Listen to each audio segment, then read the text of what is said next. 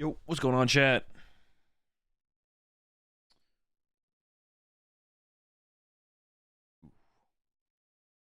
Sorry for no stream yesterday. I was gonna stream yesterday, but I was gonna stream on PTCG Live, and then I was like, well, there's maintenance, but it's like the maintenance usually ends like a couple hours before it's scheduled to end. But like 1 p.m., I was like, all right, is it done yet? Nope. I was like, all right, I'll wait till 2 p.m. And then eventually got extended, so I ended up streaming yesterday. But I probably could have done something else to be honest on stream. Besides, I just wanted to play Charizard decks yesterday, so that's what we're doing today. We're playing some Charizard decks. Yo, appreciate that gifted sub there, JCar. Over to Zach the Mechanic. Welcome to the pack, Mechanic. We're all out of fish. We got plenty of oceans.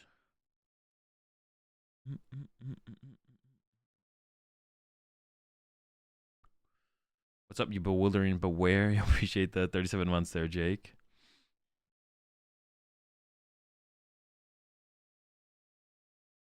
So I'm gonna continue to harass you until you're caught up with Ahsoka. Yeah, I haven't caught up. I've been watching. I don't really have that much time to like watch shows. I will catch up with it eventually. I do like watch a lot of shows, but it's like I watch like one episode a night or something like that. I'm catching up with Wheel of Time currently because I read the books when I was younger. So and season 2 of that came out, and I'm like pretty into it right now. So that's my go-to show that I'm watching at night right now.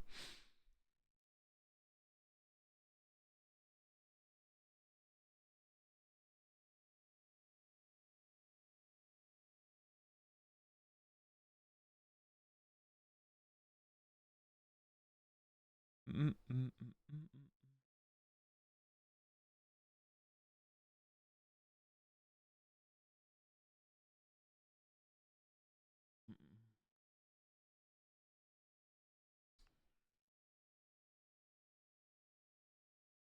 Yo, what's up, Ink?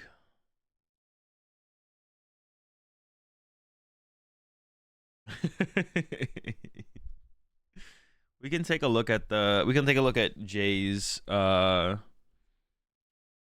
document that he put out today, this morning. You can read it. Give my thoughts on it.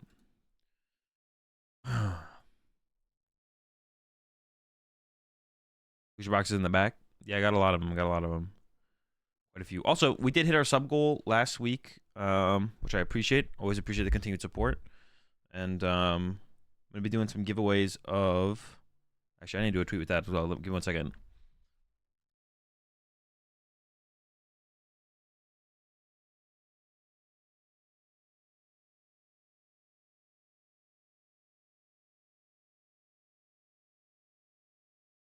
I picked up some extra sleeves at Worlds to do giveaways without on the stream. So we're gonna do 2 giveaways today.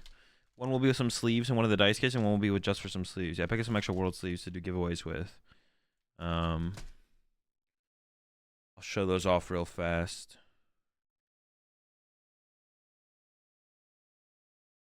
Okay, so let me know how many gifted subs required for you to do your Star Wars homework. Wait, what do you mean? Just watch the show? I mean, I'm gonna watch it eventually. It just might take a little while. I'm gonna get there.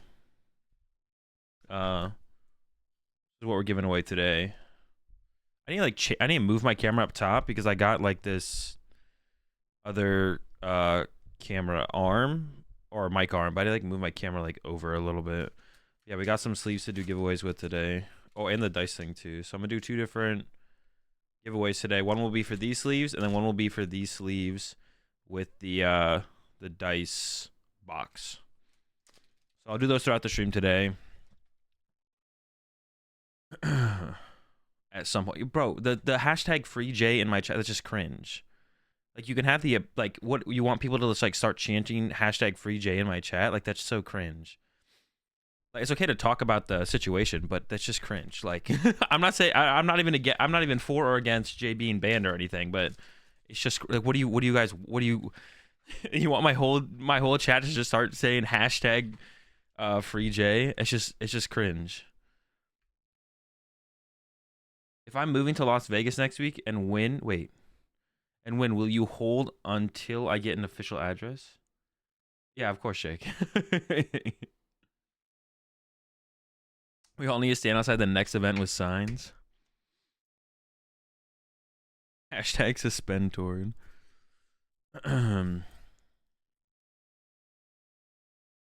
Who's Jay? Jay Lesage, Zach Lesage's brother, who was banned. I guess it was 5 years ago now. Yeah, it was 5 years ago now. I just want even the.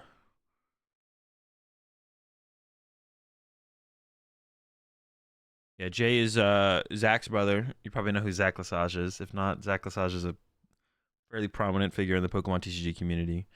Why was he banned? Well, we're gonna read. We'll read Jay's post on stream right now in just a second. Appreciate the gift sub there, Jay. Car over to Bob. Welcome back to the pack, Bob.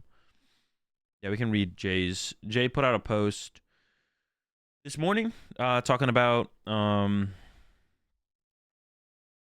his bans. Jay has been banned 3 times in the Pokemon TCG, not just once, not just twice, but 3 times. We'll talk about all of them. Some are definitely more warranted than others. But we're gonna read through the post from Jay. We'll read through the whole post on stream, and I'll give my thoughts on each of them as well. What if I think they're warranted, or where I think it all currently stands. Does the elo system really work? Like, do you play the same level players on PTCG Live? Like, roughly. Like, it'll expand your search if you don't find someone. So, like, if you have 2,000... It's not really... It's not an elo system, though. It's a LP progress ladder. It's not really an elo system. 3 times? Never mind, keep him banned. Then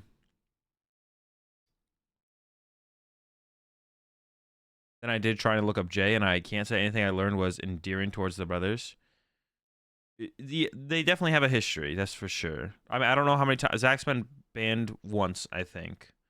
I think Zach's ban was definitely warranted. I think Zach's only been banned once. I could be incorrect on that. 3 is crazy. Yeah, I mean, once we go through the reasons why, it probably won't seem as crazy, to be honest. Someone asked me, oh, the elo system? Yeah, it's not really like if you have 2,000 points, when you click the play button here on the ranked ladder, it will try and pair you with someone who has 2,000 points, but then the search will expand higher and lower to like just try and find you someone to play again. So it won't like sit there and wait to try and find you someone who's like exactly. There might be a cap on it though of how much reach it actually goes out. I'm actually not sure on that.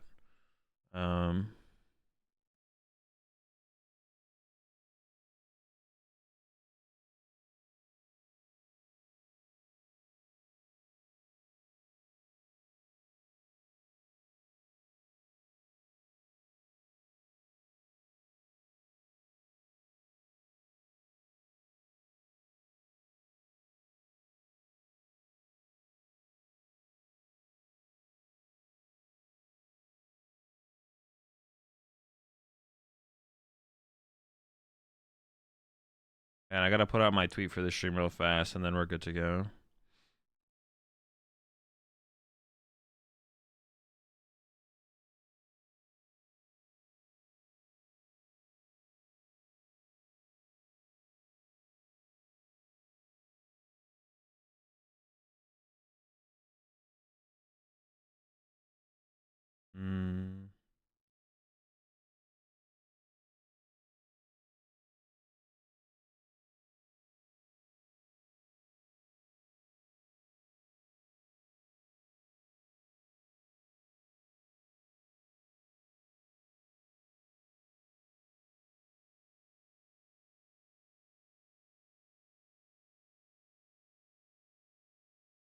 All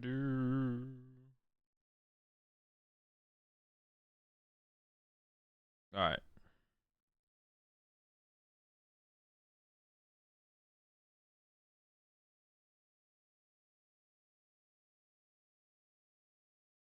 All right, tweet made.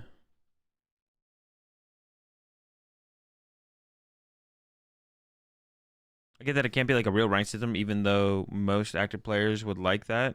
As long as it rewards you for playing good with better practice, then I think it's fine. Why can't it be a real ranked system? What do you know that I don't know that leads you to believe that it shouldn't be a real rank system?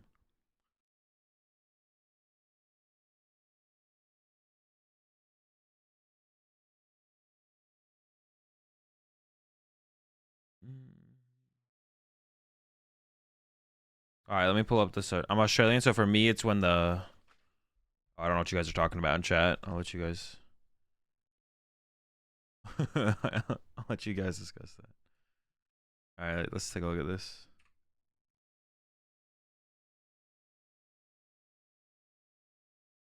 PokemonTCG players at a boxing night. Wait, what is this tier list? Hold up. At a boxing night tier list. All right, sure, we can do this afterwards.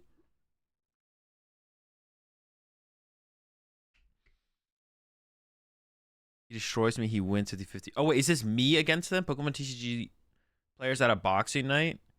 He destroys me, he wins 50-50. I have faith, I beat him up. So this is me versus them. Okay. Sure. We can do that afterwards. I'm down. I beat the majority of players on this thing for sure.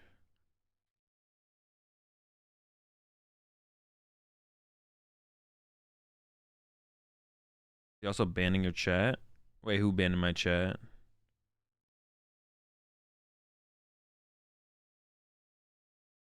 All right, so this was so for those of you who don't know, I'll go over it again. Jason was banned, I guess 5 years ago now, because that's what his post says. Banned 5 years ago for putting out an article, but has been banned multiple other times. And he put out this post today, just kind of as his letter to the community and like appeal on his potential unbanning.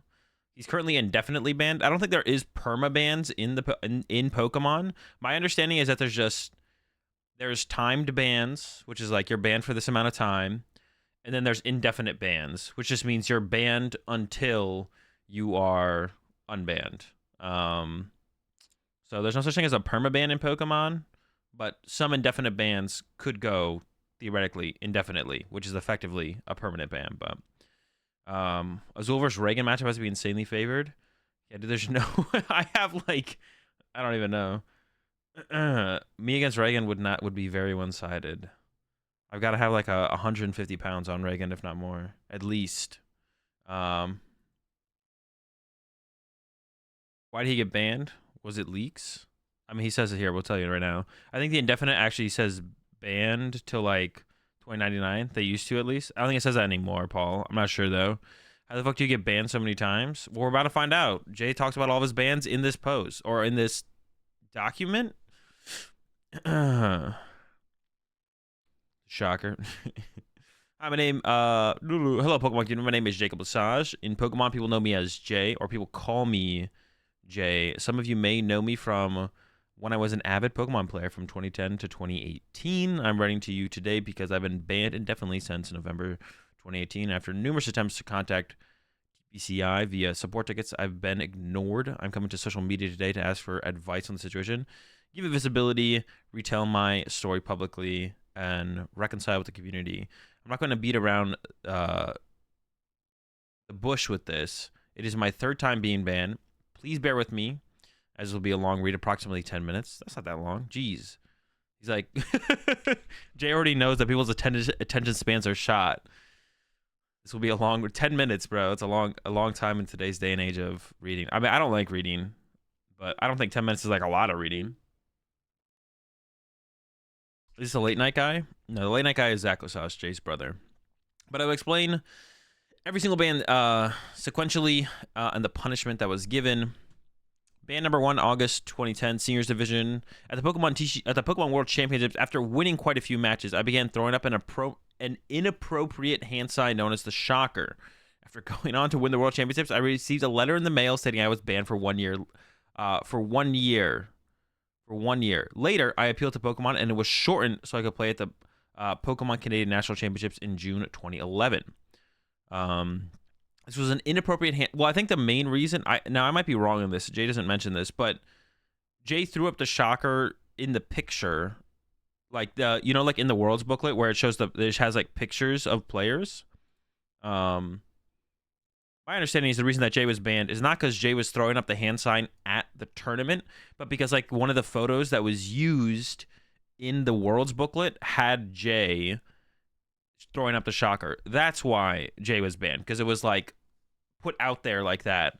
So I think it's more so that than just like doing it at the actual tournament. If there was like a penalty to be given at the actual tournament for throwing up the shocker, it would have been given at the tournament, not been like, oh wait, you know what? It's like one of the judges was like after the tournament. One of the judges was like, one of the judges was like, you know what? He was kind of throwing up the shocker at the tournament. It's like, okay, let's ban him. Yeah, let's ban him. Like, it's because it was like cemented in the booklet in the picture, as if they only have one picture of him. Yeah, but it was probably the person who like was like, okay, this picture's fine, and put the picture through, didn't realize that Jay was throwing up the shocker at the moment, and then it got approved, and then it was in the booklet, and then once it was in the booklet, they were like, all right, let's ban him. See, I don't know how I feel about that. This one, I'm not sure how I feel about. I felt like if he didn't get his ban if he didn't get penalized at the tournament for doing it, like doing it after the tournament feels a little bit weird. This is an inappropriate hand sign to throw up at the card game tournament, and that was players of all ages. I previously was being a stupid 14-year-old who thought it was funny and was trying to be cool, and I personally think this ban was correct. I'm actually like not sure. This one is the one that I'm most unsure about. Like, should this have been a ban? I don't know if this should have been a ban, to be honest. Like, yeah, I mean, obviously he shouldn't have been doing it, and if he was caught doing it at the event, then if the judges had like DQ'd him at the event, I was like, all right, maybe that does seem reasonable. I don't know. I'm not sure about this one, to be honest.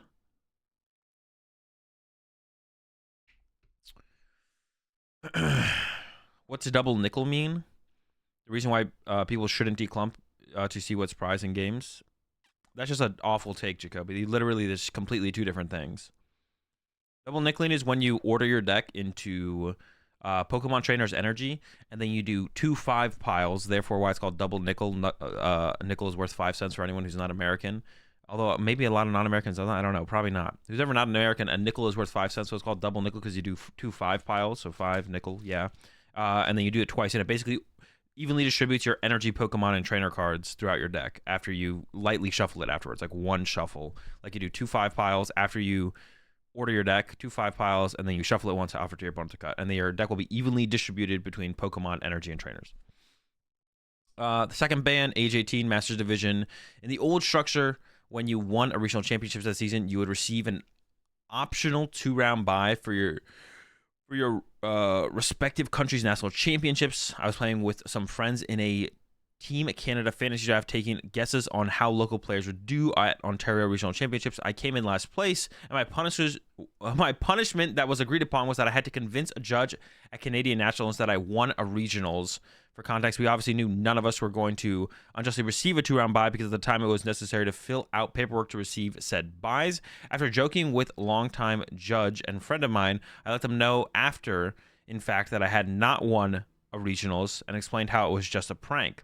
They laughed it off with me and promptly went on with their required duties. When round 1 parents went up, I was shocked to see I had received a bye. Initially, I thought it was a result of... Dude, how does that even become like a thought for a punishment? Like what? Like, how do you even go through that thought process of being like, yo, let's do this draft, and then the punishment is you have to pretend to have won a regional at Canadian Nationals? I mean, that just seems like... I don't even know how you get to that point. Round 1 parents went up, and I was shocked to see that I received a bye. Initially, I thought it was a result of receiving a natural bye due to an uneven number of players. I went up to the head judge at the time to ask them if this was the case, and they replied that I had won a regionals and I had received a 2-round bye. My jaw dropped and asked the head judge to retroactively repair their round to remove my byes, to which they complied. When the repair went up, I still had a bye. I was stunned at this point and went back to the head judge to let them know that a mistake has been made. They asked me to join them alongside another judge to sit down and chat with what had occurred. Upon sitting down, I was told that I was being disqualified from the tournament due to 2 factors that I'll directly quote below: lying to the tournament staff about winning a regionals, which I guess did happen; delaying the tournament start time, which risked the integrity of the event. The judge then explained to me that this disqualification wouldn't go on the record, and that nothing bad would happen as a result of this. I sequentially received a letter stating that I was banned for 3 months because of this incident, which rendered me unable to play in the 2015 World Championships in Boston. At the time of this ban, I was in top 16 player in North America, so not getting to play in Worlds that year was very disheartening. I attempted to appeal this ban, but TPCI denied my appeal request, stating that I had not given them ample evidence to rescind the ban. It's This one is just like weird. I just don't know how this ever leads to a ban. Like, this ban is 100% justified though. Is it? All right, so you can't lie to tournament, but like, all right, if we go that far down that rabbit hole, like, what is lying? Like, can you not joke? You know what I'm saying? Like, if you look at a judge and you're like, the sky's purple, you're banned, or you're disqualified. You might receive a ban. Goodbye. Like, how far do we go down that? Like, what is this?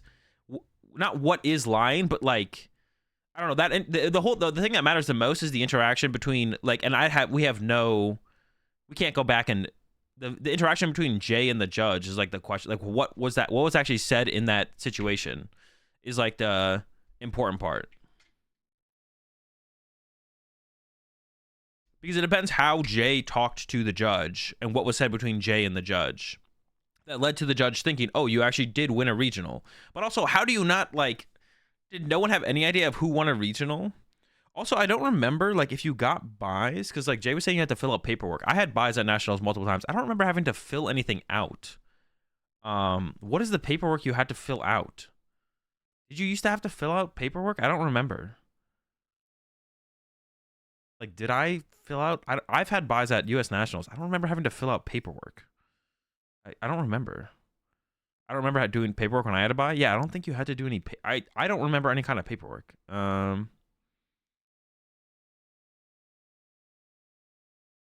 literally said I won a regionals, didn't you know? And then said, just kidding, man. Yeah, this one feels weird. Like, if what, I mean, Jay just said that in chat as well. If what Jay is saying, if this is actually what happened is what Jay is saying, then this feels really weird that this somehow led to a ban, to be honest. It feels really weird that this somehow led to the judge actually ending up giving Jay a 2-round bye. Paperwork existed. Paperwork existed at Canadian Nationals that year. Might have just been a Canadian thing, to be honest. I don't remember doing any paperwork, but it was so long ago, I definitely could have had to at U.S. Nationals as well. You used to have to say which regionals you won on paper. Of course, Jay.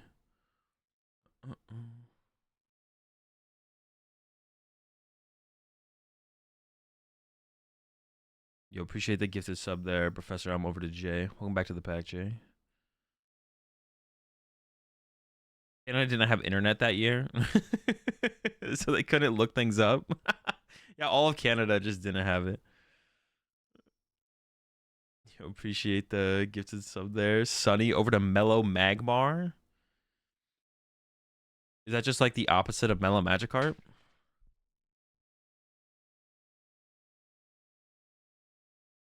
I still don't understand how they don't have a fact checker for those kind of things. Yeah, like I said, the only thing that really matters is the conversation that Jay had between himself and the judge. That's really the only thing that matters here. Can I actually... Okay, I was like, can I edit this? And then Jay's thoughts on the bans were, I personally think that this is my most egregious ban. There is paperwork to be filled out when you are claiming these 2-round buys, and the staff that input my non-existent buys should have checked to see if I had signed the documentation, which I understood the thought person behind the head staff making the decision to remove me from the tournament after I played my harmless prank on a dear judge says friend. I clarified the fact that I had not won a regionals and that the motive behind this prank was that I lost a fantasy draft and this was my punishment. It was all in good fun at the time and the intent wasn't malicious. As far as Pokemon is concerned, from their perspective, I'm sure they viewed this ban as justified based on solely the information the staff gave to them after the event. I don't fault Pokemon for the decision. Knowing both sides of the story, the decided outcome to ban me feels unfair in my opinion. Yeah, depending on how TPCI was given the information, and this is what I've talked about recently with the fact that Eder never received a ban. I feel like the TO of the tournament's report has a big factor in whether or not players get banned after something happens at a tournament. It's kind of crazy to me if this is actually how this situation went down, that the staffing at the event, the staff at the event actually gave Jay a 2-round bye. Like, this is actually kind of wild to me that Jay ended up with a 2-round bye from this conversation, from what actually happened. That's like this is weird. This is like such a weird, the idea of that being the punishment for losing a fantasy draft into it leading to Jay somehow mistakenly getting a 2-round bye off of a conversation that he had with the judge. This is like someone made this up. Like, this whole thing is like, it feels so made up. It's not, obviously. Well, like I said, we can't ever truly, we can't go back and watch the scenario actually play out, but it feels like some kind of, fanfic. Yeah, it feels like some kind of weird, like, fan fiction like a third hand telling of a story that someone said. Like it just feels so so ridiculous. Appreciate the gives us up there, Bob, over to Gregular Guy. Yeah, it just feels so. This feels like such like a weird. It's just too weird to feel like it's real. If he's a respected player per se and known the community, then he lied to a judge. Why wouldn't they trust him? I mean, like, whenever you make a joke with someone, technically you're lying. That's what I'm saying. Like, at what point, like, did a judge just like egregiously misunderstand a joke? Because then at that point it's like a little bit different. And then like however they told it to TPCI is weird as well. That it would lead to a ban instead of just being like, because I'm sure they have to like put a report in on. I'm sure they have to put a report in on like every person they DQ'd at an event, why they DQ'd the person, and the report back to TPCI after the event happens for like major events like Canadian Nationals. The fact that that led to Jay's ban feels weird too. Like the way they must have reported it must have been like, it seems like it would have been like an egregious like over exaggeration from what actually happened. But I kid you not, this ban burned me so much. Everybody at the venue was shocked beyond belief. He allowed me to be in the venue after and have players in the tournament play against me for packs while I was in the venue. Went 27-0 with Toad Bats. Yeah, it's just kind of crazy. You'll appreciate the 613 sub there, Drew. How many other judges? How many other judges? Yeah, the fact that there is like I said, I don't remember.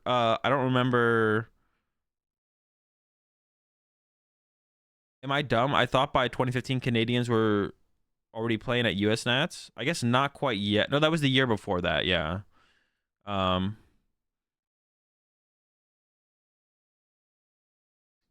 What was I gonna say? I was gonna say something. Oh yeah, the fact if there was paperwork for Canadians to confirm their buys, the fact that like it seems like the paperwork wasn't even considered. The fact that it seems like the paperwork wasn't even considered is also like really really weird as well. Yeah, I don't remember paperwork at US Nats, but if it was at Canadian Nats, I mean, I'm not saying that what didn't happen. All right, and then the third ban, and this is Jay's last ban that happened, and has been banned indefinitely since this one.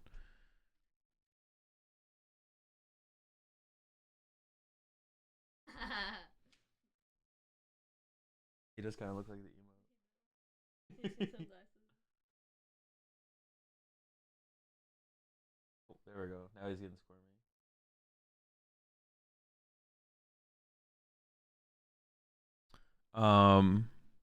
The cat does look like the emo, yeah. If there's never been another player banned 3 or more times and reinstated, then I'd say it's a forever thing. I mean, that's what I'm saying. There's no such thing as a perma ban in Pokemon. Everything is just indefinite. I don't know if there's ever been a player that's been banned 3 times. I mean, but that's like such a. I mean, I'm not saying like you're not wrong, Dream, but like that's like a. I mean, they just like the possibility like he could be unbanned. I'd be like, fine. Is it a 3 strikes you're out deal type deal? No. It's just like when they think you've done something that's worth banning you over, they'll ban you. And then whether or not they unban you depends on what you did and the severity of what you did. And also probably a little bit, yeah. Cena might have legit had over 3 bans before permaban. That's possible. Third ban. In the 3 years between 2015 and 2018, I had ramped my level of competitive play and I started writing articles for 60cards.net. My suspicion for this ban is due to one of these articles, which I'm sure by now many of you have seen. Pokemon has never officially confirmed the reason why, other than stating that I was promoting unsporting conduct. The article in question dived into strategy that many top players use to gain an advantage by manipulating their tempo, pace of play. This open secret among top players using small actions to rack up seconds on the clock over the course of a game makes a big difference between winning and losing /time. Disclaimer, after rereading the rules, what I thought was a gray area of the game turns out to be strictly against the rules. I no longer believe that these actions are okay. The reality is that many players do these things all the time, though that doesn't make them any less illegal. I made the mistake of describing these techniques in a context that encourages them rather than writing about them for the sake of raising awareness. In the same article, I had covered ways to defend against extreme attempts in manipulating the clock, but this particular paragraph of my article was screenshotted and taken out of context. Well, I think the worst part is that Jay is 100% saying the quiet part out loud was the crime. Well, there's a difference between, like, there's a couple different things. There's doing it. There's doing it without knowing it's illegal, doing it, and then there's encouraging doing it, which is like, that feels like what Jay was probably banned for, was the idea of encouraging doing these things. Because you can never, like, well, you can add some nuance to it. I think the judges should have authority over, like, making calls like that. Like, I even reviewed Tord's game the other day, and I was like, to be honest, I think it's definitely possible that Tord it's definitely possible that Tord should have got a penalty here, but I don't, like, fault the judges for not giving Tord a warning in the situation either. So there's definitely a difference between, like, promoting doing it. I mean, like, doing it is still against the rules in Pokemon, but it's like, yeah, there's definitely a difference, right? I don't know if, like, if Tord came out and just said that he does it, there's definitely a possibility of consequences, right? It's, like, hard to say that you think that Tord doesn't do it, obviously, but it's like, there's a difference between, like, doing it and saying you're doing it, and then doing it, saying you're doing it, and then promoting doing it. You know what I'm saying? Ban all Guardy players that win game 1 then? Yeah, probably. We should go back and watch the end of Sablehouse versus Tord real quick. You have an obsession, Grant. If he's promoting playing within the rules and the rules need to change. Well, no, technically what Jay is promoting doing is against the rules in Pokemon. We went over this the other day when we rewatched Tord's match. But technically what Jay is promoting in this article is against the rules of Pokemon. What does it, the official rules say? Compartmentalizing every possible action to maximize the amount of seconds you take is technically slow play / stalling in Pokemon. So it's just like what that is. There's a lot of nuance to describe, or to, like, break down what that actually is in the actual play of Pokemon.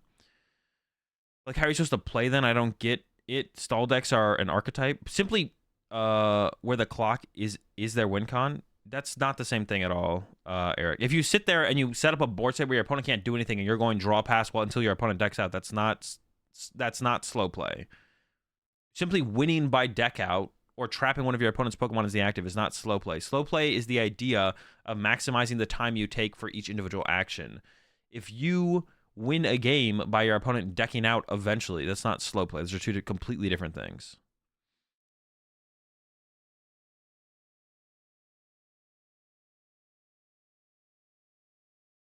A 5-minute turn is unexcusable? Not really. That, like, if you're taking like, a 5-minute turn is not unexcusable just on its face. Just saying you can't take more than 5 minutes in a turn is stupid. Because the amount of actions you're potentially doing and thinking through could equal 5 minutes really reasonably within the rules, like, depending on what kind of deck it is. It's like, it depends how those 5 minutes are used. Just saying on its face taking a 5-minute turn is against the rules is just stupid. This is stupid. I guess it's a bad analogy. Yeah, it's a terrible analogy. Like, playing a control deck or a quote-unquote, like, stall deck is not the same thing as... That's why stall and slow play should be removed. They are two different terms. Stalling and slow playing are, like, two different terms. Stalling, like, if I go and boss one of my opponent's bench Pokemon so they can't attack next turn, that's stalling my opponent, but it's not slow play. Stalling and slow play should be removed, are technically two different things. So the terms should be used separately. They're not, you can't, like, replace one with the other consistently, so... You can take 5-minute turns out, but they're consistently taken. Yeah, like, if just because you take 5 minutes doesn't mean that you're breaking the rules. Yeah, stalling is not the same thing as slow playing. It should not be used interchangeably. That's the word I'm looking for. As someone who played Magic the Gathering, why is it that in competitive Magic there is never any discussion of tempo / slow play? Because you take, like, 2 actions a turn. Is it just because of the number of actions? Yeah, it's just because of the number of actions per turn. And, like, time in Magic is more of, like, a formality than anything. Because finishing at best 2 out of 3 in Magic is, like, not that hard to do. Yeah, it definitely feels like time in Magic is more of a formality than anything, just to make sure the tournament keeps running. Obviously, there are some decks and some matchups in Magic where you do expend the time, or I'm sure someone wins 1-0. Like, that does happen in Magic. But it happens way less in Pokemon. It's just that it comes up way more in Pokemon than Magic. Yeah, it just happens way less. The issue is I have certainly had turns that were incredibly long, and it was not intentional. But I've also had turns where I could theoretically take longer and get away with it. Well, that's why it's like such a gray area and has to be left up to the nuance of the judges judging the event to be able to make a call on when they think someone is taking advantage of trying to extend the amount of time they're taking versus actually like utilizing the time fairly. It's not about the amount of time it takes in a turn as much as it is like making unnecessary actions. Yeah, it's not about how much time a turn takes. It's about how much of the time that is being taken throughout your turn is done purely with the purpose of like taking up more time with no kind of strategical advantage in mind besides taking up time. Like if there's ever like a strategical advantage to do by like taking extra actions, that's different. Like if you I don't know, one that people have used before is like if you go out of your way to like try and fake that you only play like one boss's orders. Like a situation would be like if you're playing a Gardevoir deck and you want to like fake like you have a boss's orders in hand, but you also have a boss's orders in the discard pile, and you're like, well, I could play the second boss's orders out of hand, or I could go dig for my pal pad, play the pal pad, put that one boss's orders from my deck back from my discard pile back into the deck, and then Luminion for that to try and like fake out my opponent and make them think that I maybe only play one boss's orders. That's fine because there's like a strategical advantage outside of just trying to gain more time, right? Like if you can ever apply like a strategical advantage from taking more actions, that is not the strategical advantage of simply taking up more time, then it's like fine. Because for game 2, game 3, then you try to make your opponent think that you play less boss's orders. That's called bluffing, Azul. True. Now they know you have pal pad. Yeah, but dude, it's just like you're just like nitpicking for no reason. Get wrecked. The point would be that you don't care if they know you have pal pad, obviously, and you care more if they know you have second boss. Obviously, that's my answer. You admit bluffing is real? Yes, for all of you, bluffing is real. For me, it's not.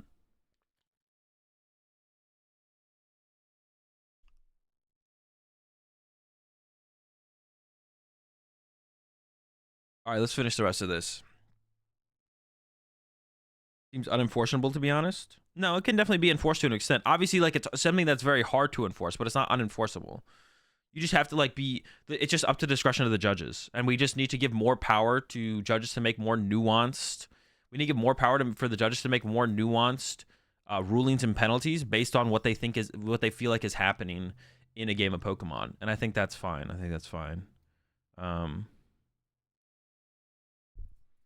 Yeah, we should give more power to the judges to make more nuanced calls. That is annoying as well. No, it's just get wrecked. All right, everyone who's put simply free J in chat, I'm just gonna time you out because it's just cringe, bro. Like who are you speaking to?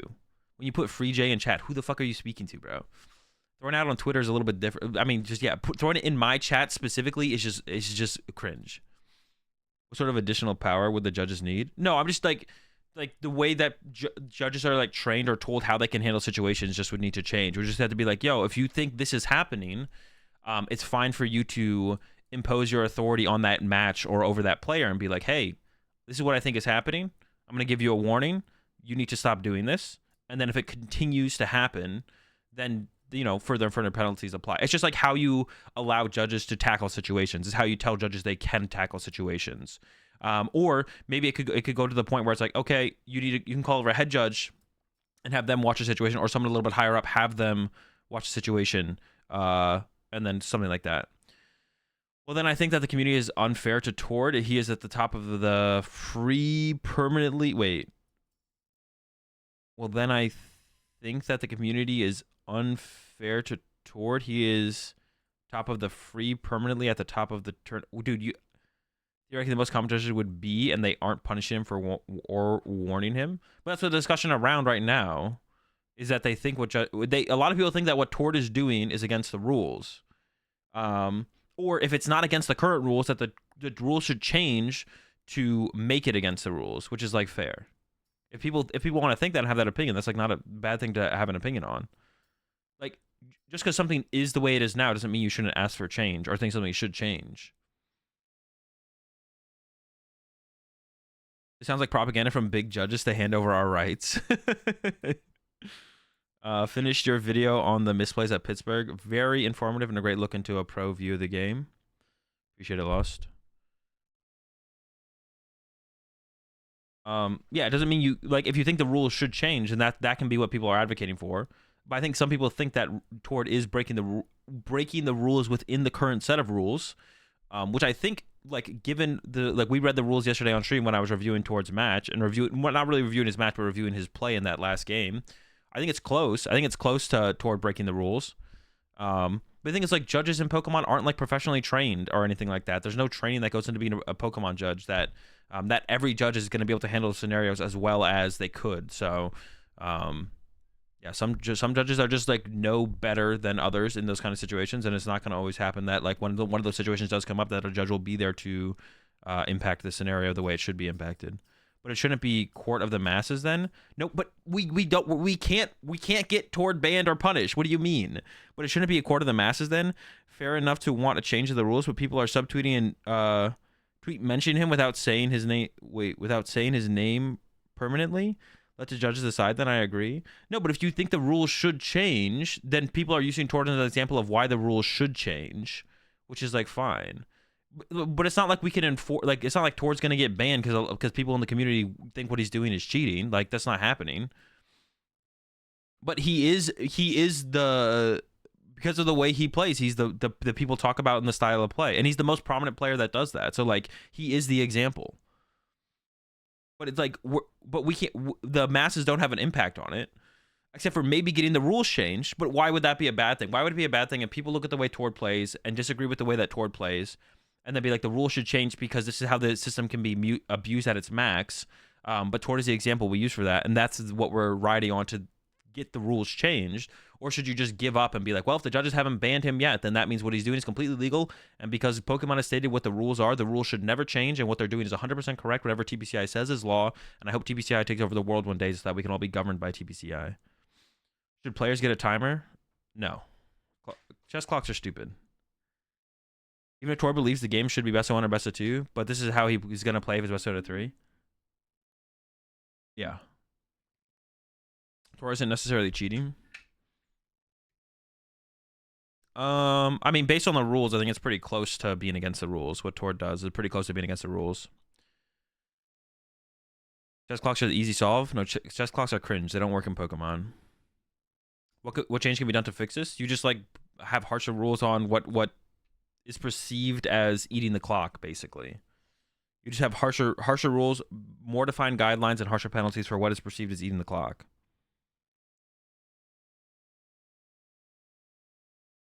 What happens when both players have to shuffle whose timer is going? Exactly. Chess clocks are a stupid solution. Not a real solution. We should ban the term chess clock in chat. To be honest, I'm getting to the point where I'm just kind of tired of it. You appreciate the 13 months there, Devour. I love eating chess clocks. Very tasty. Could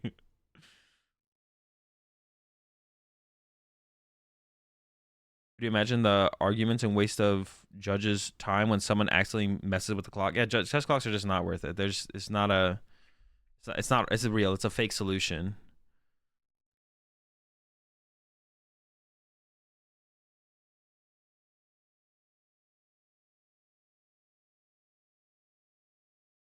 I literally just put out my solution.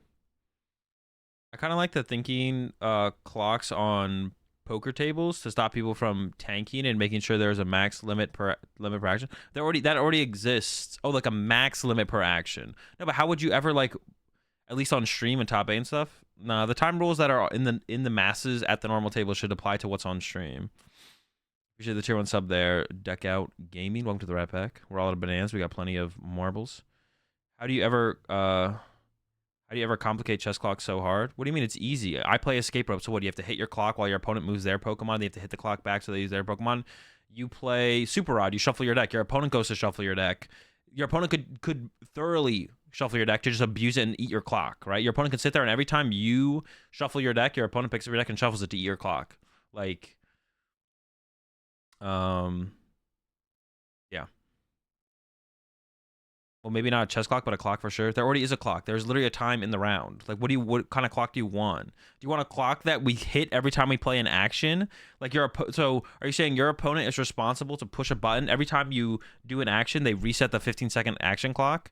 So it's like, okay, you play Nest Ball, go to Pokemon, bench it, pick up your hand. All right, press the action clock. Press the action clock every time there's an action. Like, that's just so ridiculous. Chess clocks aren't going to solve anything. No, chess clocks are definitely stupid. It's a bad solution. I want a giant clock holding a hammer that bonks you when you've taken too long for each action.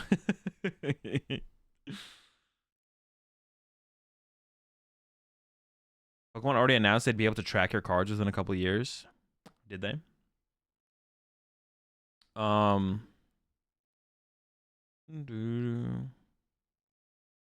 Being aware of time and clock management is a skill. Part of it, yeah, like knowing when to scoop or knowing when to play faster and not think about what you're ultra balling away. Like, there definitely is like some level of play to that, which is like a lot of people have been talking about trying to remove from the game as much as possible and make it just more about playing Pokemon, but I don't think best 2 out of 3 is like that bad in Pokemon. I just think we have too many decks right now that are 1-game decks. I don't think it's bad for 1-game decks to exist in a best 2 out of 3 50-minute tournament structure. Like, we just have Lost Box and Guardy, and there's a bunch of different ways to play Lost Box, and a lot of those decks feel like 1 game in best 2 out of 3 decks. But I think that's like fine for some of those decks to exist. It just feels worse now than it has in the past because there's so many of them. But when you play a Mew or a Lugia or something like that, it feels like you can pretty easily play 3 games in a best 2 out of 3, even without like conceding a game, as long as you play like a reasonable pace of play. But I think it's just that there's so many 1-game decks in a best 2 out of 3 format that it just feels worse than it actually is. Going toward win game 1, then he can't stall out game 2. Yeah, just be better and win game 1. You're trolling. They patented that. What if you stall with bosses and not evolving close to time to deny prizes? How is that considered? Is the problem the community is having only about time spent on actions and making useless ones?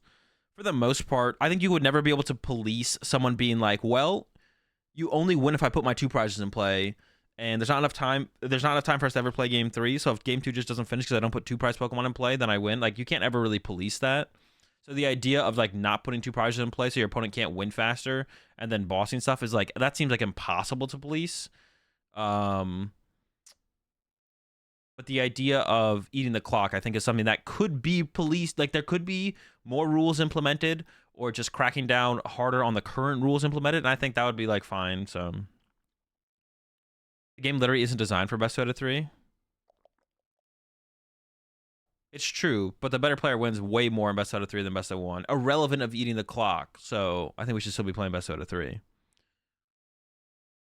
Using the clock isn't the problem. The problem is the clock. Oh, true. Actually, you know, we should have infinite time. I agree. If we just actually had infinite time, then there would be no clock to eat. Tournaments might take a little bit longer, but like, it's fine. There's no way you can police that. It would give away private information of the opponent's hand. Yeah, exactly. So you can't, that's like unpoliceable, but you could crack down more on clock eating. Like, that's probably fine. There might have to be some more rules implemented to like better explain and give better guidelines on clock eating, but I mean, that'd be fine. And like giving judges more nuance to have control over giving punishment and intervening in situations where they feel like clock eating is happening. Like, it's fine. Bro, infinite time with my locals who tie in best of 1 30 minutes.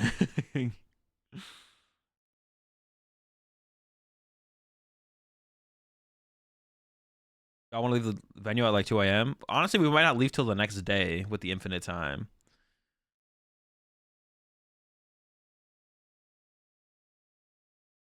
La, la, la.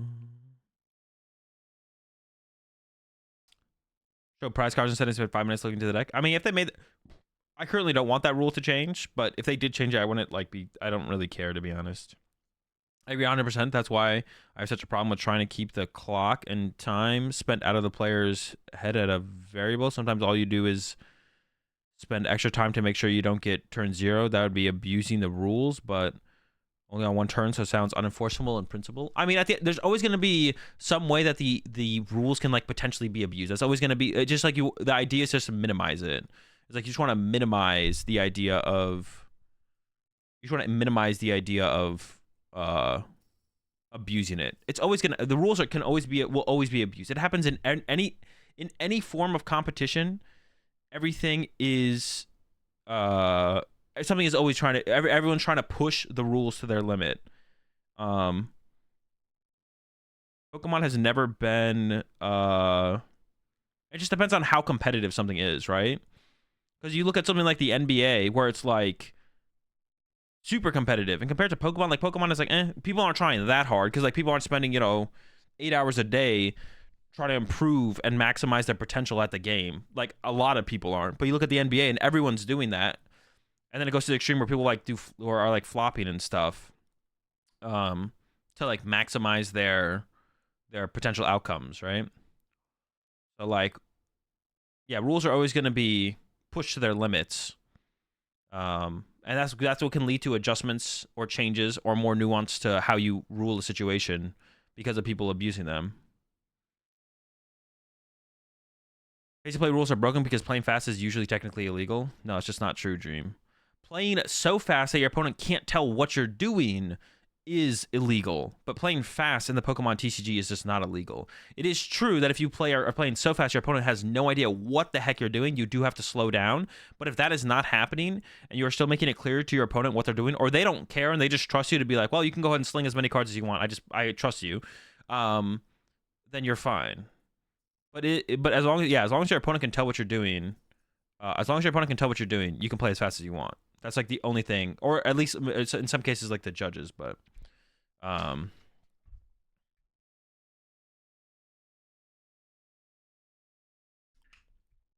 there's no such thing as playing too fast. It's only the only thing is like playing too fast to your opponent where your opponent can't tell what's happening. What's the source of this document? Jay. I guess the reason I'm so invested is that I think Tord is getting a lot of unfair dirt his way, since it's the judges and their enforcement of the rules that are responsible. I do agree with that, Eriku. I do agree, Eriku. No one should be like, I think it's like unfair for people to like personally attack Tord. Like yesterday on the stream when I was breaking down Tord's game, I wasn't like, yo, Tord's a bastard for this, bro. I hope he gets banned. I was just like, I could see what Tord's doing, being against the rules, and maybe should have received a warning here. Yeah, you shouldn't have anything personally against Tord. You should just be like, I think these rules should be enforced differently if you think it's currently against the rule, or I think the rules should change. The rules should change to make this not acceptable. But you shouldn't you shouldn't like ever personally attack Tord. That's just like weird. It's just like weird to like personally go after Tord in this situation. Definitely weird. Tord's a bastard. I have a hard time picking a deck to play for events. What are your thoughts when deciding on a deck to play? Just pick a solid deck that you like playing. That's it. Tord's the only person who's ever done it. Yeah, but Tord, and I think it is fine to use Tord as an example because Tord is the best example of what is potentially happening. Tord is definitely not the only person to do what people think Tord is doing, but Tord is like it's fine to use Tord as an example though. It's fine to use Tord as an example. Like that's 100% fine. One of the most, if not the most prominent player in the game, and then you know, is the one who's on stream doing it more than literally anyone else. It's fine to use Tord as an example, but yeah, you shouldn't go out of your way to like shit on Tord specifically. What are your thoughts on the new Aerodactyl card and colorless Lugia decks? Awful. Agree. Let's be careful to only attack the ones that deserve it. The judges. No, attacking the judges is also cringe. Honestly, attacking anyone is just cringe. Everything should be like a critique or a like constructive criticism for the most part, just directed at the right sources in a way that hopefully leads to change. Oh, there's so many things coming in right now that I can't keep up with it. Maybe implement time rules like Yu-Gi-Oh! In Yu-Gi-Oh! You would finish your phase. In Pokemon case, you'd use, and whoever was ahead in life at the end of the phase wins, with making Pokemon time rules starting. Now, anything they do in Yu-Gi-Oh! Is probably wrong. Just like how anything they do in Magic is probably correct, anything they do in Yu-Gi-Oh! Is probably incorrect. It's like the spectrum of the top 3 TCGs. It's like on the they're doing everything wrong side is Yu-Gi-Oh! On the they're doing pretty much everything right side is Magic, and Pokemon's like somewhere in the middle. Obviously, I'm just memeing. No, do not do like Yu-Gi-Oh! Yu-Gi-Oh!'s end of time procedure is terrible. Even Yu-Gi-Oh! Players hate it. Yeah, even Yu-Gi-Oh! Players hate Yu-Gi-Oh! Yu-Gi-Oh used to have the end of time procedure like Pokemon, and it was way better. Dude, Yu-Gi-Oh is trash, bro. Not like the game, but like the everything else. Bring back the I'm just joking. I'm just joking. But as like as a Pokemon player, I'm actually contracted to call Yu-Gi-Oh trash every time I can. Bring back the prize card rule for timeout would be a massive fix, to be honest. I could get behind like anything that I could see that being good as well, Nico. Anything like I'm not like I haven't tried any of these things, so I'm not like a specific advocate for any of these like potential changes. But like if they did any of these things, I wouldn't like be against it. I think best of two is garbage. Best of two is literal garbage. It's just not. It's not enjoyable to watch. It's not enjoyable to play. There's no such thing as a winner when it goes 1-1. Yeah, best of two is literal garbage. I'd rather do best of one than best of two. Best of two is just so unfulfilling. Like it's just like the worst. Yu-Gi-Oh does have better setup for large events, but that's really it. Wait, what is the difference between like setup? What do you mean by setup for large events? What is their difference? Yo, appreciate the 34 months there, Spire. Appreciate the 43 months there, J-Car. Just make ties 0 points. What if we made ties 4 points? What do you guys think about that?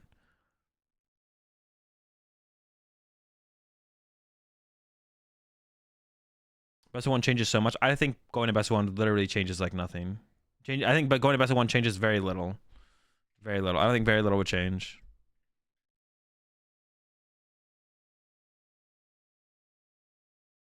Best of three is like far superior.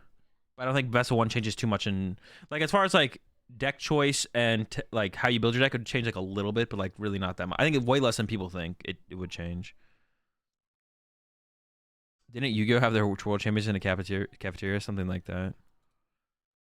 I've been saying this for a while now, but the best play if you live in America, the best place to be playing a competitive card game is Pokemon. The best competitive card game to be playing is Pokemon, for sure. It's not even close.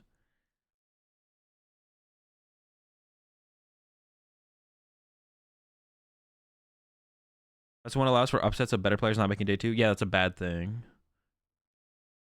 Best of three allows for better players to rise. Oh, I see what you're saying, Top Deck. You're like saying that's like a best one's a bad thing of that. 3 rounds, day two, top cut being top 64, 30 to prove, depending on turnout. Also, no Yu-Gi-Oh yoga. No Yu-Gi-Oh yoga. I mean, the yoga thing is weird, but I don't think it's like a huge reason to like. Yeah, it's not like a huge factor as to why there's the venue is so small in Europe. 3 rounds, day two, top cut being 64-32. I don't know. Is top cut being 64-32 better? Well, I don't know if that's actually better, to be honest. It's like the same thing. I do think I would just like to know. No Yu-Gi, no yoga. I just would like to know where the next cutoff point is. I just want TPCI to be like in like the kicker sheet or whatever. This is when we get 7 rounds, day two, or this is when we get top 16 or top 32 or whatever. I just want to know where the next. How many players do we need to show up to where the next thing happens, right? Like we know if you have 800 players, you get 6 rounds day two. I was like, okay, cool. But when does the next thing happen? How many players need to show up? Because if we show up with 4,000 players eventually, is it still going to be 9 rounds, 6 rounds, top 8? That seems like absurd. You'd have to go like 14-0 or 15-0 to make top 8. Like, where's the next cutoff? I just want to know where the next cutoff is. I want to know how many players we need to make the next cutoff. We can have Jay back, but we must sacrifice his brother. It's a trade. Blood for blood. I just want to know where the next cutoff is. I'm gonna ban the term chess clock. Go for it. Slap. I'm fine with that. Anyone who just says chess clock, it's just not worth the conversation, to be honest. You can think chess clocks are correct, but there's no discussion to have around chess clocks anymore. If you think that, and then I think this, and everyone else in the chat thinks that, then or the other thing, then. Is there an argument to cut to top 16 or 32? I mean, it would just be the next step would theoretically be top 16 or whatever. But it's just like, is that what Pokemon thinks is the next step? Like, if we get to a 2,000 player NAIC and EUIC this year, like let's say 2,000 players is where the next bump should happen. Should it cut to top 16? Should we add a 7th round in day two? Like, what is the next? I just want to know what the next thing is. I mean, theoretically, you could do either one, right? Like, you could go to a top 16 cut, or you could go to a 7-round day two. Do you think 16 comes before 7 rounds day two? I don't know, to be honest, Paul. And I think it's like I don't really care either. I just want to know what it is that we get next and when does it happen. That's all I want to know. What do we get next and when does it happen? But I think both would be fine, right? 7-round day two or a top 16. I think a top 16 theoretically would be better because then it allows players to get out of there still if they don't make that cut or whatever. I mean, same. I also just want to know. Yeah, I just want to know. I don't really care. I don't really have a preference. More rounds, top 16, asymmetrical cut, whatever it is, I don't care. I just want to know what it is and when it happens. I think more cheating would happen with chess clocks. More people would stack because people know shuffling takes too much time. Chess clocks is a horrible idea. I mean, I don't think that's a reason that chess clocks is a horrible. Like saying that more cheating would happen, I think is always like a terrible. That's just like such a. I think it's just such an like. I don't think more cheating happens because of chess clocks. Cheating would just be different. Like people would just try and abuse the system in different ways. But it's like the people who said, "Oh my gosh, bro, they doubled the prize pool. All the cheaters are coming now. Why didn't they actually decrease the prize pool?" It's like if you decrease the prize pool in Pokemon, if we went from 5K for first place at our regional to 2.5K, there would actually be less cheaters. Actually, Pokemon made a mistake. They should have halved the prize pool, and they should continue to do every year until all the cheaters are gone. Because who would want to cheat at a Pokemon tournament where you win no money, right? That makes no sense to ever cheat here. Literally, the system's broken. I figured it out. But yeah, saying the word cheater after a change is just, I think, just like a stupid argument to make for anything ever. It's just like, yeah, you're not wrong, but who, like, what is saying that doesn't do anything. Like it doesn't progress anything. We're not having a discussion. There's no way to fix it. It just is a reality. Yeah, if you brought chess clocks into Pokemon, people would cheat around the chess clocks in certain ways.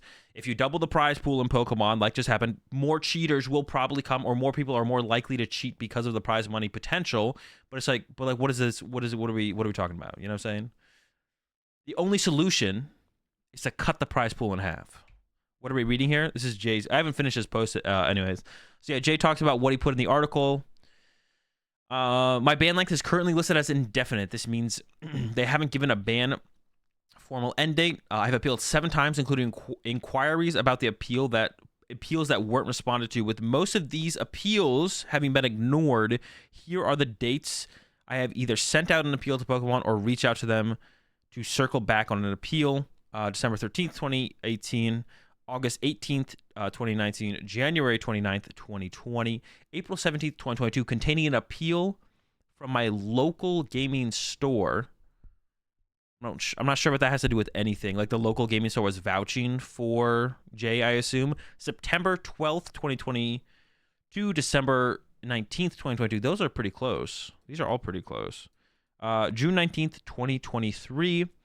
The first response that I received from TPCI stated that they are taking into account that this is my 3rd time being disciplined. My latest appeal was submitted in April 2022, and I have followed up multiple times with no response. You're supposed to be able to appeal once a year, so the fact that it's been over a year since my last appeal with no response is quite ridiculous in my opinion. This is interesting because, like, I think all of Jay's bans are very far removed from each other in terms of what happened. Jay's first ban was for when he was younger, which I think you want to, like, I think it's fine to give a little, like, I'm a big believer in second chances in general in life. Jay was 14, was throwing up the shocker at the tournament. One of the pictures of him throwing up the shocker was put in the world's booklet and he got banned. This one feels weird that he even got banned to begin with. I don't even know if I care with this ban. I don't even know if I agree with this ban. But this ban is so much different than this ban, and this ban is so much different than this ban. All the bans are completely different. This is the only ban where you look at this and it's like, okay, it seems like Jay, in Pokemon's eyes, it definitely seems like Jay could be cheating and is potentially promoting cheating. I'm using the air quotation marks here.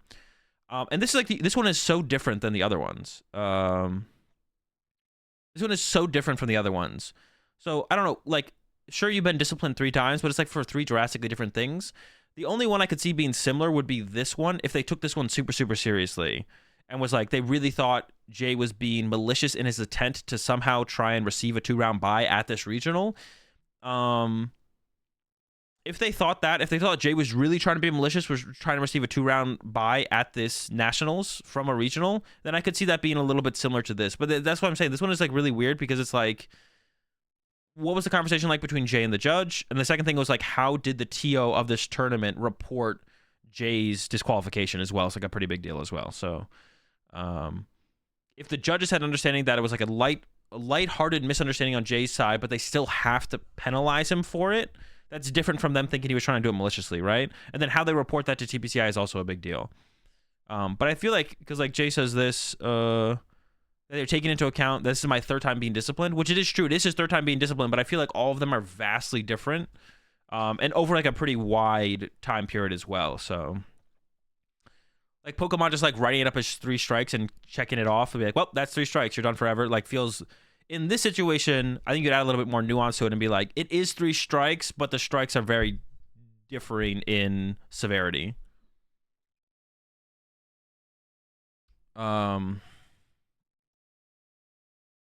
My thoughts on ban number 3. At the time, I thought that manipulating the clock was a gray area and that this article would be well received. I have since learned and read the rules that these actions are not tolerated. I think being punished for my article is completely justified. However, the length of time I was banned for is what I have a problem with. I have been unable to play the PokemonTCG competitively for the last 5 years with no end to my ban in sight. In my opinion, 5 years is an awfully long time, and I have served my sentence. My friends and family all play, and I wish I could enjoy this amazing hobby with them. I think that's like okay, but I think it's like fine to like some sentences should be indefinite, I guess. I don't know if this qualifies as one of them, but Pokemon could think it does. I guess like does the punishment fit the crime in the scenarios? I guess the question, right? The primary initiative was to show people how to execute the strategies listed within the article to even the playing field against hyper-competitive players who execute the aforementioned strategies within the circuit. The article I created was not designed for the highest level of play. One of the reasons was to inform newer and casual players about the extremes of slow play and manipulating the clock. I'll be blunt here. In the midst of the article, I admitted to using these strategies myself at the time, which was true. That being said, if I were to be reinstated into the game once again, I would be committed to playing a clean and exhibiting the highest level of sportsmanship. I no longer advocate for these types of strategies and would rather promote how to defend yourself against them rather than utilize them myself. For this, I apologize to the Pokemon community for anybody who I have wronged. I have had 5 full years to think about things, and the promotion of the execution of these strategies is one that I deeply regret. Overall thoughts and opinions on the situation. I believe that Pokemon accounting for what I did when I was 14 ban 1 into my current ban 3 is ridiculous. That's what I was saying too. Like it feels like this feels like you can add a little bit more nuance to this than just being like 1, 2, 3 strikes, right? I was 22 at the time for ban number 3. To think that I hadn't learned my lesson about inappropriate hand gestures 18 years later is extremely unlikely. That's basically what I'm saying as well. All of my bans are isolated from one another and should be treated as such. I don't believe Pokemon should be accounting my 2 previous bans into my current ban. I mean, I only agree with this based on what happened in the other bans, but if you get caught cheating and get banned 3 times in a row for cheating, I think you should factor those in. But especially when you factor into the subject matter of each. Oh, okay, so it literally expands upon that in the next sentence. Especially when you factor into the subject matter of each as well as the large gaps of time between. Yeah, the biggest thing is just I think the time in between, depending on if it was like the same thing over and over again. Like, if Jay cheated the first ban and then cheated in the second ban and then cheated in the third ban, then I think Jay should just be cooked. But all 3 of the bans are for like extremely different reasons. And shouldn't be just chalked up as 1, 2, 3 strikes for sure. I think it should be a little bit more nuance added to the looking at each one individually. Pokemon support system has been insufficient in terms of a communication channel with TPCI. TPCI's disciplinary team. Why does Jay not capitalize the I's in any of these TPCIs? I have appealed numerous times via the only channel provided to me and have had several emails ignored. Important to note that the appeals for ban 1 and 2 were responded to quickly, and this issue I'm experiencing is only applying to ban number 3. That might be because like TPCI is just like, we're never unbanning you, so us responding is just kind of a waste of time at this point. That could be the reason why. I don't know why, but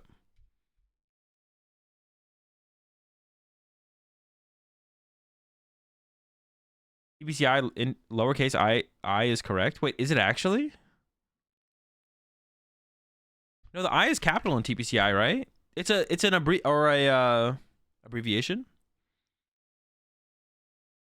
International isn't capitalized in abbreviation. Wait, actually, the I in TPCI is supposed to be lowercase? Dude, what? It looks so silly though. A non-capital I right here just looks so silly.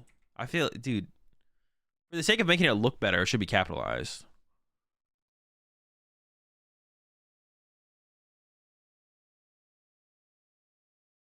Dude. That's crazy. I stands for idiot and we don't give them the power of capital. TPC small I.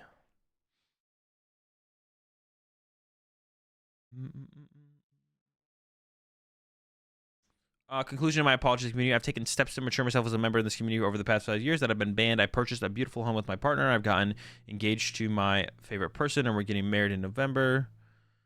Life talk. Interesting.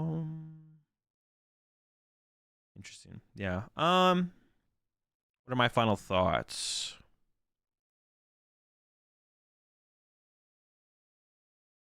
Do I think Jay should be unbanned? I think it was probably fine that Jay was banned initially for the third ban. The other two bans, to be honest, when I look at the other two bans, I like reading fully through the other two bans because it's been a while. Like I heard about all the times that Jay's been banned during the times that it happened. But like reading back through, like I really honestly it doesn't seem like Jay should have been banned for like the first 2 times, to be honest. Like that's how I look at it. But I mean, maybe the first one makes sense. The second one really doesn't make sense to me. Like I said, I think it came down to the reporting from the TO that led it to probably seem like what Jay did was more malicious than it actually was. But of course, it's also like the judge's perception of it based on their conversation with Jay. So I don't know. That one's a little bit weird, but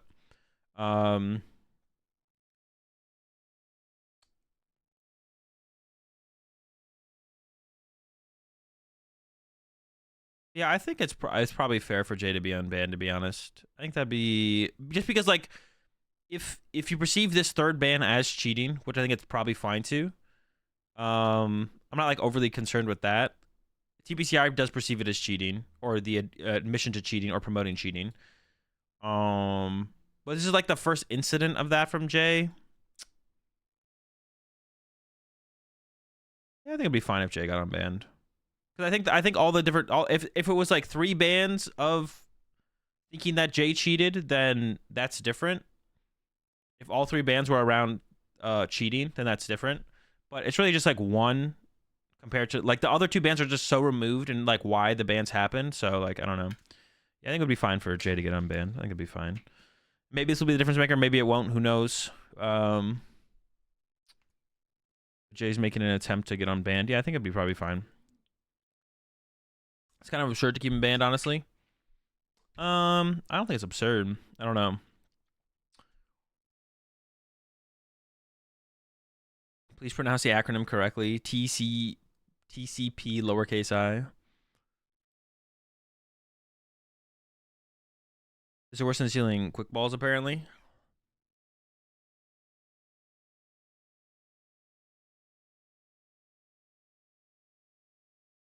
Yeah, I don't know about that one. That one almost seems like it should have been like a longer ban too, or a permanent ban potentially. You appreciate the get to sub there, Bob, over to Dizzy. You share the link? Yeah, I'll share the link.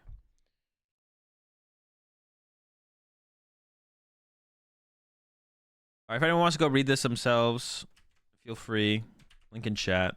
Appreciate the tier 1 sub there. The Hockey Poggy. Welcome to the Rat Pack. We're all to catch up. We got plenty of vanilla. First ban feels harsh for kids. Second ban seems like the judges also at fault. It seems like there was just a big miscommunication. Like the second ban is just like, that's what I'm saying. The second ban just seems absurd that it actually happened. Like the second ban just seems absurd that it actually happened. Like, or that the whole situation, like it just seems fake. That's what I was saying. Like the second ban just seems fake. Like it was like a story created by someone to try and explain something that never happened or something. I don't know. And then, yeah, like I said, all bans are pretty removed from each other in terms of why the bans happened. That also feels off as well.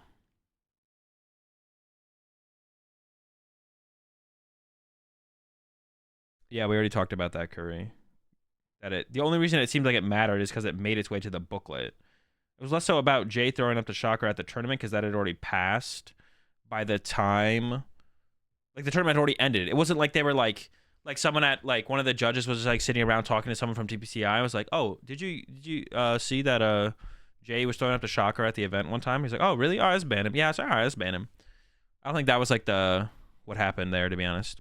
Thanks for giving it a read and providing me a fair trial, Azul. I appreciate you as a creator and pillar for the community. Of course, Jay, no problem. Hopefully see you back sooner than later. He never was banned for any actual play at an event. This feels like it should account for something. I mean, I don't I don't think you. I'm not sure what you're actually saying there, Mamako.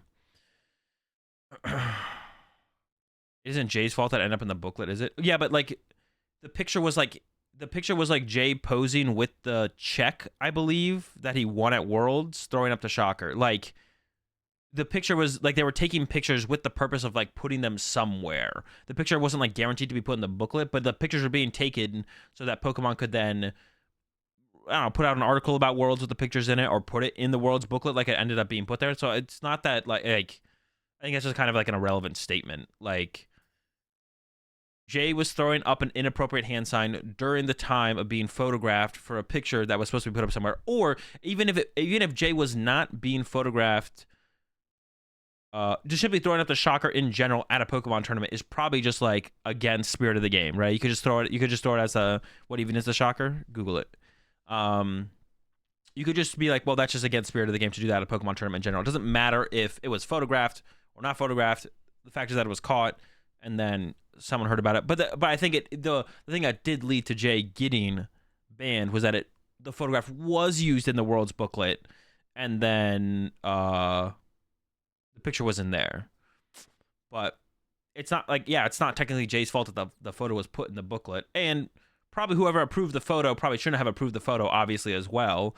But like, I'm not gonna ban the person who approved the photo. They probably just missed it, and then it's like, but should Jay have gotten banned for that? Is the question. I don't know, but yeah, it's like flipping off the camera at Pokemon events. Yeah, exactly. Like if you just like, if they panned over to the front angle of like the on stage stream and you just like look over the camera and flip it off, like that'd probably be like, didn't Cal Connor get a game loss for mouthing "what the fuck" after winning in top 8 or winning the win it in? Like Cal Connor literally got game loss for mouthing "what the fuck" as the camera was like panning past him, which I think that's fair too. Like that's fair.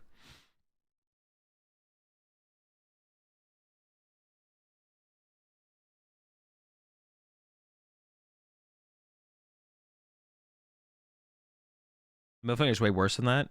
I mean, it's just the fact that they don't want it to be at a Pokemon tournament. It doesn't matter what's worse or what. It doesn't matter what's worse. Just because something is worse doesn't mean that the other thing can't be punishable. The question is just like, should it be punishable? And it was. TBCI did punish him for it, so. TBCI out here reading lips now. What the heck? That's crazy. I mean, it's not really. It's pretty obvious that Cal said, "What the fuck."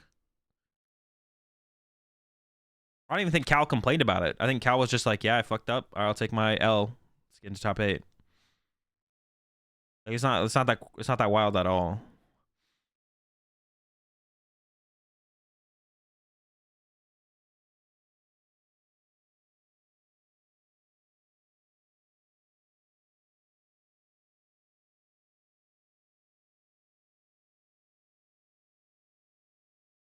We even made it relative when it's a 14-year-old winning an event. He was excited and won something. Of course, he's gonna throw up whatever came to mind.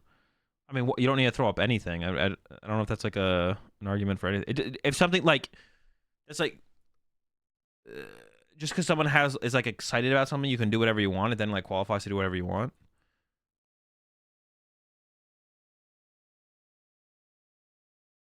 What are the esports punishes you for saying "what the fuck"? Dude, that's such a Ryan, I'm gonna let this one slide because I know you, but that is such a stupid statement. First off, Pokemon's not an esport. Pokemon is the Pokemon is like the Pokemon, like it's a Pokemon event where obviously they're very protective of their brand and stuff like that. It is classified as like a kids game, and Pokemon like enforces that in their tournaments. Um, yeah. What other esport and Pokemon like the Pokemon TCG is like not an esport to begin with as well. What other esport is marketed heavily towards families and children? Yeah, that's a very thank you, Curry. Yeah, Ryan, I'm gonna let this one slide because I know you personally, but that is such a stupid statement that you just said. I'll let you like think on it. I'll time you out too, so you can't say anything else in chat if you want, so you can like fully like invest your time into your thought process there. Is it a kids game though? It is made with the purpose initially of being a kids game. It is marketed as a kids game that is family friendly. To just the sad reality of it. No, dude, it's like 100% fine for Pokemon to not want someone to mouth "what the fuck" on very obviously mouth "what the fuck" on camera during the stream of one of their tournaments. That's like super reasonable. Like there's boundaries for everything, and it's like not an unreasonable boundary. Now it's like if Pokemon said if you talk at all ever while you're on stream, you're getting penalized for that. That'd be like different because that would just be weird, and it would be like, what even is that? But it's like it's not unreasonable for Pokemon not want to mouth or swear on stream. Like this like seems pretty reasonable.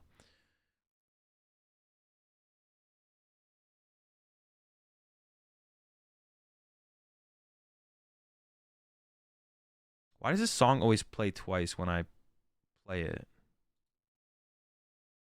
One is like the remix, but my playlist is on shuffle, but for some reason the remix of that song and that song always play back to back. That's so weird for me.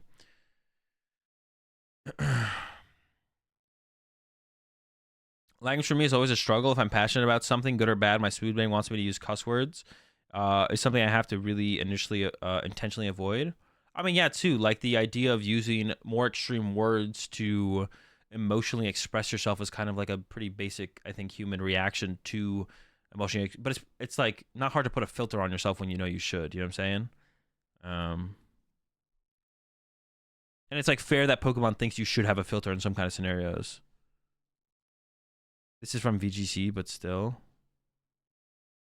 Middle.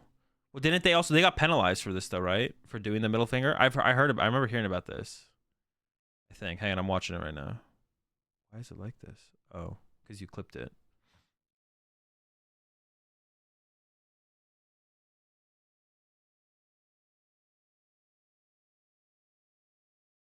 Dude, when does the middle finger happen, bro?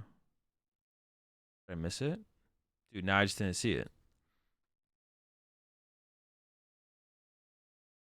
MTG, does MTG ban players for swearing on stream? Ryan, bro, I'll give you a chance, bro. You can just stop typing, bro. Whenever you want, Ryan, just stop typing. Yeah, the diff literally just bodied you, literally ratioed you. MTG isn't considered a kid's game and isn't marketed as such. Ryan, whenever you want to go play Magic the Gathering so you can say what the fuck on stream, you can. Have you turned shuffle off and back on? I have not. Is that what makes the difference? Oh, does that like shuffle it in a different way?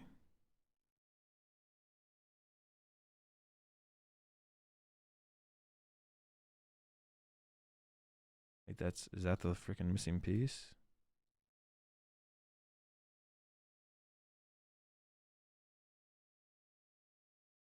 Appreciate the tier 1 sub there. Mo Bobden. Over to the Rat Pack. We're all out of peanut butter. We got plenty of Ryan's bad opinions. I understand it's marketed towards kids. Well, that's all you need to know, though. That's all you need to know. Like, it's just, that's all you need to know. And then you have to just ask yourself, is it unreasonable that the game and streams that are marketed toward kids and want to be family friendly doesn't want you swearing on their streams? Like, okay, that's not unreasonable for them to ask. All right. And then once you get to the reline that they don't want you to do it, it's not unreasonable to ask. It seems reasonable that they would penalize you for doing something like that. It's like, okay, that's fine.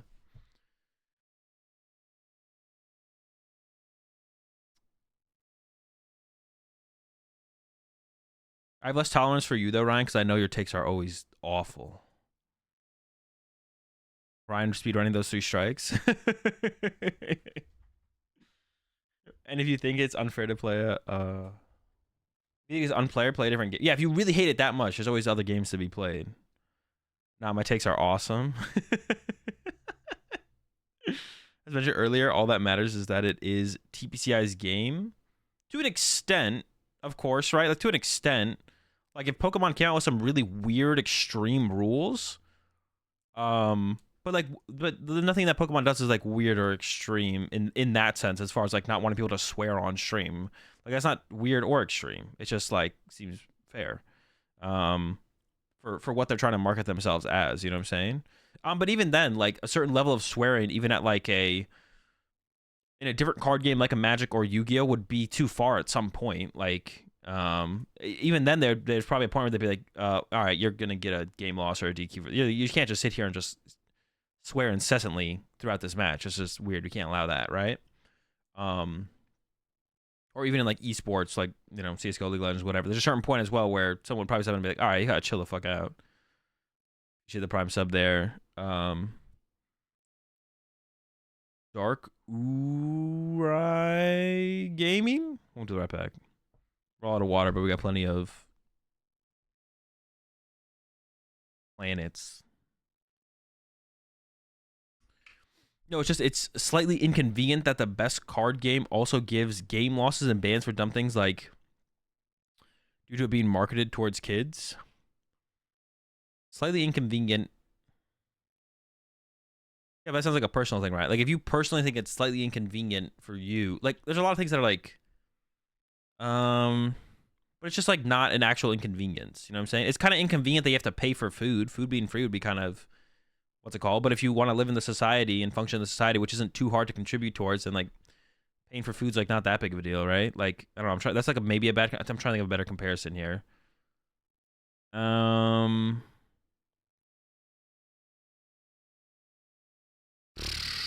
right, I'm struggling out of think of a good comparison here. Slightly inconvenient. Do you think swearing makes you an adult?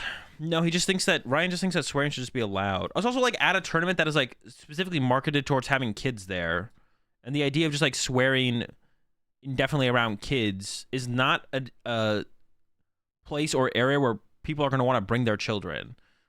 That's probably just it, which is like reasonable because it's not like I can live with slight inconvenience because it's not like this is like a Magic tournament or a Yu-Gi-Oh tournament where it's just like you can come with your kids, but this is the environment, and if you want to show up with your kids here, it's not going to be as welcoming or friendly of an environment for children.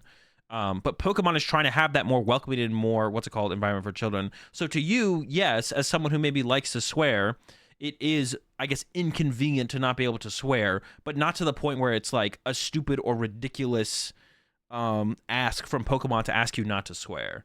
That's just you being, you thinking it's ridiculous is just like an unreasonable mindset for you to have. You can think of it as an inconvenience, like, man, I'd like to swear at these Pokemon tournaments, which is fine. Thinking that is fine, and wanting to do it is fine, but thinking that Pokemon's policies are stupid or ridiculous because you can't swear at a Pokemon tournament is where it becomes stupid on your end to think that. Like, it's fine to like think, man, it's kind of inconvenient that I can't swear right now, but it's not stupid or ridiculous. Pokemon's policies aren't stupid or ridiculous to stop you from swearing. They make sense based on the product they're trying to have and put out there, which is like a welcoming, open space for like kids where people aren't just swearing all the time. Ridiculous would be no water at tournaments. That's coming next. I personally don't care, but to ban someone for such a thing is completely insane. But you mean like, are you talking specifically about Jay's ban? I was just responding to what Ryan said.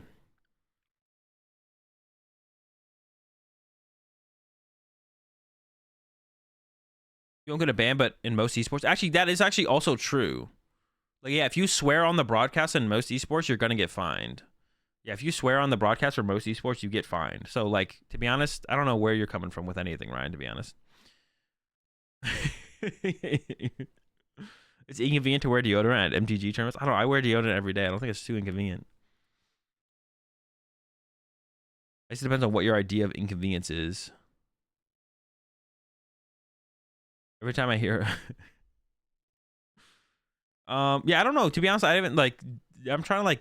I'm not sure if I think Jay's first ban is justified or not. I'm, like, thinking deeper into that now. It's like... Jay was throwing up the shocker at the tournament. Now, it's one thing if there was a judge, it's not that serious to be honest, but it just makes it so that you can't have personalities similar to Double Lift in Pokemon.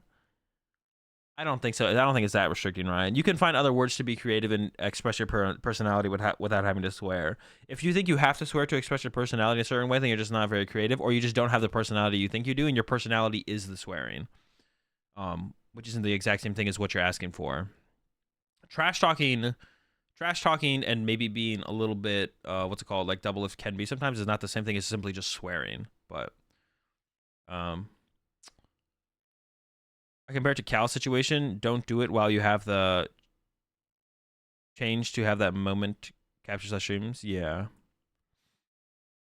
Expand the vocabulary, friends. Yeah. You can say other things that are definitely allowed on a Pokemon TCG broadcast to be a little bit more to trash talk or whatever you want to call it.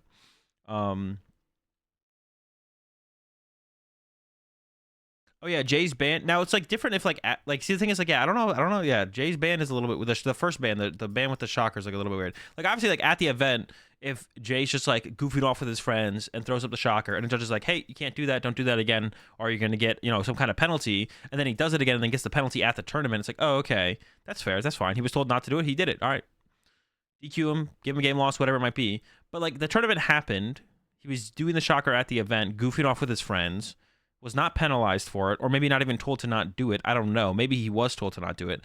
And then afterwards, he was still throwing up the shocker in his the world's photos. Once again, still goofing off. One of them made it into the world's booklet, and then he got banned because of that. I guess just the idea of him throwing up the shocker at the event in general was like enough to retroactively ban him, which that feels a little weird to me.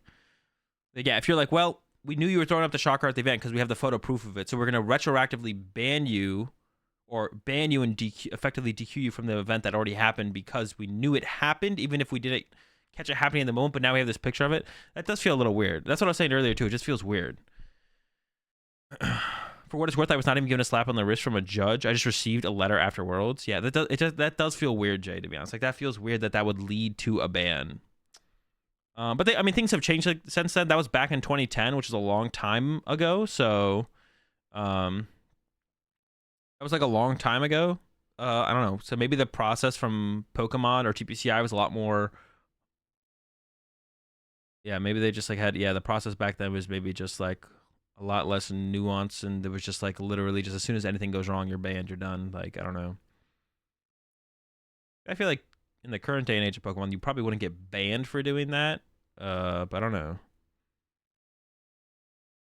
Everything was definitely escalated due to previous bans, though, right? I mean, the shocker was the first ban, so that wasn't part of the escalation. The follow-up bans might have been escalated because of a previous ban. But like I was saying before when we talked about it at the end there, all the bans were like so extremely different in the seemingly reasons behind why the ban happened that it was just kind of weird in general. But let's do this tier list real fast. It's actually a funny tier list. I think I would beat most of these people.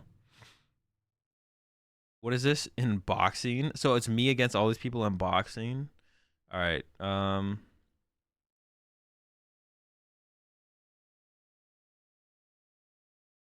right. How do I get to where's my freaking tier list thing? I think you'd lose. No, I'm winning most of these for sure.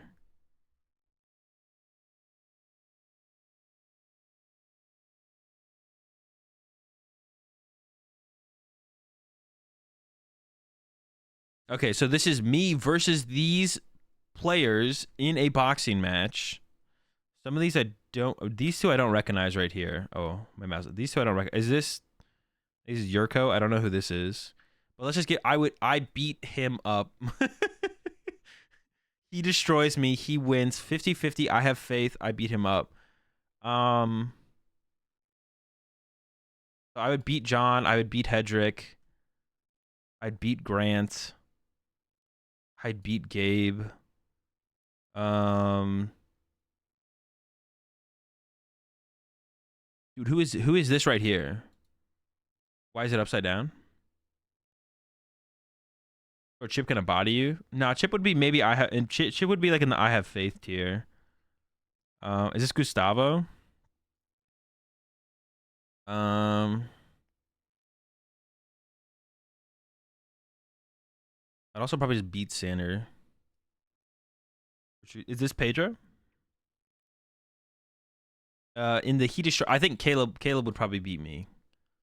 I honestly don't think, I think Caleb would destroy me. How tall am I? I'm 6'2". I don't think anyone is in the he wins category though. I think I could stand up against everyone except Caleb probably.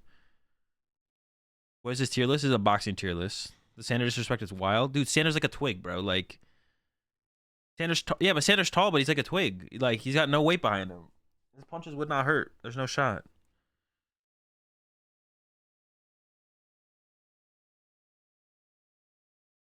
All Sander has is reach, but I don't know how hard he's hitting, to be honest. If I get on top of Sander and like get close to him, he's just cooked for sure.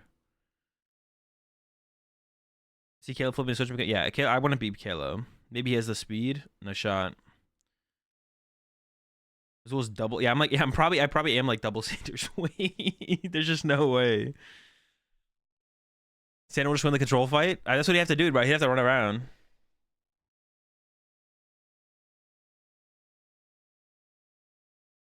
Tanner doesn't have to hit hard if he times you out in the ring. True.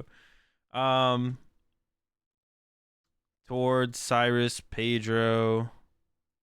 I have faith against those. Diego, he would run around and hit you with crushing hammers. Who would be like a 50-50 for me? Probably Diego. Probably Lesage. Maybe Brian as well. What is your reach? Like 31? I have no idea. Tor would time me out for sure. Diego destroys you. No one actually destroys me. I think the only person who would destroy me is Caleb, and everyone else is a 50-50 or better for sure. Rowan seems scrappy. Yeah, Rowan also like resound shit, so he's in better shape. So I think Rowan. I have faith against Rowan. Faith against Henry. Faith against Gustavo. Alex is a little bit bigger. Alex might be like a 50-50. But I don't know if Alex is a fighter, to be honest. I think I have faith against Alex. Xander. I have faith against Xander. Jericho. Yeah, I would destroy everyone here. I have faith against everyone here, and then these are my 50-50s. And then Caleb's the only one who would beat me. Why does Caleb destroy you? Caleb's big, bro. He's also really strong. Rahul I would put in the 50-50 if Rahul is on this list. You guys can ask, yeah, put out names in the chat of people who aren't on this list, and I'll tell you where I'd put them. Where's Rahul, Sam Chen, and all of them? Rahul would be in 50-50. Sam Chen would be in I Have Faith. I put Bradner in I Have Faith. Ian Robb be I Have Faith. Shay, I would lose to Shay probably. Shay would be in the He Destroys Me, to be honest. Mahone, I put Mahone in the 50-50. Bakari, I put Bakari in 50-50. Reagan, I would put Reagan in the I beat him up tier. Mahone, Tor, Jason, or Tor's right here. Jason, I'd put in the I beat him up tier. Ross Cawthon goes in the I beat him up tier. Skarzig would go in the I beat him up tier. Raymond Long would go in the I beat him up tier. Joe from Omnipoke. Joe's probably a 50-50.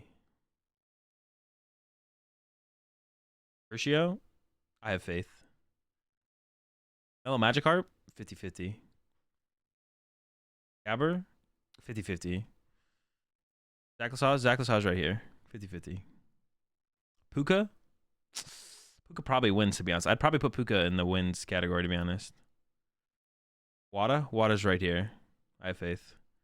Pram, I'd beat up Pram. Pram would go in the I beat up. LDF would go in the I beat up tier.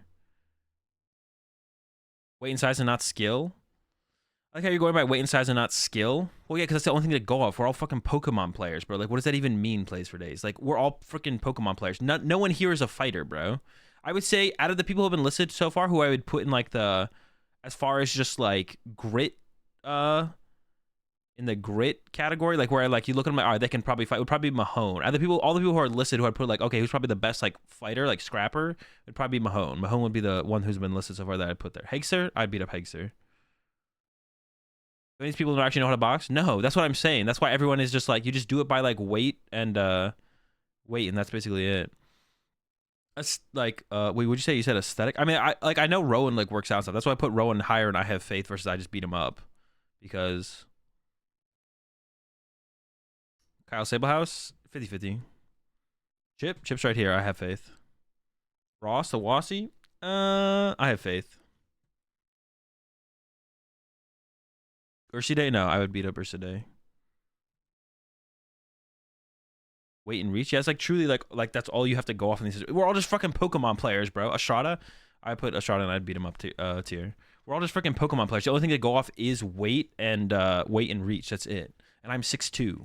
Like, I'll be all right. She lifts. I also lift is fine. Lifting also doesn't have that much to do with boxing either, so like obviously you want to have some amount of strength and speed or yada yada, but like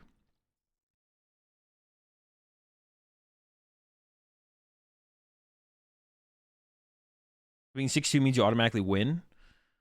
No, it just means I'm probably favored against people who are smaller than me. Like I know how big I am. I know how big most of these people are. Why are you trying to like overanalyze this place for days? Why don't you tell me where you put everyone? You seem to have an idea that everyone has a certain level of skill in the Pokemon TCG community in boxing. So if you know so much about everyone's boxing skill in the Pokemon TCG community, you tell me where everyone should go. Because apparently you have this like secret information and you've been watching everyone box for years. So with that information in mind, Justin Sanchez. Justin would probably, I mean, Justin Sanchez probably right now bodies me, bro. He would probably be in the He Destroys Me because Justin isn't like 6'5" or something. Justin's huge. Like obviously I'm not going off. We're all fucking Pokemon players, so the only thing to really look at is like the size comparison. Yeah, Justin Sanchez would probably body me. Where to put John Cena? Top tier. He destroys me every time. Moji? I have no idea what Moji like looks like, IRO. That's all I have to go off of too. So I put Moji in the I beat him up tier. Am I saying you can't be a Pokemon player and a boxer simultaneously? No, but no one is. Is Bukari on here? No. But I put Bukari in the 50-50 category. Rowan looks like he can actually fight though. Nah. Shintaro? I put Shintaro in the I beat him up tier.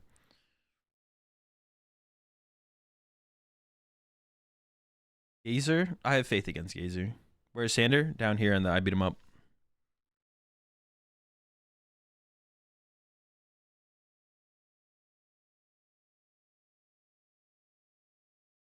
Aichi? I beat him up tier. Who goes into the he wins? No one, to be honest. I don't think I put anyone in that tier. Maybe no, not really. Riley would win? No shot. I'd body Riley. Katron? Katron would go into the I have faith tier. Sack would probably go into the 50-50. Vance? I'd beat up Vance.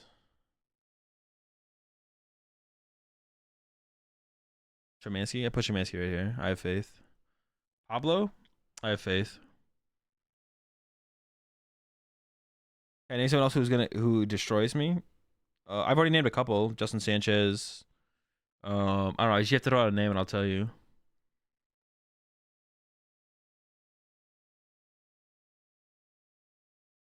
Jay Hornung? Jay Hornung's probably 50-50. I might have faith against Jay. Also, like prep time is also like a thing. Are we actually like prepping for this fight? Or are we just boxing right now? That would also be a question, to be honest. Am I just boxing right now, or is it like 3 months from now? You know, you have 3 months to prep or whatever. That would also be a question. Cal Connor? Cal's probably like a 50-50. No prep. We're just fighting right now. Jake Gearhart? I'd beat up Jake Gearhart if we fought. I'm not actually going to beat up any of these people. It should be like if we are actually in a boxing match, obviously. We somehow ended up in a boxing match. Bro, J.D. Woods would body him. Body me? Probably. Yeah, J. Woods is pretty big. That's all I can go off, though, is like literally the size of the person. Is basically all I can go off of. Like, there's nothing really else to go off of.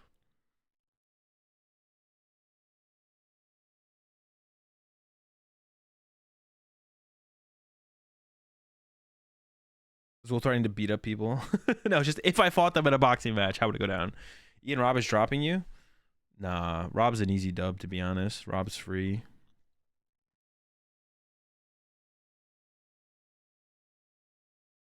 Rob might be the freest, bro.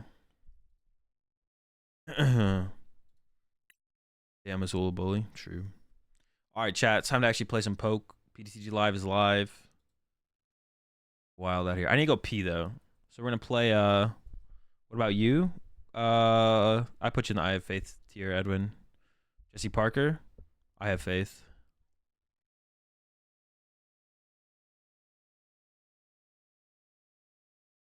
I feel like you overestimate your skills, to be honest. Half these people in the I have faith would body you. I mean, maybe, but I have faith, you know? What you're saying is possible, but I also have faith, so. All right, dude. The only thing I want to change in this list is like, what the fuck? Am I not gonna be able to import this? Import failed. Okay. I'll just like make it from scratch. The only thing that I'm gonna maybe want to change about this list is, oh, they have the different Charmander. It only has 3 Charmander. I feel like that just can't be correct, you know? 3, like, that to me, like, is that correct? Maybe it is. I mean, I'll try. I should try it with 3 and see how it feels. Like, to me, that, like, feels like it's, like, that's, like, the thing I look at, I'm like, I don't know about that, you know? Like, I look at that, I'm like, I don't know. Is this, could this possibly be correct? I mean, anything's possible. Do you know what I mean?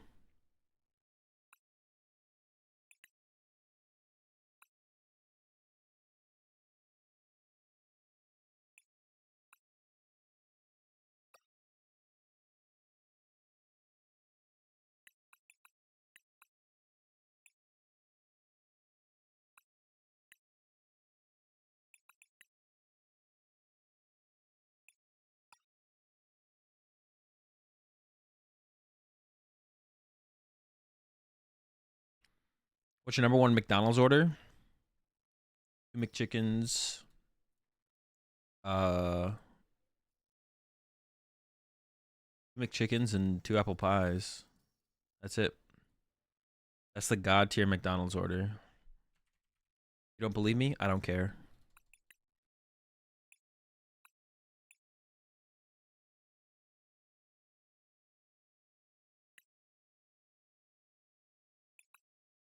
You forgot to put the Gallade? I did, yeah. Thank you.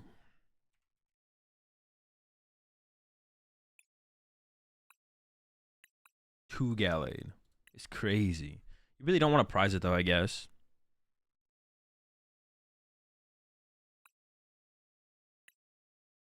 Alright, gotta go back to the trainers.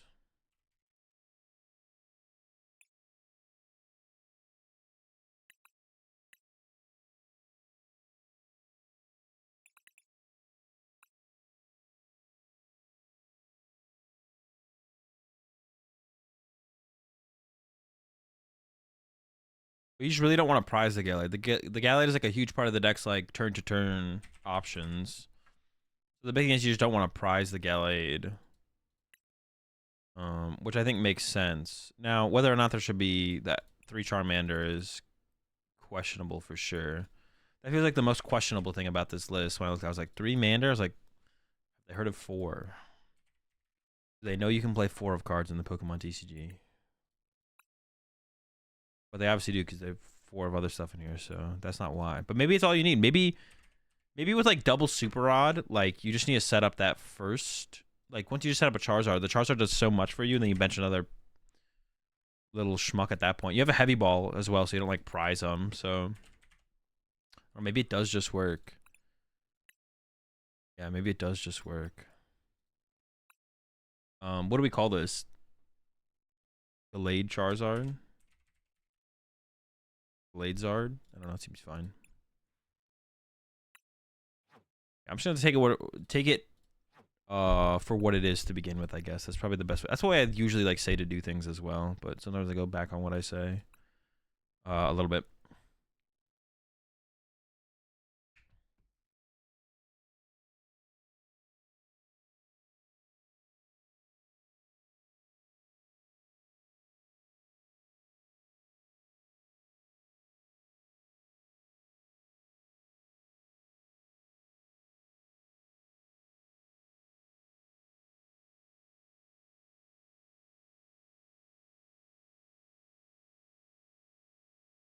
I had a dream where you were driving in a Ferrari at a Pokemon tournament. It's pretty dope. Hopefully you're projecting the future there. See y'all in Peoria in my Ferrari. Alright, chat, I'll be right back. I gotta pee, and then we're gonna go ahead and jump into this. Yeah, I gotta pee, and then we'll jump into this. But yeah, I gotta go pee, so I'll be right back.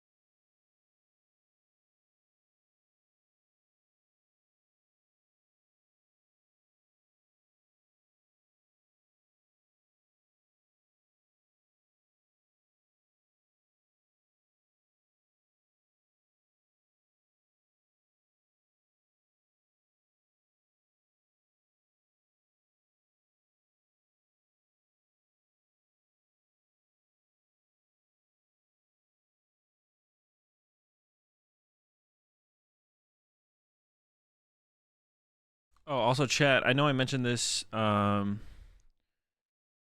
appreciate the primes up there, Stringer. Welcome to the pack. We're all out of jam, but we got plenty of jams. Yeah, I did mention that I was gonna do a 12-hour stream tomorrow for 151, but I forgot that I have a dentist appointment tomorrow. I'll be streaming after I get back from the dentist. It probably won't be a 12-hour stream because my dentist appointment is at 2. So you can catch me at, I don't know, like probably 4. I'll probably stream like 4 to 6 tomorrow. But yeah, I need to do the dentist thing. Like previously before this dentist appointment, I went in for a checkup. But besides that, I haven't been to the dentist in like 5 years, so I just need to get it. I should get back on track with that kind of stuff. So I just want to do it and just get it out of the way and just like, you know. Am I gonna open some 151? No, I'm not gonna open a 151. Just play with the new decks. I was just like, I just got to do it, man. I don't want to like postpone anymore. Just like, just get out of the way at this point. So, yep.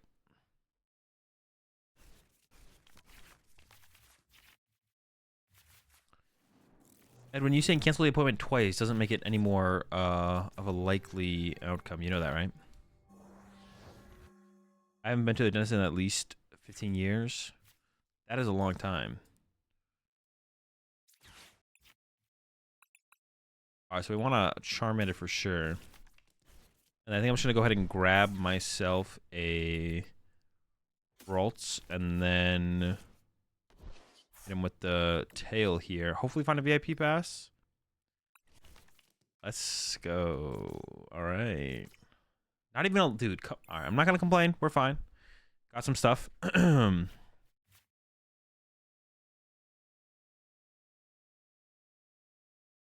fine. We did whiff the... It's unfortunate. We did whiff. We didn't. It would have just been nice to have like a something there, to be honest. We didn't have to need like specifically a VIP pass, but something would have been nice. This will be fine though. I guess we are gonna probably get turn 1 attacked here, right? From a Melowetters. Oh, they could play the Ice Cube and they could Ice Cube my Charmander here. That would be pretty annoying, to be honest. Would not be a huge fan of that outcome. We'll see if they got it like that though. Top deck, oh my gosh, dude, I'm so... They literally have it. I hope they get punished because they could have used Genesect for the Sparkle. No punish. Oh my! I want them to draw with this next Genesect and draw into triple fusion energy instead of using Force Seal Stone to just go get the... I could have played the Ultra Ball to get Manaphy, to be honest. I could have done that. There is a Manaphy in this list. I don't know if there's a Manaphy in this deck, though. If it was in the deck, it could have been... We can still win this. I'm not going to concede. This is just, like, really annoying, obviously. Yeah, it's just, like, really annoying. So they're going to get the knockout on my Charmander. It's fine, though. It's still winnable. We just need to get down some more Manders this turn, stuff like that. We'll be okay. Super Rod the Charmander back into the deck. And yeah, I'm gonna get down like double Mander this turn. We actually don't need a Manaphy, to be honest. Then putting out Path to the Peak, we could actually maybe punish. That might be more punishing than helpful to them, to be honest. We'll see. Oh, they went after my... Oh, well, I can't... Oh, I can do the Charizard, but I can't attack with it this turn. Okay, well, that feels... Well, I don't know. Is that better? Actually, I'm not sure, to be honest. I'm not sure if that's better or worse. All right. Yeah, I don't have, but I could try and get... How do I approach this? I could Mysterious Tail first, and if I find the Vacuum, but finding the Vacuum is so unlikely. Yeah, see, I was never going to get the Vacuum anyways. There's actually a mistake there. Yeah, I shouldn't have done it like that, to be honest. We're going to shuffle this back to the deck. I shouldn't have even tried to go for the Vacuum there. All right, throw the Ralts back. Ultra Ball away. I'll make sure I Ultra Ball first, and then throw the Curlia back as well. Now, I'm just throwing now. Dude, why am I throwing so hard? Yeah, it's got to be like that, because I need to leave the candies in the deck here. I did prize a Manaphy. I didn't think I saw it in there, to be honest. I didn't think I saw it. Definitely, yep, did not see it there. The Curlia should just be in the deck right now. Fine.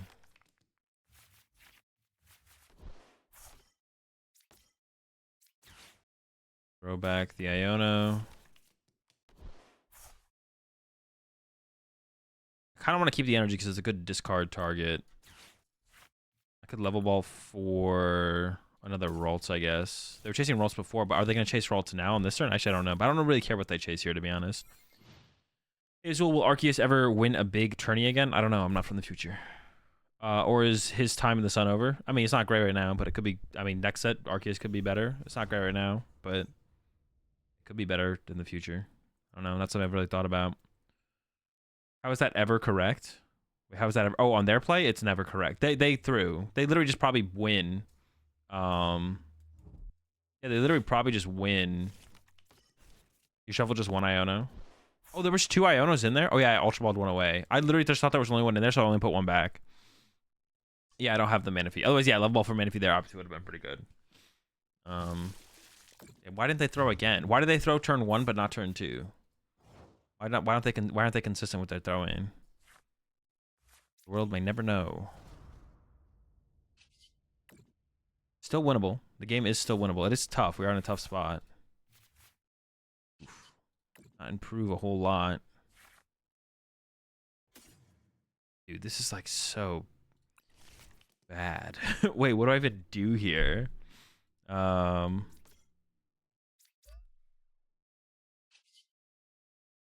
Arctura not looking bad right now. It's maybe getting like better for it, but it's still not great. Yeah, it's not great. No, it's not good. It's not good. Dude, I just don't want to even. Yeah, we'll just concede because they definitely don't not go after my mana here. Let's just go on to the next game. Not worth like sticking this one out. Not a big deal. Man, that was like a draw. Well, man, I don't really think about doing the Manaphy there, to be honest. That's just the initial Mew not finding some basic Pokemon just really sucked. That's what really sucked there. Dude, is it not log me in ever on this thing now? Weird. Oh no.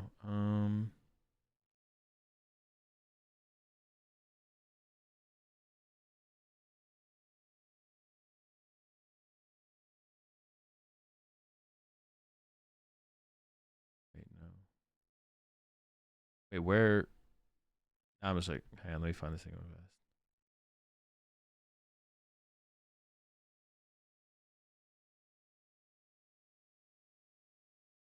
Price tracker. Okay.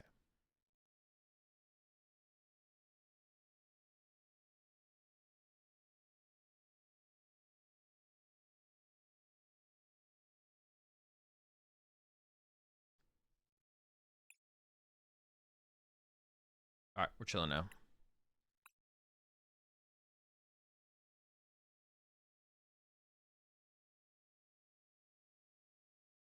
Was played by no VIP pass. Yeah, it was my first throw. I mean, we definitely felt the hurt there of the in the first game already. Like I was talking about how 3 Charmander did not feel good, but like the idea of it does not seem good. Wait, pricing a Charmander there in that game. I mean, it maybe wasn't the only reason we lost, but it definitely did not feel good to have prized one of our 3 Charmander.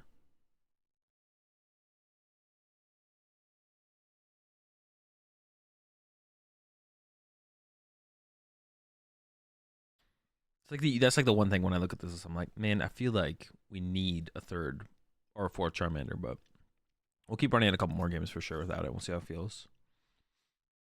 Well, I wonder what matchups like well, I guess we can always use it as like a 1 prize attacker. Like the Gallade. How important is the Gallade? Because it doesn't seem too important. Or like being able to attack with it, excuse me. The Gallade itself is important. Attacking with it, I'm not sure. Can I change water bottles? No, it's just a protein shake in a shaker cup. LMAO.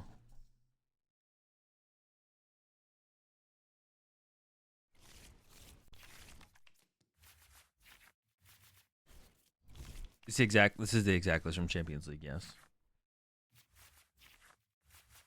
Dude, all the VIP passes, but no basics. Unlucky. Ooh, Charizard Mirror. Do you have an advantage in this? Let's see. Okay. Am I going? I don't remember if I'm going first or second. If I'm going second, I probably want to open the Ralts. But if I'm going first, I probably want to open the Charmander because I'm just going to Candy Zard Punch. But I think I am going second, so this is probably correct here. Yeah. How much weight do I put on Japanese results? Probably just about just as much weight as I put on like every yeah, about as much weight as I put in as any other major tournament result, I think. I don't think I look at them like when I look at like the results from a Japanese tournament, I don't think I look at them as any less. Yeah, I don't look at them as any less because I don't know. I thought they were kind of crazy for how much Lost Tina they played, but now we're seeing everywhere else in the world that everyone is just as crazy and enjoys playing just as many bad decks. So I don't know. It's about the same, I would say, overall, to be honest. Yeah. You always got to take your opportunities to get a jab in there about people who play Lost Tina whenever you can. It's worth the investment. So I think we go for one of each here. Mew, attach, retreat. Well, we don't retreat yet, but... And then, yeah, I could not play the Iono. They only have a 4-card hand, but it's probably worth it to go ahead and play the Iono.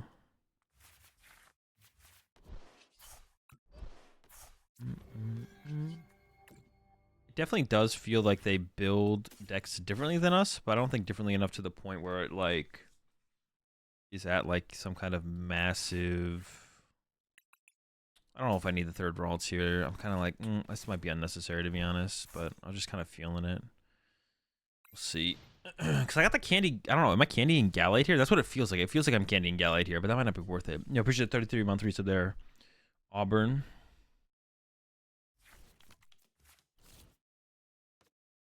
Do I have a Giratina playset? Of course.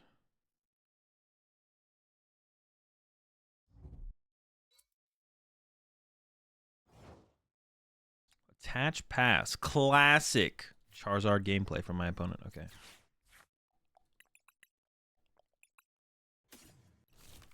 We're gonna go. We got 2 candies now. Honestly, well, no, I have a candy in hand though. That kind of sucks. What are the supporters in this deck?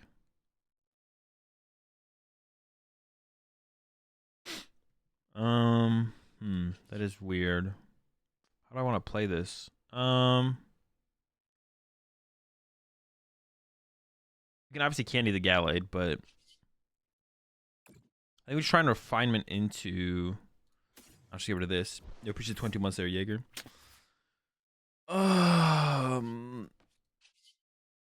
Ultra Ball, I guess. There's a lot of good cards in the hand, but dude, never Ultra Ball. We got Level Ball. Another Curlia.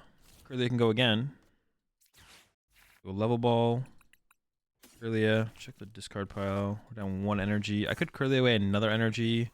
How important is Palpad? Boss seems pretty important in general.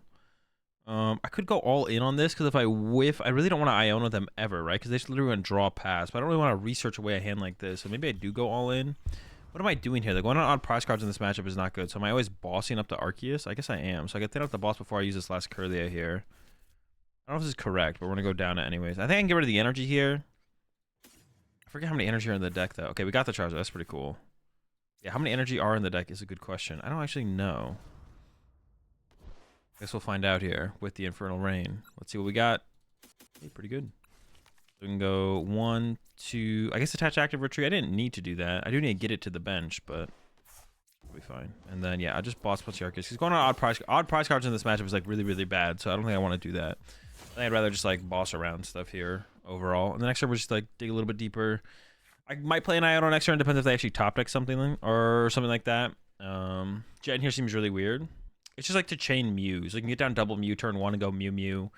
And then it allows you to like consistently use Mew turn after turn, I guess. Or like while your Charizard's in your active, you jet the Mew to the active, use it, retreat it. Yeah, I don't know if it's worth it, but I think that's like... The idea of it doesn't seem terrible. Yeah, I don't know if that makes it worth it though, to be honest. No sub Sweeney. Can you explain what you do when prize checking while... Check my prize cards. I could use the Palpa, but I want to use it. I might want to use it to recover another boss, to be honest. I don't think I'm using it yet. I should buddy catch first though, and actually have thinned out the deck before I use my Curlias. Refinement again. Want to keep the Red Candy. Don't need to keep the Gallade. Don't need to keep the Mew. The Mew's probably the worst of the cards, but I would open up the possibility of double Mew later on. Do I need to use anything else here? I don't think so. I think we just swing. I don't need... Should I set up 2 Gallade? 2 Gallade seems worse than Refinement, right? Yeah, it seems a little bit worse than Refinement. Yeah, I don't understand why Jet Energy is good in this deck. I mean, it's just for those things. It also is like your pivot card, right? It like allows you to be aggressive with Mew in the early game, but it's also like your pivot card, where now that's your way to just like, yeah, Curly's have 2 retreat costs, Charizard has 2 retreat costs, Gallade has 2 retreat costs. Like, how are you moving these things if not for some kind of switch card? And because Charizard self-generates all of its own energy into play, you could just play Jet Energy as your pivot card / utility card to like move stuff around.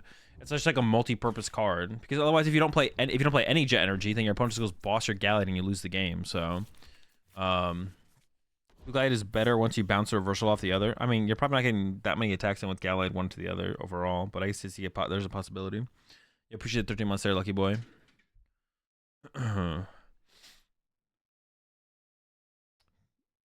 I mean, prize checking, I don't know, maybe I'll just make a video on it one day. I mean, ideally on the first search of your first deck search in a game, you want to know all 6 of your prize cards after your first deck search.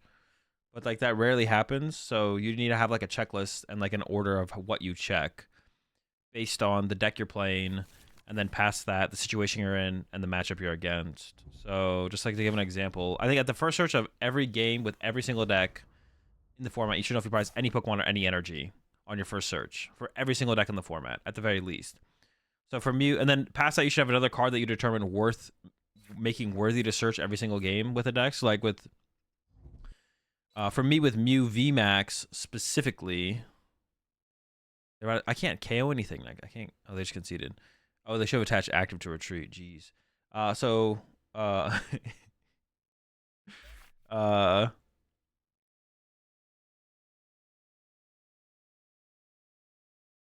With Mew VMAX, I check Pokemon Energy, tablets, choice spells depending on the matchup, and then from there I check anything I need for the situation, and also boss's orders. So I go Pokemon Energy, choice belts, tablets, choice belts depending on the matchups, always tablets, always boss's orders, and then I check anything I need for the situation. Like if I want to play Judge that turn, I should check if Judge is in my deck, and then I check. Generally try and check all my supporters, and then I check anything I need for the situation, and then anything I think is good in the matchup. So specifically, like if they're playing a path deck, I don't want to know how many outs the path I have in the deck, stuff like that.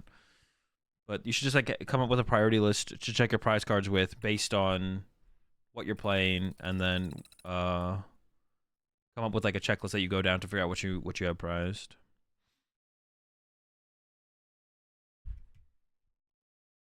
It's like slightly deck dependent, but not too much.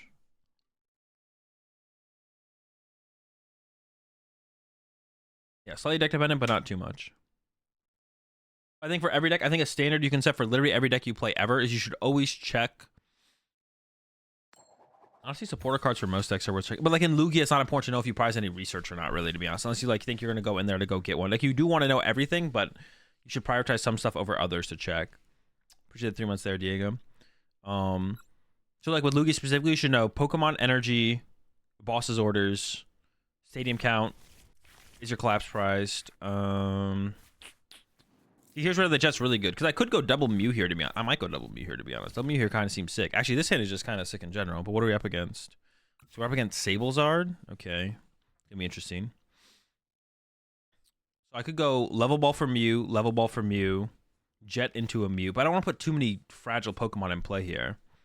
What about Burnett? Sure. Like, what, you just need to make your own priority list. I'm not here to make it for you right now. Like, so, like those kind of questions are just not worth asking. I'm not gonna like literally tell you every single card for every single deck. I showed you the method to use though to get there. Yeah, just whatever you think is worth prioritizing, just go do that. Yeah, I'm not gonna run down the whole freaking thing for you right now for every single deck that everyone in chat is playing. You appreciate the 45 months there, Omar. Just utilize what I just told you, and then try and find all 6 of your priority cards on the first search of your first turn, but have like a checklist so you have a priority of what cards you're checking, depending on the deck you're playing in certain matchups. And then work with that. Then don't talk to me ever again. Alright. So we could go second Mew here. I'm like really tempted to go second Mew here, to be honest. But it helps me set up. I am trying to get off like a turn 2 Candy. Zard. What is the rest of my bench here? Alright, we're gonna go for it. I'm gonna go for second Mew here. I'm gonna go for second here. Like theoretically, if they attack turn 1 with Cramorant anyways, like they're KOing one of them, then I just have one in play, but I still want to be able to utilize it like as I go. Ultra Ball becomes our... We don't have the Candy yet, but maybe we'll top deck it.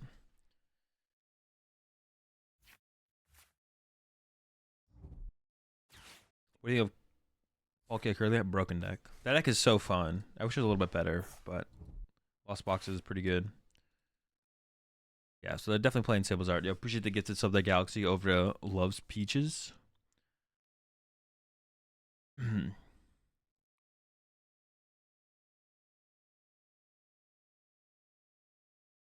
Once you play Lost Box, you basically almost have to know every single prize card because of Lost Box's nature. Yeah, it's like more important to know like the theoretical outcome of your prize cards impacting your gameplay when playing Lost Box versus other decks is definitely higher, but you should still try and know all 6 prize cards on the first search of your. You should set that as like a framework to try and work in. Is like you want to know all 6 of your prize cards on your first search in a game.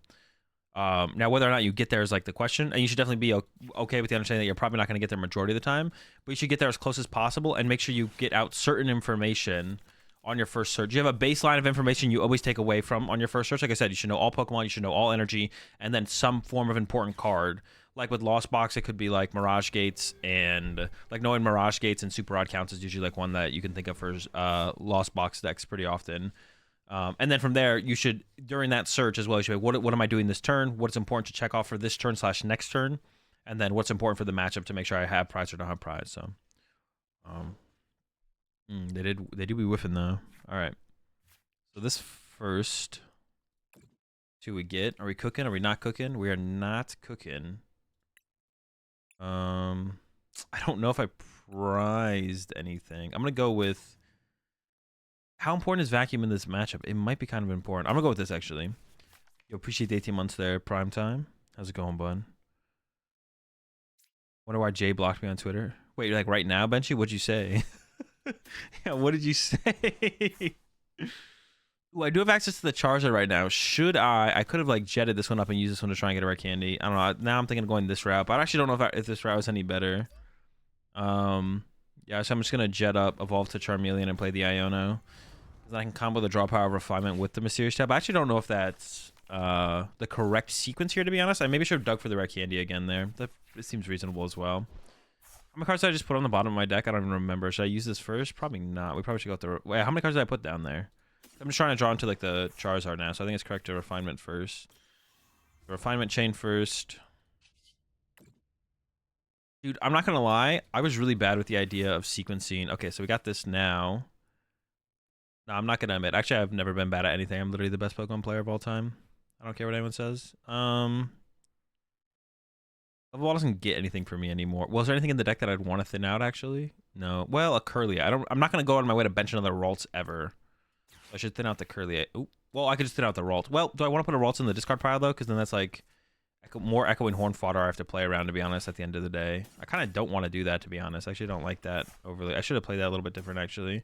I should have just got rid of the level ball as a level ball, because now I can super rod these back in, but as my opponent starts to take knockouts on my smaller Pokemon, I also want to super rod those back into the deck as well. So it's just like so many more things I have to super rod back into the deck that I don't want to super rod back into the deck, so it becomes like harder to do. So I should have played that differently there for sure. Like, because I should just have the Ralts in the deck, because it's easier for me to play around it not being in the discard pile. Because they definitely play Echoing Horn. I guess it could already be in the Lost Sun, to be honest. I haven't really checked. It's not. So they definitely have their Echoing Horn left. I think we saw it on the Mulligan. So we know they play it for sure. But we should also assume, if you go up against Sable's Art, and like you should assume 100% of the time that they have Echoing Horn. Because not playing Echoing Horn in Sable's Art just means their deck is bad. We should always assume our opponent's deck is not bad. We should assume it's good until we know it's bad. But it's like almost impossible to ever figure out if a Sable's Art player doesn't play Echoing Horn. Because it could be the last prize card. It could be left like 2 cards left in the deck. If they lost on it, you don't have to play around. You probably don't have to play around a second Echoing Horn, but we probably want to play around that first one for sure. No way they play the Horn, right? If they're not playing the Horn, they're literally their list sucks. Like Horn is so good in Sable's Art, it's insane. Horn is just really good in stabilized decks in general. Played one yesterday with 3 Echoing Horn. Jeez, all right, that's a little bit different, but yeah, 3's a lot. Yeah, 3's a lot. 3's a lot. Now, one is very reasonable and very good in the deck. 3, I don't know. I actually think it's possible 2 is even maybe better. 2 I could see actually being correct in Sable's Art, to be honest. Like, Echoing Horn specifically is really, really good in the Gardevoir matchup and, like, up against Lost Tina. And can even be, like, really strong against stuff like Miraidon as well, or even, like, Lugia. Not as good against Lugia, I don't know. Yeah, it's not that good against Lugia. What's your opinion of these supporters for Lugia? 3 Iono, 3 Boss's Order, 3 Professor Richards, 2 Professor Burnett. I mean, fine. I would play 4 research though. I think research is too good. I'd play the extra research over. Ooh, they actually have to KO my. That is actually pretty annoying. That is actually pretty annoying. Let me see. Yeah, I'd play 4 research. Whether or not it should be over the second Burnett, I don't know, but I would play 4 research before I play 2 Burnett for sure. And then if you still want to fit a Burnett after, I would play 3 ball. I would. If you're only changing out of that count, I would cut a Burnett for a research. If you can find room for a Burnett past that, I would, but I wouldn't cut an Iona or I wouldn't cut a boss to get there. I don't need an Iona this turn. Man, am I just locked out of Charm? They have 6 in the Lost Zone, so they can definitely get to 10 next turn. I could boss KO the Sableye though. I think I'm gonna go for that. And I would like to replace the stadium as well. We should go. Gotta keep the rare candy. Gotta keep the boss. Let's get rid of this. Honestly, I'm not. Should I even evolve this to the Gallade? It would thin out 1 card, but it's thinning out that 1 card before I. What am I looking for here? Charmander. I really want to bet a Charmander. Yeah, I honestly, I don't really want to evolve them. Hold up. So this next. Yeah, I really want to keep the draw power of refinement around as long as possible. Dude, no Mander. The vacuum. We did get the vacuum though. I still want to take away the Sableye, I think.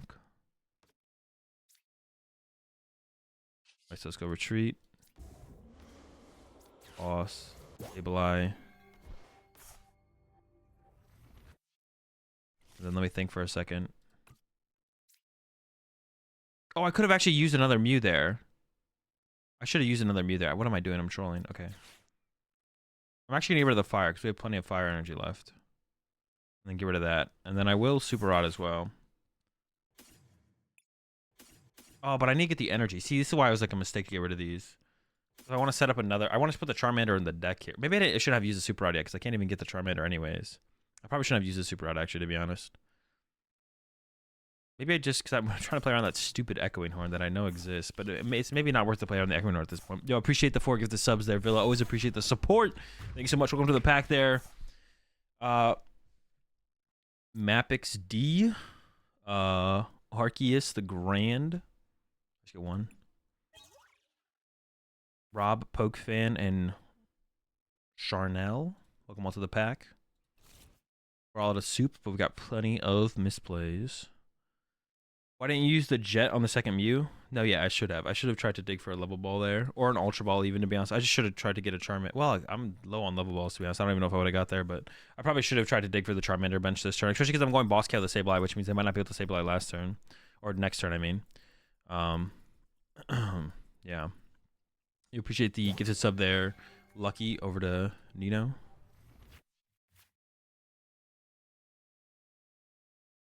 Yo, appreciate the 5 gifted subs there. Semi-Pro 68 or 680.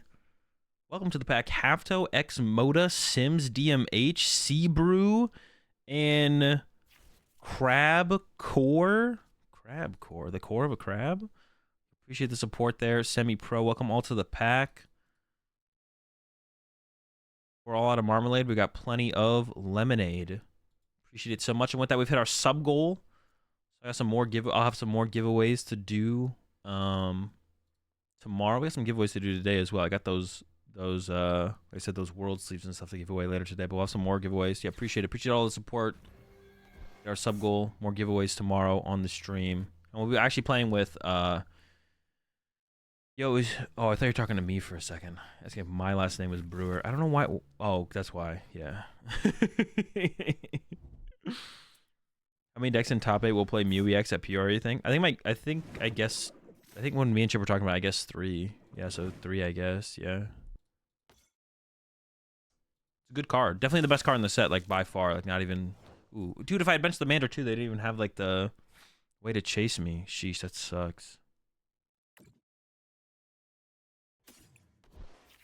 I do want to boss KO the Sableye here. Hold up. Both my bosses are in here?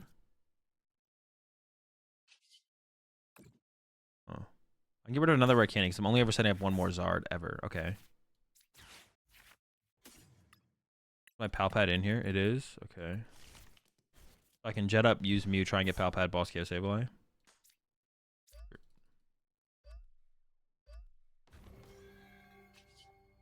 can't charge. They could charge on me with.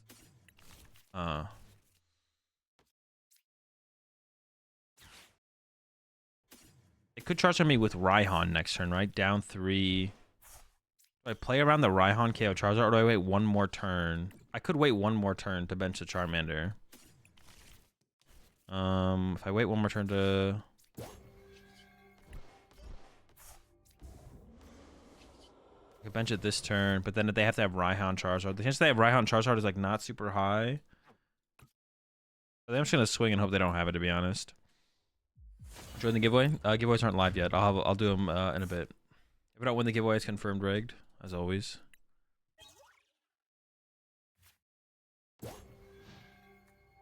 And I'll have more. Well, I have more world sleeves that I'll be giving away tomorrow on the stream as well.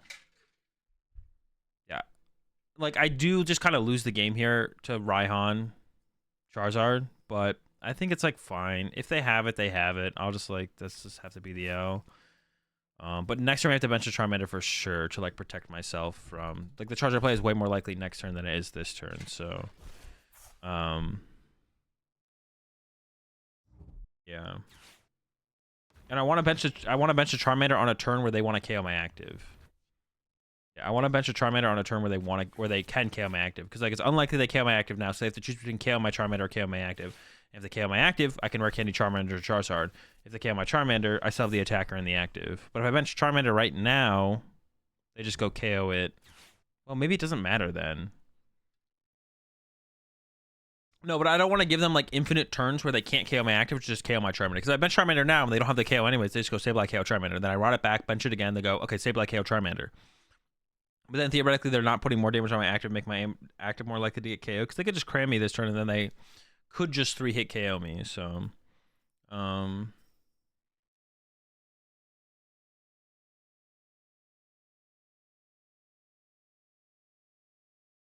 yeah, I don't know, to be honest. This seems correct though. I don't want to like give them the out to just chasing one of my Charmanders. Am I sure they have Zard in that deck? Yeah, I'm pretty positive. I'd bet on it.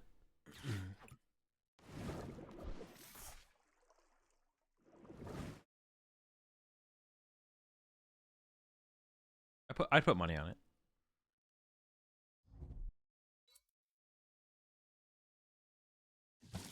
They can spit KO me next turn. This is a turn to play. Like, we're not Ionoing them very low. Is it a turn to Iono? Maybe it's not. We definitely have to bench the Charmander, like I said. They have a 5-card hand, but they've been working on this hand for a while. So this hand is better than an average hand. So honestly, probably playing the Iono is correct. I do need to get some of those cards off the bottom of the deck, though. That's why I was a little bit hesitant to do this. And I'm gonna shuffle the deck with Buddy Catch. I'm gonna go ahead and grab the Iono. What's my last Iono? Okay, sure, whatever. We'll be okay with that. Go to 3 prizes, you KO, go to 2, they Sableye, other Mew, then go to 2, then KO 1, then Radiant Zard for game. I don't know, I didn't do the math, maybe. I don't. Yeah, whatever you said is probably true.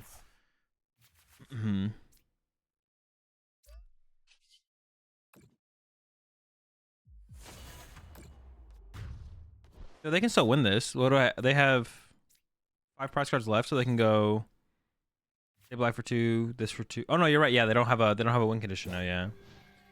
If they had Sableye last turn, though, they still win. They go Sableye last turn, KO double Mew, go down to. They would have 4 going into this turn. Yeah, I guess. Yeah, not benching the Mander seemed correct. I actually don't know, to be honest. We'll just let it ride. Yeah, because then they could have gone Sableye. Yeah, this should be good. We should be good now. Well, actually, I don't know. Active has. Yeah, what if they go? No, what if they go Sableye KO Charmander, 6 on active? If they go Sableye KO Charmander, 6 on active, and then I bench Charmander, they can just KO both in the same turn, then I lose. They don't have another attacker set up at all, and there's no way for me to set up another attacker. Why reversal on Mew? Because if they KO my active, it's just like a pivot. It's impossible to beat Charizard when I'm playing Lugia. It's a bad matchup unless you tech for it. You can play the Urshifu or you can play Cobalion to tech for the matchup. Otherwise, it's just a bad matchup. Yeah, so I literally lose to them going 6 on Charmander, 6 on active, and the next turn 6 on Charmander, 6 on active, and then I'd lose. So I need to like leave another bench for someone so I can bench double Charmander. Not being able to just bench double Charmander means that, yeah, it means I just lose. Maybe they just don't realize the play and they go after something else, I guess. I don't know. Damn, bro. We just lose. That's crazy. They don't see and KO Mew here. That'd have been sick. Yeah, that's why I put the energy on the Mew. So we need to save bench space open for double Mander. Okay. I'll remember that next time I play this matchup or whatever. I mean, we can still like win with Iono, obviously, but I think it's unlikely for sure. Actually, I'm gonna Bubby catch first to not draw into that. Yeah, Iono and Prey. This is like a big Prey though. We just lose. I guess that cram hit was very important. Well, it ended up being like relevant, I guess. I don't know if I'd say it was very important, but yeah, it ended up being relevant. How many rare candy do I have left? My last one.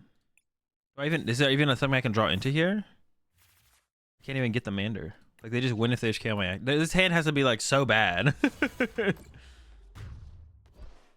Don't have any reversals anymore. Reversal doesn't matter. I have to be behind on prize cards. There's no way for me to be behind on prize cards anymore. No, the reversal is irrelevant, guys. The reversal is irrelevant. The reversal does not matter. Wait.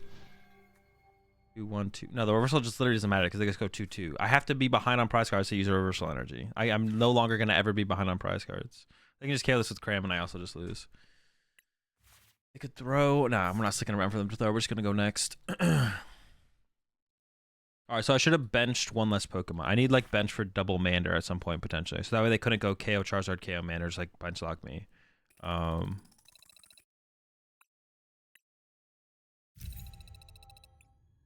Reversal energy never did anything there ever. It just was irrelevant always. Even if I didn't draw a prize card or something. This is what I thought would be a problem with this deck as well, as like Lost Box matchup seems so hard. Yeah, I don't know. One of Psychic? No, okay, I was about to say, nah, they gotta be trolling. But I could see it, I guess, because then you could attack with the Gallade. Just to have it around as an attacker. I don't know if it, like, fixes your Lost Box matchup, though. Your Lost Box matchup is still probably awful. Finding the reversal is, like, almost impossible, though, right? Like, finding the reversal sounds so hard. I always see a decent amount of cards turn to turn. Maybe it's not that hard. But we can't find the Psychic energy either, right? So yeah, we can't even find the Psychic energy. And that's like a lot of energy to commit to a Pokemon, but it would be more reasonable, I guess. Luminous? At that point, you maybe would just play a Luminous. Well, you have Jets. So actually, I don't know if that makes sense, because the Gallade you'd want to be attacking with potentially having Jets on it. So I'd say no, you probably don't play Luminous. It's probably a basic Psychic is probably better. 70 HP Manders? They do, but they have 151 cards and we do not. That would have been relevant, though, actually. That would have been actually relevant to have... That would have been super relevant to have a 70 HP Mander, yeah. Consistent way to stop Sableye? Not until we get Jirachi. But Jirachi will be a consistent way to stop Sableye. Will it be good enough to stop Sableye? Who knows?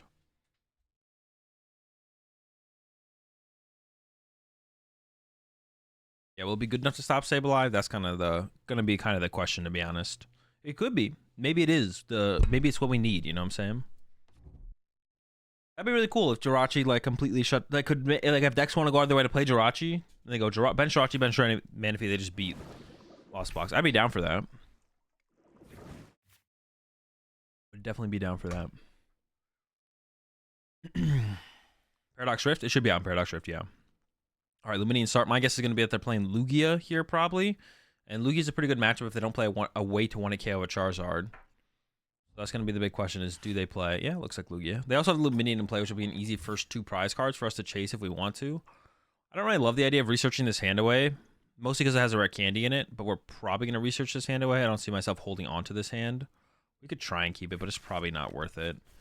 One question is, like, do I set up the double Mew here? I probably will. My board could probably be double Mew. I'm going to try the double Mew and see if I regret it. We'll see, like, we'll do, because I definitely regret it in that last game we played. But I'm going to try and go double Mew, double Charmander, double Ralts is going to be my goal. And then if they KO a Mew, that opens up a bench space for probably a third Ralts over the third Charmander, but we could go one way or the other depending on the situation. And they don't have a very aggressive start either, so I don't think they're, like, boss KOing anything or anything like that. A question could be, like, do I want to give them Artisan? I did draw pretty well here, so maybe I don't give them Artisan. I don't know how much I care. I did prize a Mew, so I guess that's not a possibility unless I get the... Not a possibility unless I get the other thing. Artisan guarantees me the double Charmander. Like I said, I'm not scared of my Charmander getting boss KO'd. So we did prize a Mew, but if we get the heavy ball, then that fixes that. 4-3. There's also the Charmeleon in here, so rare candies aren't like that. First rare candy is important, obviously, but followed up from that, the rare candies are a little bit less important. Not that we don't want to find them, but yeah, it won't be quite as relevant. Artisan, 1's in hand. Fires 3, 4, so we prize 2 fire. And honestly, I don't know what else we prize at all. The Palpad's prize? No, Palpad's in hand. Gallades, Charizards. I mean, prize something. I don't know what the rest of the prize cards are. We prize Heavy Ball. That sucks. We can't get our Mew ever. Yeah, the question is, do I want to give them Artisan? How much do I care if they have access to a 1 prize Pokemon? Probably not more than me setting up more. We're going to throw the Artisan out there. And then the Fire Energy, I don't really want to put it on the Mew for it just to get removed from play. So I'll throw it on the Charmander. And then we'll hit him with the research. You can use Artisan later because I do want to find the 2 Pokemon. So if I had drawn into a Pokemon, that would have been better. There's a Level Ball in hand. I don't really want to play the Level Ball, though. So I'm just going to go Artisan to get a Charmander, and then I'm going to use Mysterious Tail. If this gets a Battle VIP pass, I would prefer to Battle VIP pass and say the Level Ball to become a Kirlia. Ooh, there's a Rare Candy and an Ultra Ball, but I don't have anything to Rare Candy into besides a Gallade. I don't really feel like Rare Candy into a Gallade, so I could just go with a Level Ball instead, which I think I will do because I can just set up my board fully and then just play an Iono and just go from there. So we're just going to go ahead and grab another Ralts. We'll throw that in play and go Kirlia, Level Ball for Kirlia. Then set up our Kirlias and go from there. I could have taken the Rare Candy, but if I take the Rare Candy, that requires me to like draw into an Ultra Ball or a Charizard this turn. And I would rather just like play out my whole hand and then play the Iono and then draw into the candy combo, I feel like. Because if I have one, because like it feels like then you're like, I don't know, maybe the stats might work out. It might statistically work out better to have taken the candy there and then just draw as much as I can. And then if I whiff the Ultra Ball or the Charizard, then just play the Iono. But I feel like just setting up as much this turn and then playing the Iono and trying drawing into both pieces is probably a little bit higher odds of me actually pulling that off. I'm actually not sure, to be honest. I could have also, like, I don't really want to candy out a Gallade before I play Iono either. Because, like, candy out a Zard here initially is, like, too important to do that, I think. It is the colorless build. I wonder how much, like, that matters in this matchup. It probably doesn't matter too much, to be honest, because we still just scale up better into the late game than them. So if I have to go KO Snorlax this turn, I don't think I'm, like, too stressed about that. But they might be going Read the Wind here, which is definitely pretty good for me if they're going Read the Wind here. I'm down for some Read the Wind action. We'll see what they got. Yeah, it's Read the Wind. Okay. So we'll just go, yeah, Kirlia. Level Ball for Kirlia. Box of Disaster. Okay. The Guardy matchup, I guess. Although I think this deck already has a decent Guardy match. Ooh. I mean, there's nothing much to do. I guess I just lose a roll. There's not much to do about that at all. Yeah. I don't really want to punch a Lugia. I'd rather boss KO something off the bench because I can always want to KO Lugia later on. But I guess we're just going to go for the... I don't really want to play Iono either, to be honest. So this is like weird now that I didn't take that Rare Candy a little bit. Now that we top deck the Ultra Ball, though, I think we... Yeah, I don't really want to Iono them. So I think we're going to try and dig through the deck first. Artisan. Use the Artisan. Grab myself something here. Another Ralts, probably. Really is there. Yeah. So now I just need to find the Rare Candy. So yeah, now we're just gonna like dig through the deck first. I could give up the Gallade. I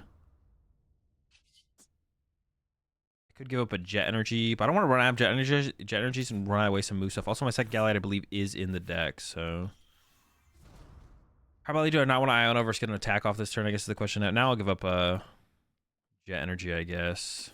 That's fine. Okay, there's a Rare Candy. So now I can go Ultra Ball away. Actually, to be honest, I wouldn't mind getting a Battle VIP pass here to Ultra Ball away instead. Or the Level Ball works as well. That gives me the Charmeleon, though, which I would like to do. I can Ultra Ball away the Iono plus the... No, I don't need the Jet to move.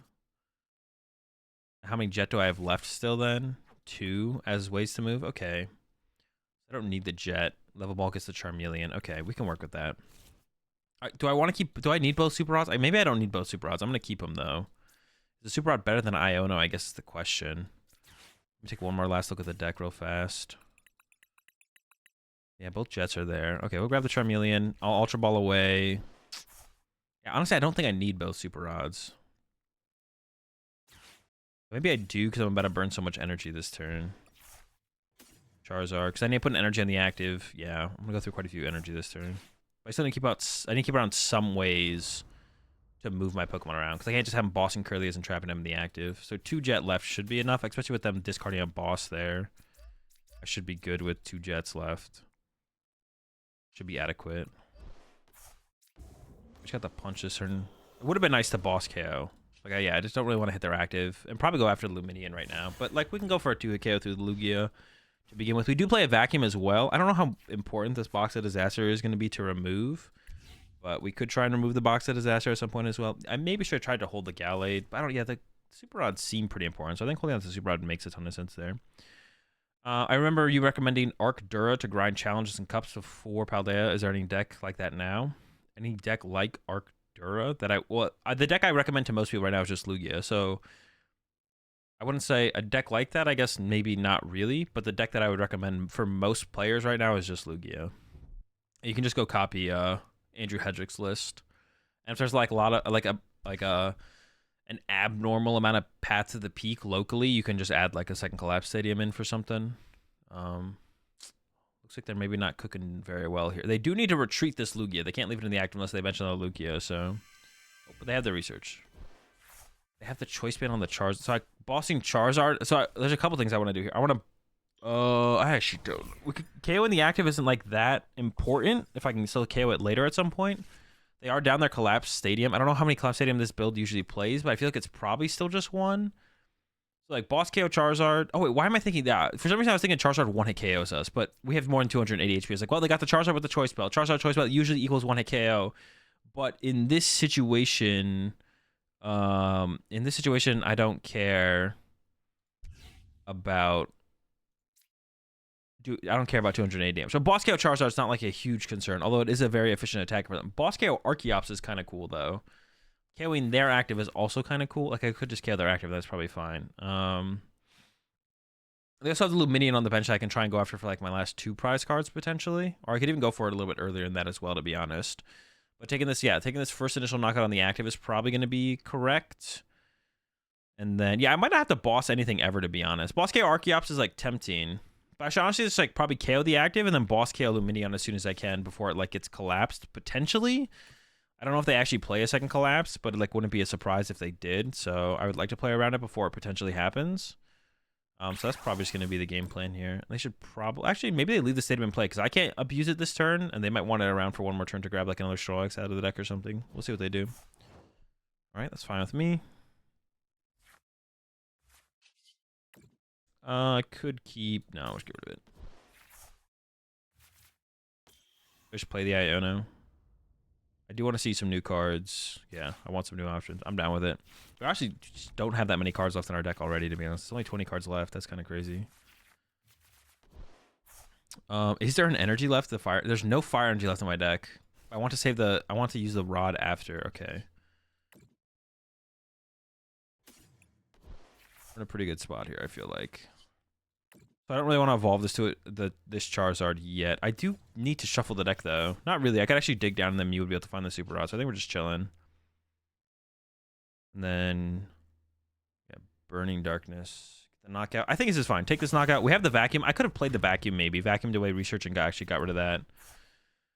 But maybe I'll wait. Well, I could have done that right now, to be honest. I think doing that right now is probably not a huge deal. I guess the question would just be, do they play multiple Boxes of Disaster? I doubt they play multiple Boxes of Disaster, but I guess they could.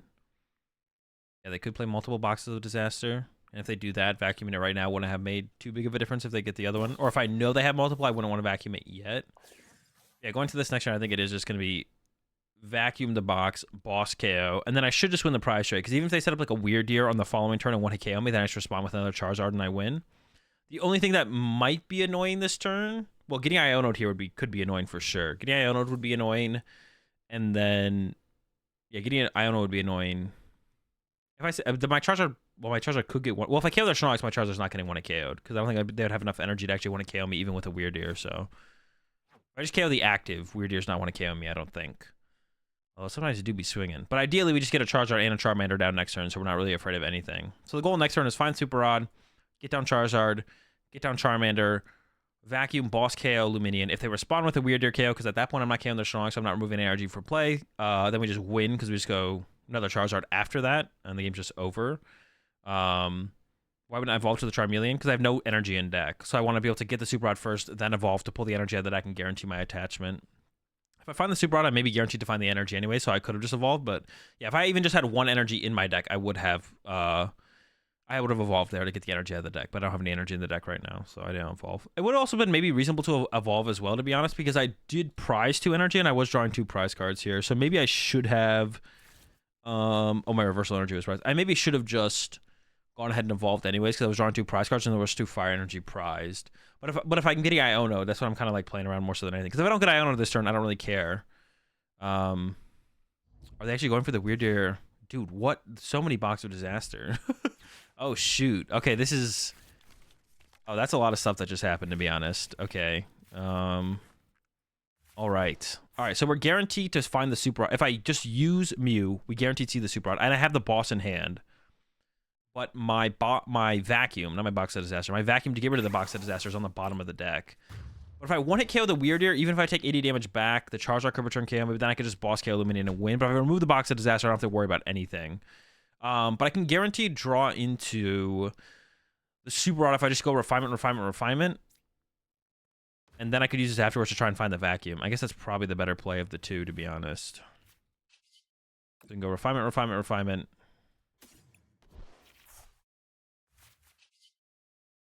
I need to keep a candy around. If I'm bossing this turn, I'm not Ionoing this turn. And no matter what, just bossing that is like really good. So get rid of this. There's the Super Rod now. I could evolve into the Gallade. Use Gallade. Thin a card out of the deck. This seems fine. Buddy catch. I have the boss for this turn, so I'm gonna grab the research and potentially vacuum the research away. Or I say it's a refinement target. Refinement the research. 2 more. I can't see any more cards. Let's just go with the Mysterious Trail. Hope for the vacuum. Pretty good, decent odds of hitting. Dude. Okay. It's not a huge deal. Grab another Super Rod. We can still just go boss knockout. So Charmander down.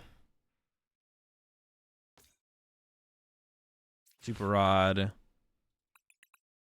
Charizard, double fire probably. If I even care about the Charizard, I should take triple fire and thin the whole deck out of the cards that I put into the deck. But I'm gonna need a Charizard on the next turn to combo with a rare candy, so that would make... If I got Ionoed again, then I'd probably want this. What if they just... If I get rid of the Weird Ear... There are 4 parts. If I get rid of the Weird Ear... I'm thinking if I ever should attack something else instead of the... I don't have to go for the boss. Should I play it a little bit slower and not even boss KO? Is what I'm thinking right now. I'm not sure if that's correct, though.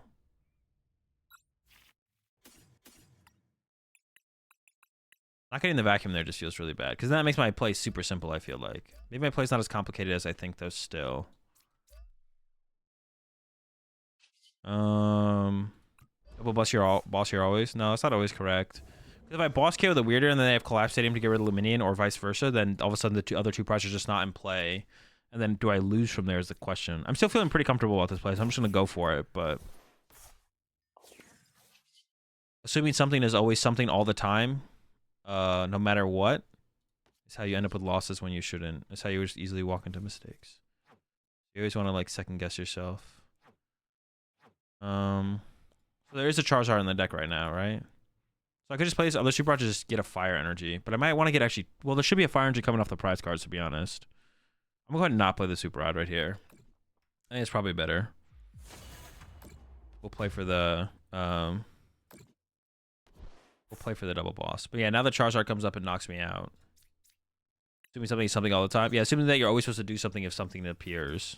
It's just not... It's like, there's nothing in Pokemon that's ever, like, you should always do it no matter what. Well, that's not true. Like... Give me Boss Lum here, and why I want to keep Weird Ear so they don't bump it and you win on prize trade? Well, because I could have gone like Boss KO Archeops, not put the extra damage on myself, so Radiant Charizard doesn't KO me. That forces them into a Weird Ear, probably using the rest of their energy and deck to respond to my Charizard, and then I go Charizard KO their Weird Ear win. But now my opponent could possibly go... Well, I guess removing the Weird Ear removes their only threat of a 2-hit knockout, though. Possibly, unless they play 2 Weird Ear. But now my opponent could go like bench a Pokemon, Collapse Stadium, get rid of Luminium, play Iono, knockout. And then I could whiff like Candy Charizard or something. Or they could play a second Weird Ear and second Weird Ear KO me. But if I had went like boss KO this Archeops with 2 energy, I remove one of their ways to accelerate energy into play as well as removing 2 of their energy. Or even just honestly Charizard KO the Snorlax was maybe not about the same thing. This would provide more energy overall through a Primal Turbo. So boss KO this instead. I don't hit myself for 80 damage, which means the Charizard can't KO my Charizard EX. And then the only way to want to KO a 2 Charizard this turn would be a weirder with probably the rest of their energy in their deck. They KO me. I go down to 3 Charizards instead of 2, so Iono hurts me less. And then I go Candy Charizard KO Weirdeer, and then the Charizard can't respond to my Charizard anymore. But now if they collapse Stadium this way, I don't know, it just feels a little bit more awkward this way. But it probably doesn't matter overall, to be honest. It probably doesn't matter overall. It's probably about the same thing. It's probably about the same thing. I think this is still probably a fine line to take. Because they probably don't play too weird here. That's the only thing I was thinking about. But and if they do collapse away the Luminion, that's probably not a big deal either. But yeah, I guess we just win. I don't think we lose anymore here. That's game. But I did pause to think about it. Yeah, but just because you have access to boss and see 2 prizes in play doesn't mean like you just don't. The idea behind like you just don't tunnel vision. Just don't tunnel vision. Basically, yeah, just don't tunnel vision. You don't have to tunnel vision. Don't tunnel vision. Stopping and thinking for a second can be like a big difference between like winning or losing a game. So.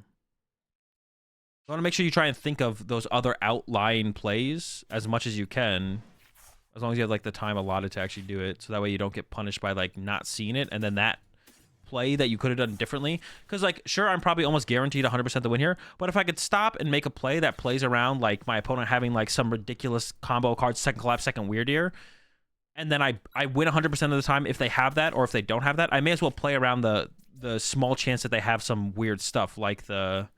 Oh, I have to put this in play. I may as well play around that as well, right? There's no reason to not play around the outlier if my win percent is still the exact same, right?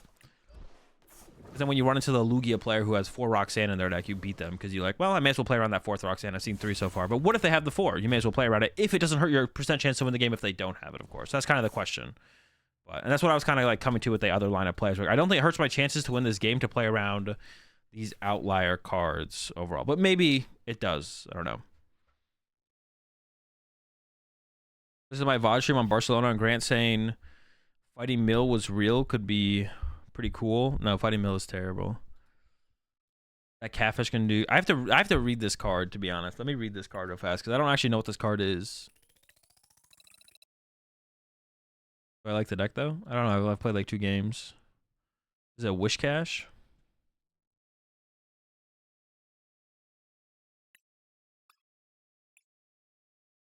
Wait, am I trolling? How do you spell Wish Cash? Is it not a standard format card? Oh. Oh, Whiskash?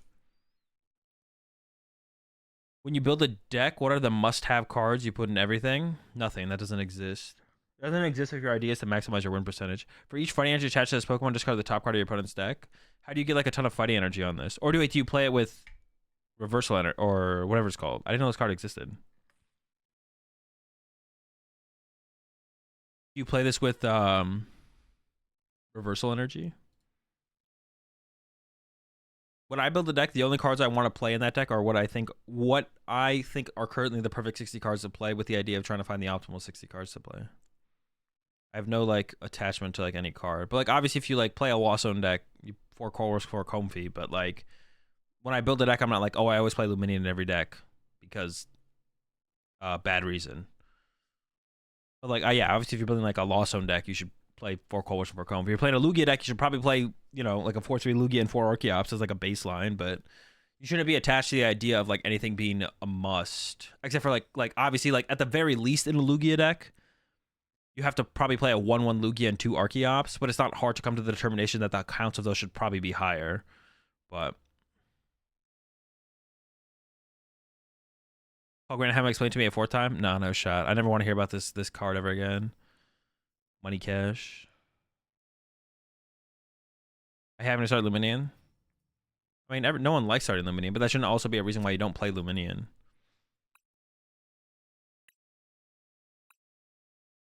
It's just either it's like the way you want to think about a deck.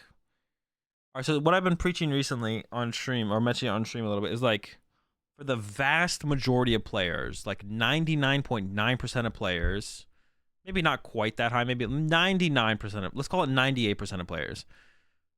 No, 99% of players, you should pick a deck like 2 or 3 weeks before the tournament and just practice with the deck and plan to play it at the tournament pretty much no matter what. As long as you do like some baseline of meta-analysis and you realize, oh, okay, I want to play, like, Lugia is a decent player now. I want to play Lugia at Pure Regionals in a couple weeks. All right, I'm going to play Lugia. So all you should do is focus on working on Lugia and nothing else. You shouldn't play with 4 or 5 different decks and then pick one the night before the tournament to try and get the best meta call. Your chance for the best success from you as a player, for the vast majority of players, to pick a deck 3 weeks before a tournament. Just 3 weeks is like a rough time frame. Pick a deck 3 weeks before the major tournament you're going to. Do some baseline meta analysis and be like, okay, this deck is going to be a solid play pretty much no matter what, or it should be a solid play when the tournament comes around. I don't expect any like weird stuff to happen. Pick the deck 3 weeks before the tournament. Practice with it up to the tournament. Work on learning the matchups. Work on refining your list. Yada yada yada. But when you're in terms of refining a list, you always want to be testing the deck as if there is a theoretical perfect 60 cards for the archetype you're choosing to play. Bro, terrestrialization Pokemon are so ridiculous. What is on this Tyranitar's head, bro? Is it like a big light bulb? Pokemon adding like some new mechanic to the game without making the Pokemon look super goofy. Challenge impossible, bro. What the fuck is this? But like theoretically, I don't get how Ian Rob said Billy is in Lugia is bad. Just collapse it away. I mean, your statement is just like, yeah, Squawkabilly could be bad in Lugia, but your statement is bad. The statement you just made right there is just means nothing. You didn't say anything. That's just like saying just draw perfectly. You'll win every game if you draw perfectly and play perfectly. But no, it's not going to happen. So, but in terms of like refining your list as you're practicing up leading to a tournament, you want to be working on your list as if you want to be working on your list as if there is a theoretical perfect 60 for Lugia, and your goal is to try and get to that perfect 60, or you'll never get to the perfect 60. You should never play as if you actually are playing a perfect 60 cards. Your goal should be to try and get to the perfect 60 with the idea you'll never get to the perfect 60, but you can just try and get as close as you possibly can by the time the tournament comes around. And it's possible 3 weeks before the tournament deciding to play Lugia, the 60 cards that you start working on with Lugia is the exact same 60 cards you play at Peoria, but through that whole time process of those 3 weeks, you want to be playing as if there is a better list of Lugia out there and you're trying to figure out what it is. And you might figure it out by the time Peoria comes around. You might not. And at the end of the day, when you're wherever you're at and you're testing your analyzation of the meta and the deck that of the list currently is just what you should play, with the idea that, okay, there's a perfect 60 out there for the Lugia single strike archetype. I don't know what it is, but this is where I'm at, so this is what I'm going to play. Yeah. It's a good thing that there isn't enough room on the normal cards to show the dumb Terra hats. It's in all their glory. Bro, they're so ridiculous. They're so ridiculous. Why do they exist? Like, why couldn't they make it look cool at least? They just look ridiculous. Why can't they, like, make them look cool? Instead, they just look absurd. Is my opponent playing we're playing a mirror match here? Was that my mulligans or their mulligans? I think it was their mulligans.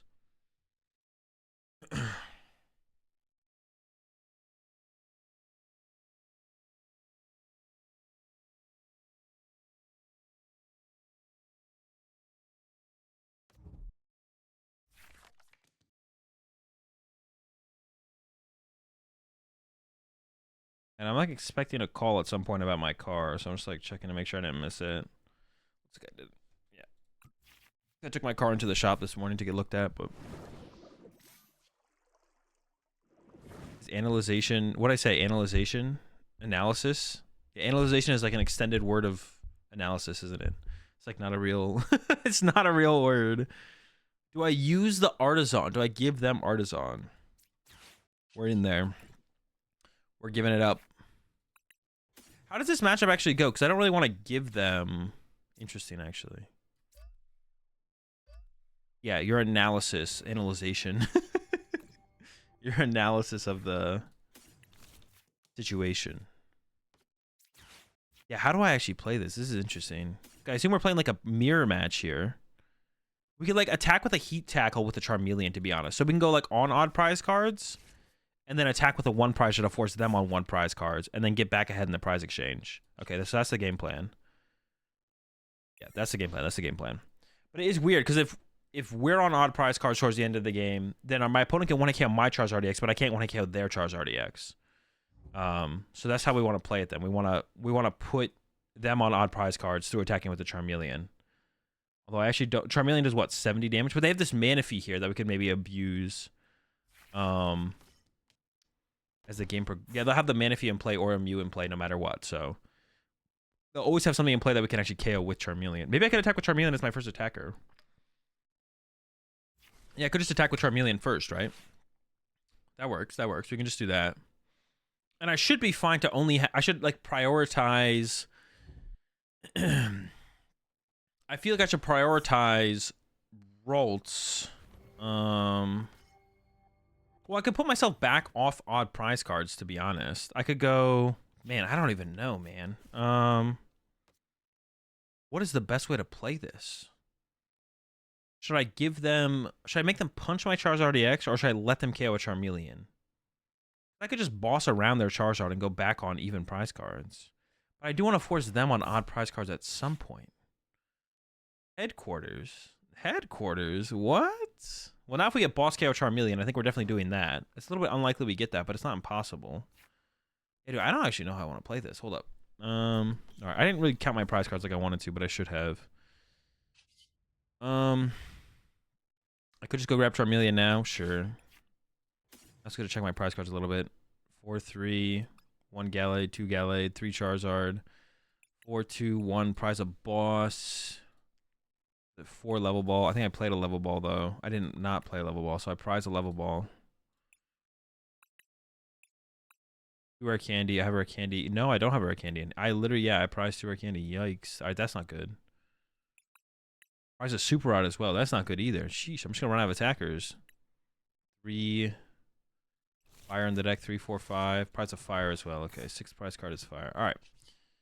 Refinement. I might just get rid of the Gallade, to be honest. I don't know. Fire Energy are pretty cool.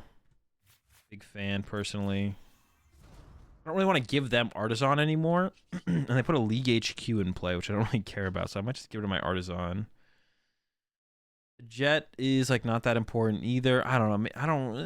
Yeah, I don't really want to give them access to more basics, to be honest. Especially at this point where they're already down their Battle VIP passes and something like this, I guess. Okay, we got the Candy Charizards and go... Yeah, but how should I play this now?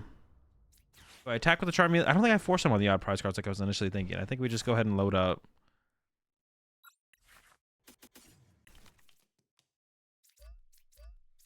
Just gonna attach to the Charmeleon here. Gonna put the tail real fast. I would like a level ball here, I guess. Heavy ball, I didn't prize anything. Vacuum, I don't need. I guess Ultra Ball is probably the best card to have for the future turns. I could play it this turn, but actually I don't really have cards I want to get rid of overly, to be honest. Yeah, I think we just take this a little bit slower. I think we do want to take a knockout every turn, though, so I don't really want to hit into their Charizard. I can still, like, force the odd prize card at some point on them, right? Yeah, I think at some point, I just shouldn't evolve to another... Man, it really depends on what they're hitting on my end. Having the extra prize card definitely works. Can I post the deck list, please? It's in the Discord. It's on the screen if you're on desktop. You can find it. But yeah, you know, I'm gonna go ahead and time you out for spamming the if your second message is coming like 5 messages later, I can see your first message. You don't need a message again in the chat. I'm just like not looking at the, like, I don't only see 1 message at a time in the chat. I see like the last 10 messages in the chat. So if you send a message and then 3 other messages get sent and you send the exact same message, I just see the same message twice. Like, I'm just not always 100% looking at chat. Doesn't mean I won't see your message. So you can go for a nap. I'll see you in a little bit. But yeah, it's in the Discord. It's on the screen if you're on desktop. Now, if you like send a message, I don't respond to it, and then like 20 messages later I haven't responded to it, then it's like sending another message is okay. But doing it like 5 messages later makes no sense. Yo, appreciate the 5 gifted subs there, Victor. Welcome to the pack there. Firewall, Pancake, Just Chris, Freako, and Lord Beef. Always appreciate the support, Victor. Welcome all to the pack. Got plenty of Charizard, but we're all out of Bulbasaur.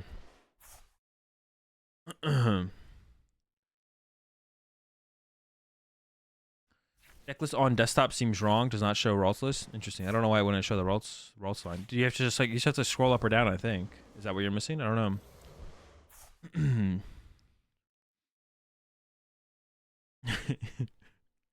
Yeah, always appreciate the support, Victor. All right, they got their Charizard out. They also play the Greninja. This list actually that I'm playing here does not have a Radiant Pokemon. Although I don't know what Radiant Pokemon you'd want to play, to be honest. Maybe like Serena to heal. would be interesting. So they punched my active. I think I'm gonna boss KO their Curlia and just ignore their Charizard. That's what I'm feeling. I don't know if that's correct. I honestly just don't. I think we're gonna do it though. I think we're gonna do it. Oh, I need to get to the boss though. Hold up. Maybe we get rid of this. And to get to the boss, I need Ultra Ball for Gallade. Oh, no, wait. I prize second boss. So I don't actually have access to the second boss. I take it back. Wait. I didn't boss yet. I do have a boss in the deck. Never mind. I don't know if I'll need the vacuum or not. I don't really know what their plans are. I'm going to hold on to it for now.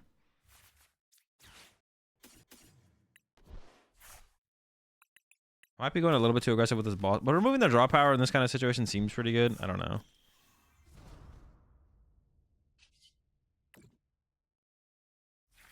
Buddy catch, boss. I do need a bench of Charmeleon next turn. What if I hit this for 70? They went KO, KO, drew 3 prize cards. I would do plus what? 90, so 270. So I guess actually attacking with Charmeleon next turn actually would work, to be honest. I don't really want to play anything else. Yeah, next turn attacking with Charmeleon would set up the 2-hit KO on this, I guess. So I actually don't need, and then would also put them on odd prize cards. So I don't know. Maybe that is where. Maybe that's like a fine way to run it. We'll see. Yeah, I could do it like that. I guess that would be like fine. I could go just hit with Charmeleon. Would I rather hit with a Charizard? I guess is the question. How much do I care about putting them on odd prize cards? I guess, dude. I don't know. This is like this whole situation is blowing my mind. So they're going after my Charmeleon. I'm a Super Rod back in. Well, they put themselves on odd prize cards now. So I sent up the Mew. Maybe I should have used the Jet on the Mew last turn and got some more value out of Mew. That's possible. Possible that was correct. But I actually researched this hand. I lose the rare candy. I don't remember how many rare candy I have in the deck. Could I just research this hand? I just got this off the prize cards though, right? Maybe I shouldn't.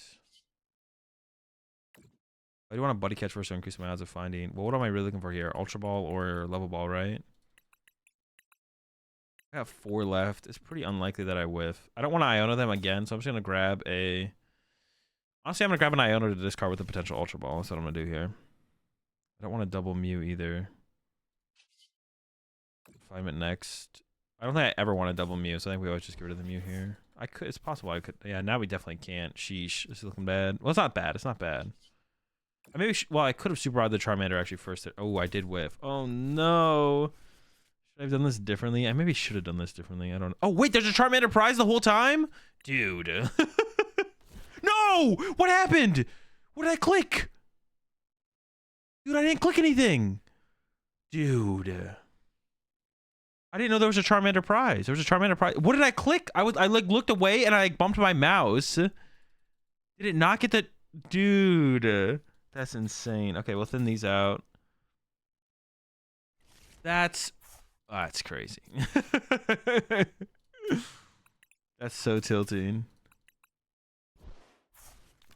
Well, now I got an Iono into a Charmander. Well, I should attach active here. I'll attach a fire actually. I'll save the Jets. Dude, what actually happened? Did it just like now I want to like go back and rewatch it because I like looked away over to chat. I did bump my mouse. But did I click off? You clicked the discard pile? You didn't click or anything? Yeah, what happened there? Why did it? Because I didn't think I clicked done. I didn't think I was even close to clicking the done button. So I was like, okay, I felt like I was good. That's crazy. That's a bluff. That is. Some of them got bluffed.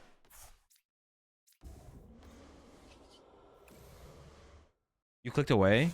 What did? Oh. Can someone permit Bucks in chat so they can post the clip and I can watch it? Now I'm curious as to see what happened. Yeah, I did not mean to do that at all. To be honest, that was crazy. But it looks like taking away my opponent's draw power is definitely paying off here. They've been dead drawing these last couple turns, so like taking that away from them has definitely made a difference here. I mean, if they had the Curlia this whole time, who knows how this game would have been going, but it seems to be working. Yeah, I'll watch that clip. I'll watch that clip after. Because, yeah, I swear I did not click done. I didn't think I was even close to the done button. I definitely bumped my mouse. So if my If my mouse was next to the done button, then I maybe did click it, to be honest. Oh, you know what I did? I maybe hit.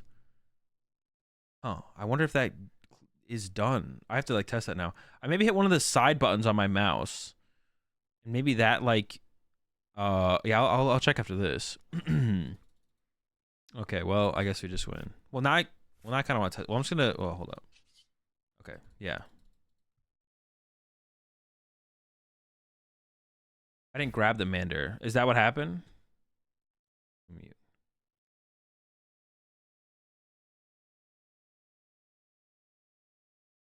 Wait, yeah, I didn't click the done button, but I think I maybe clicked one of the side buttons on my mouse.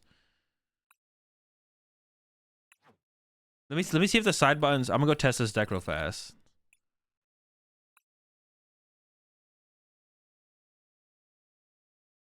Yeah, let me see if the side buttons like do something. Like, well, I'm clicking the side buttons right now. It didn't do anything. I definitely bumped my mouse and maybe hit the side buttons. Well, let's just go find the heavy ball, play the heavy ball, and click on the side buttons and see what happens. We probably also want to make sure that we like we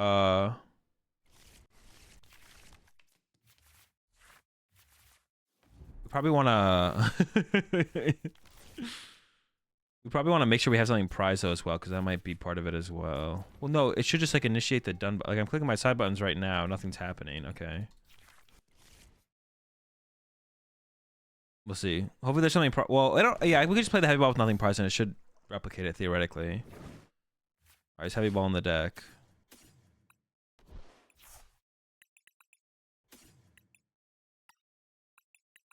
All right, heavy ball's there.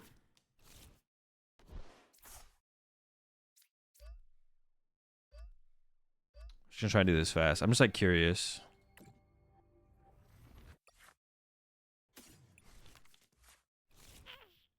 I don't really want to ultra ball here to get the other. Well, sorry. What's the end here? Heavy ball always triggers deck search bug. If you heavy ball, then deck search. More often than not, it breaks the game. What do you mean deck search? Like click on the deck? I didn't like search anything in my deck. You picked Charmander, then you moused over done with Charmander in there. No, I never. Oh no, I did pick the Charmander. Yeah. Oh yeah, it's definitely some kind of bug because I did pick Charmander, and even if I had clicked done, even if done had been initiated. Yeah, so it's some kind of bug, but I'm wondering if it has to do with the side buttons on my mouse. Because I literally bumped my mouse with my hand as when it closed. So I wonder if it has something to do with my side buttons on my mice. On my mouse, my mouse. Let's just go find the heavy ball. We'll find out. Okay, there it is. So we use it.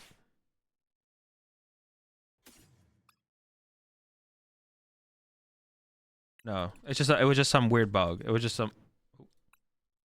What did I do exactly in the clip? Let's see if we can replicate it. Valid. Pick Charmander. Pick Charmander, then I clicked all, then I bumped my mouse like that. But I never clicked done. But this was I did have the Charmander selected. So it was literally just a bug. Dude. What the heck? Yeah, it was just literally a PTCG live bug. I don't know what caused it though. Yeah, I have no clue what caused it. That's annoying though. We could have lost because of that. I forced me to play the Iono. I didn't want Iono them. No, I know you didn't. I'm just saying if you heavy ball and then play like Artisan, Nest Ball, etc., it bugs out. Oh. I didn't want to. I could have lost with that. I don't think you dragged the Mander. No, Mander was in the selection. It was in. I'm looking at the clip right now. Mander was like I had selected Charmander. It was in the. It was in the take it from the prize card situation or area, whatever. What do I have to do? Attach 3 tools to your Pokemon? Can I refresh it for a new one? Oh, really? You can just do that? Oh, wait, but does this mean I'm like behind a quest now? Use an attack that costs at least 3 energy? I don't have any of those in this deck either. What the heck? You do mouse over done though? Yeah, maybe that did something. I did mouse over done for a second, but then my mouse was way far away from the done button. Dude, I still can't believe I didn't even think about it. Dude, I've been wanting to try Toad Scroll for a while. How long has this set been out? 3 weeks, 4 weeks? They've done updates multiple times, bug fixes, patches. Dude, Toadscroll is still bugged. I didn't even think about it, to be honest. I mean, I feel like we're so far past Toadscroll being worth like playing. It's just like, which is kind of so cringe. But then I saw Pilot did a tweet this morning. Was like, "Yep, Toadscroll is still bugged." I'm like, bro, like I didn't even think about it, but now that I'm thinking about it, I'm like, bro, still so stupid, man. That's unreal. That's like unacceptable. It's like we're not even gonna get to play the card before like two other, like Paradox Rift might be out before that even gets fixed, or it might just never get fixed. I mean, it's not like it's like a very important meta card, so sure, but like I wanted to play with Toadscroll. I want to try out the Toadscroll. Can it? Nope. No Toadscroll for you. Or me. I don't know, that's kind of frustrating. Alright, that's a pretty good hand, though. Yeah, do we hit him with the double Mew? It depends what the matchup is, I guess. Sablezard. Dude, why is everyone on Sablezard right now? Is that like the new hype deck? Alright, so I gotta save 3 bench faces open for 3 Charmanders. I don't have to, but you definitely got... It is probably more situational than I'm giving it credit. And the way that one game developed, though, it felt really bad to only have space open for... They did get like that weird turn 2 boss, though, so I don't know. Should I play like they're carrying a Mew off the rip and go with another Mew? Definitely don't want to give them Artisan. We'll do this. Definitely want these. I prized Ralts.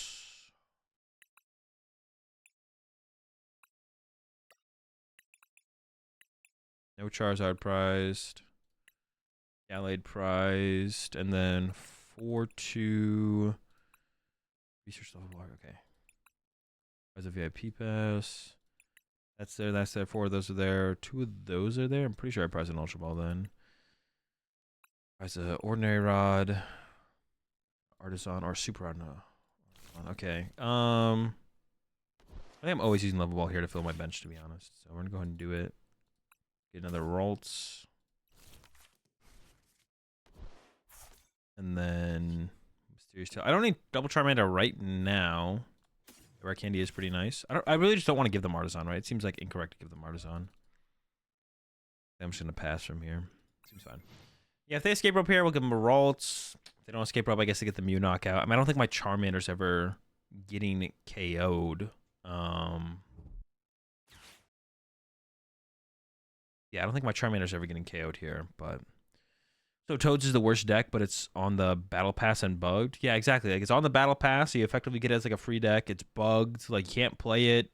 It's not banned. Like, you can play with it, but it's bugged. So it's like for me, now I'm sure there's some people who don't care. A lot of people probably pick up the Toadscroll deck and it's like, oh, I'm doing more damage than I should be, but yeah, I still get to play the Toadscroll deck, whatever. I'm gonna play with it. It's fun. But for someone like me who's like, I know Toadscroll is probably not like a competitive meta deck, but like I want to play with the cards within their actual limitations. Like I want to try and push the card to its limits in its actual limitations. So if it is good, then all of a sudden, oh, I'm like, okay, this card's actually better than I thought, but I can't do that if the card does more damage than it should. Like, it's just so cringe. I don't know. Just such a yeah. It's so ridiculous that they haven't fixed it yet. It's been like multiple patches, multiple updates. The card's been out. What's a month? Are we looking like a month right now? How long is this set been out? It's been a while. Oh yeah, it's been a month now since before Worlds. Over a month. It's almost like 5 weeks, and it's still bugged. Like that's just ridiculous. I mean they're different though, man. They're definitely different for sure. New levels of ridiculousness as far as things getting bugged and patched and fixed and whatever you want to call it.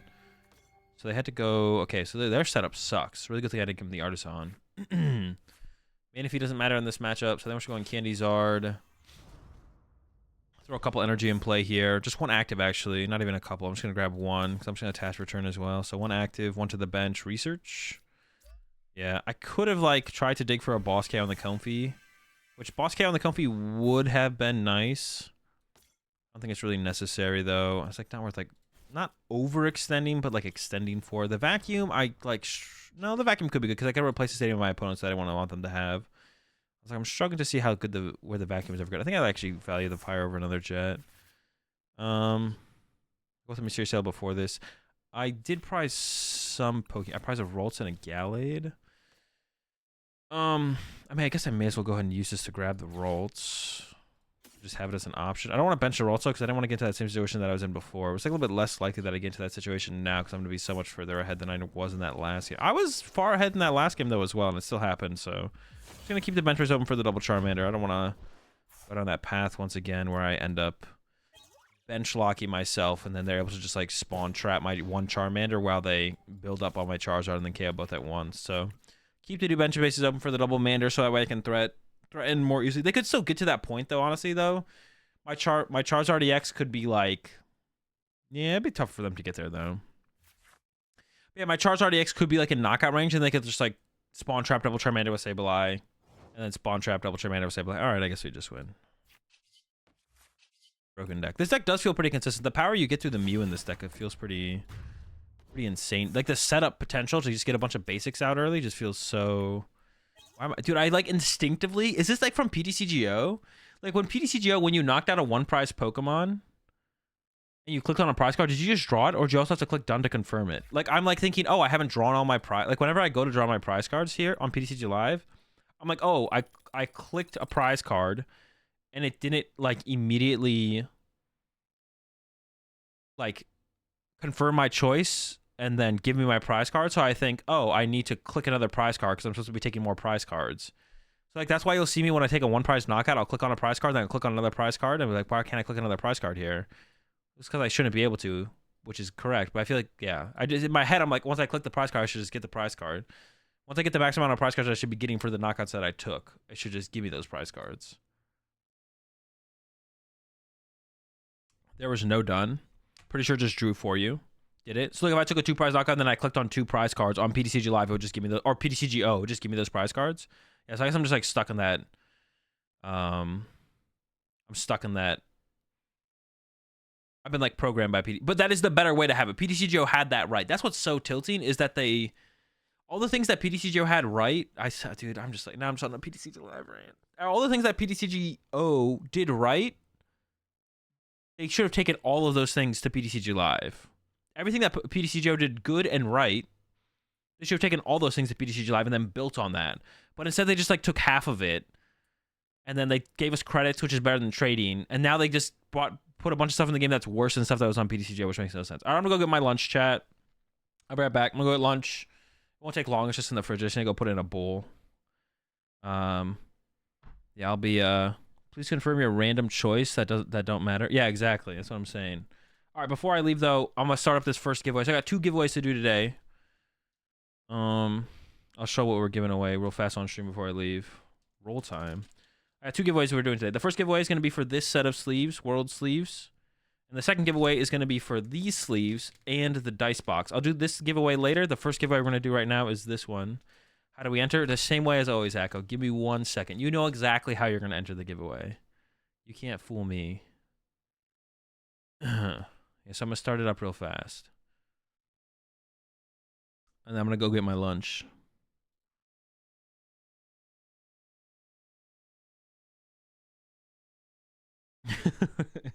As always, subs have maximum luck. So if you're a sub, you have a higher chance to win the giveaway. But everyone can enter the giveaway. All you have to do is be following the stream. And then go ahead and put exclamation point ticket in the chat. And then I'll enter you into the giveaway. And I'll be right back. I'm going to go get lunch.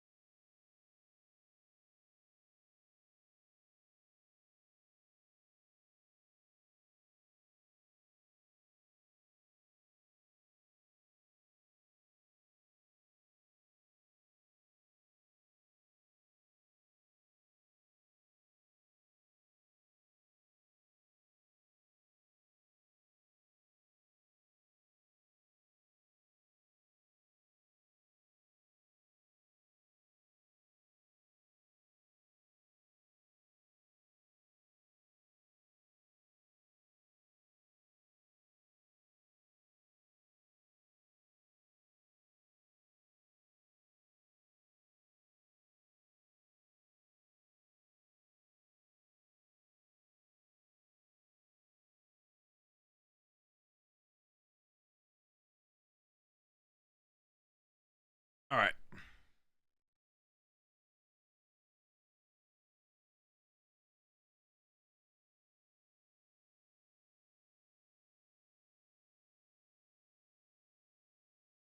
Oh, oops, my bad. I didn't mean to run another ad. All right, let's run this giveaway. Our winner is True Random. Random, if you're in chat, you want to send me a message with your name and address, that's great. If not, I'll send you a message after the stream to get it. Dude, what happened on my phone? To get it so I can send you your sleeves you won.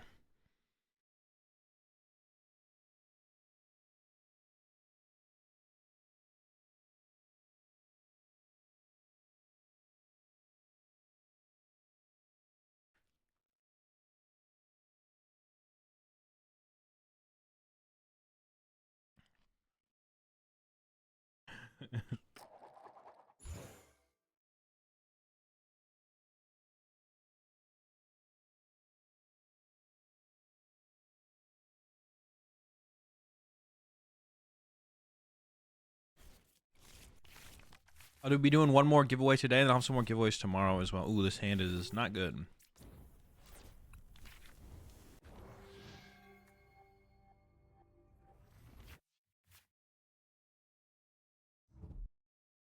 This hand is very bad.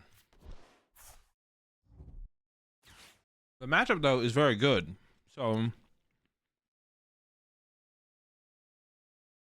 hopefully we top deck and can beat them, but we'll see.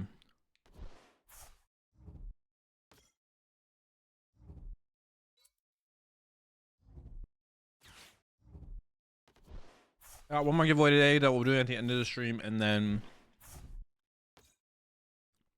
we did hit our sub goal today, so I'll have a couple more giveaways to do tomorrow as well. And also tomorrow's 151, so we'll be trying out new decks. But I'm not gonna be starting up the stream till later tomorrow because I got a dentist appointment at 2.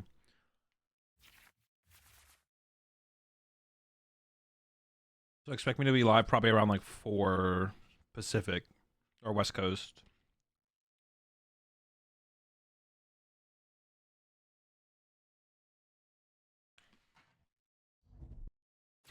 Someone time out Echo.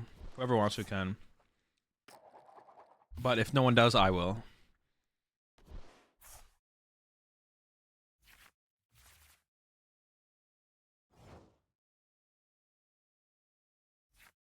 What's in my bowl is just a... Vacuum is actually really good in this matchup. My bowl is just a reheated Chipotle bowl. But I've been on that Chipotle grind this whole week. I've got another Chipotle bowl in the fridge that I'm eating tomorrow for lunch, or I guess meal. I'm just having like one meal a day with these Chipotle bowls, but yeah, I've been all in on Chipotle. We're double Mew in here.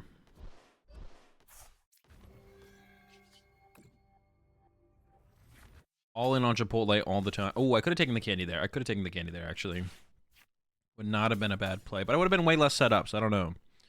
Too much sodium? No, I think I'll be alright. I'll survive for now. I work at Chipotle. Do you want me to bring you free guac? I'm in. I'm a Chipotle gamer now.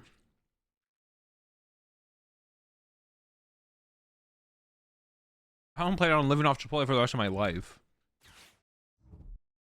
Can you still in speedrun? I like the Japanese damage counters over dice? No, they're too tedious.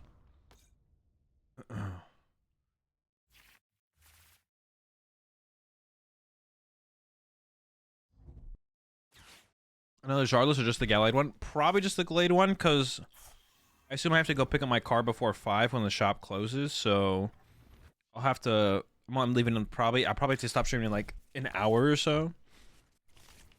I'm assuming they want me to come pick it up today. If I can go pick it up tomorrow, though, then we'll stream a little bit longer. I don't know what the situation is, though.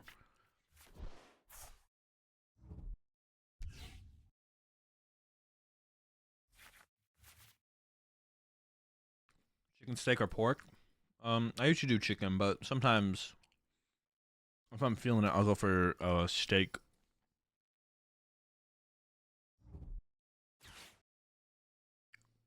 They got the path. That's unfortunate. We had like an insane hand here, to be honest.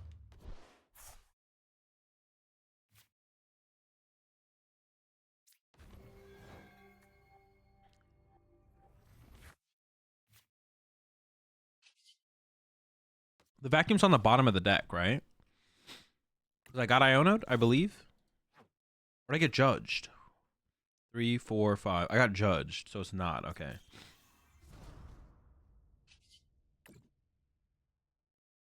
Rid of this. Draw 2.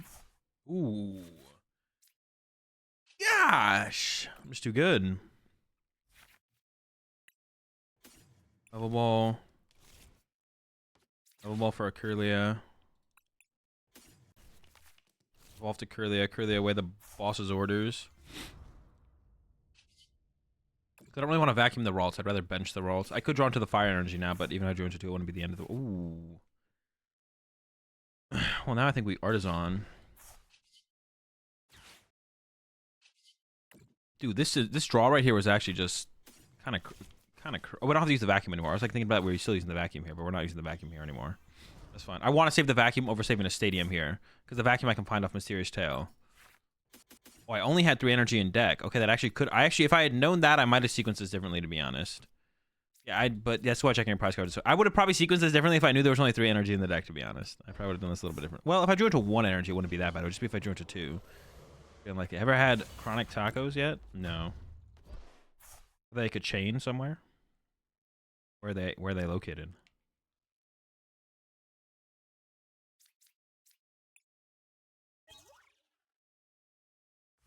How many is the list play? 6?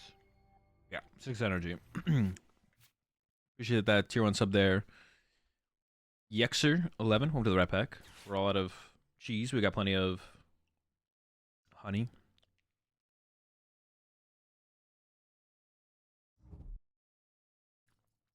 It's in West Cali, Oregon, Washington. What's it called? Chronic Tacos. And I'll look it up right now if there's any near me. Or hope.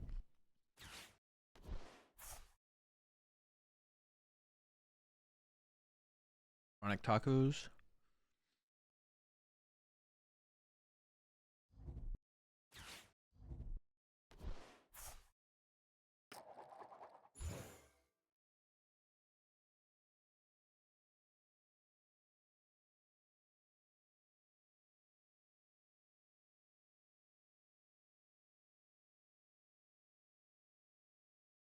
There's one in Fresno, but it says temporarily closed, so... So if I'm asked what state am I located in? California.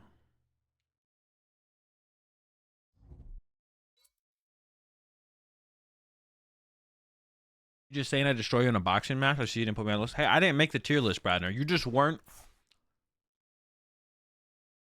Oxy-worthy potential to make the tier list. I didn't make the tier list. Whoever made the tier list, what does that mean? Oh, Cali person? Sag? What does that mean? Yeah, I didn't make the tier list, Bradner. But you would be in, you would have been in like the 2nd tier. You wouldn't have been in the, you'd been in the I have faith tier. I have faith I'm going to beat you. I think Tukatani X has potential as a good deck. Nope.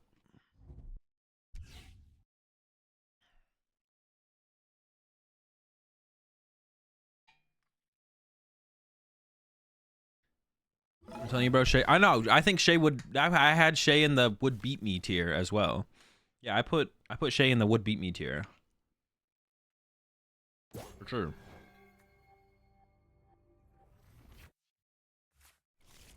%100 agree. I think Shay would beat me as well. I appreciate the 5 months there, POV. Not, yeah, definitely not disagreeing. Oh, should I go for the? I'll go for the Kirlia. I would ideally like to candy the Zard here. If we don't candy the Zard, it's not the end of the world, but should I just play the Palpad for the boss? The boss doesn't ever really do much here. I think we should play the Iono. We're talking about the boxing, I see. Is there a problem with what? Is there a problem with that? What's your problem with boxing? Should I just get rid of the Super Rod? No, I need to recover the energy. Honestly, we can get rid of the Iono here, to be honest. I'm about to go down to 1 prize card. I don't want to see the Iono ever again. So I got this. I don't have the Ultra Ball. Oh. We don't need... Do I need 2 Super Rods? I kind of want to jet this turn to try and find the Ultra Ball. I think we get rid of 1 of the Super Rods here. I think that'll be fine. We got the Charmeleon now, though. And the Research is good as well. I think I'm gonna go ahead and ditch the... Man, my hand would be getting disrupted, I guess. Okay, now we're just chilling.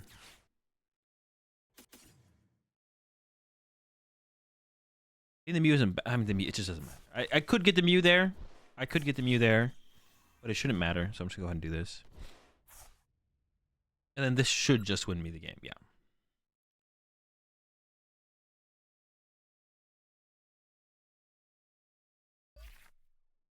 You know, I want to shuffle first. I don't know what was on the bottom of the deck. I think it was there's a Rare Candy at the bottom, but I had a Rare Candy in hand, right? Any plans on fooling around with Sanders' control deck? I mean, no plans right now. 151's dropping, so yeah, 151 drops tomorrow. So I'm gonna be focused on trying out 151 stuff. I don't know how good any of the 151 stuff will be, but man, like an extended. We're definitely in an extended. What's it called? Which isn't bad. Like the current format's not bad. I don't really mind the current format. It's like whatever. I don't know. I'm excited for, dude, the new stuff from, like, I'm excited for the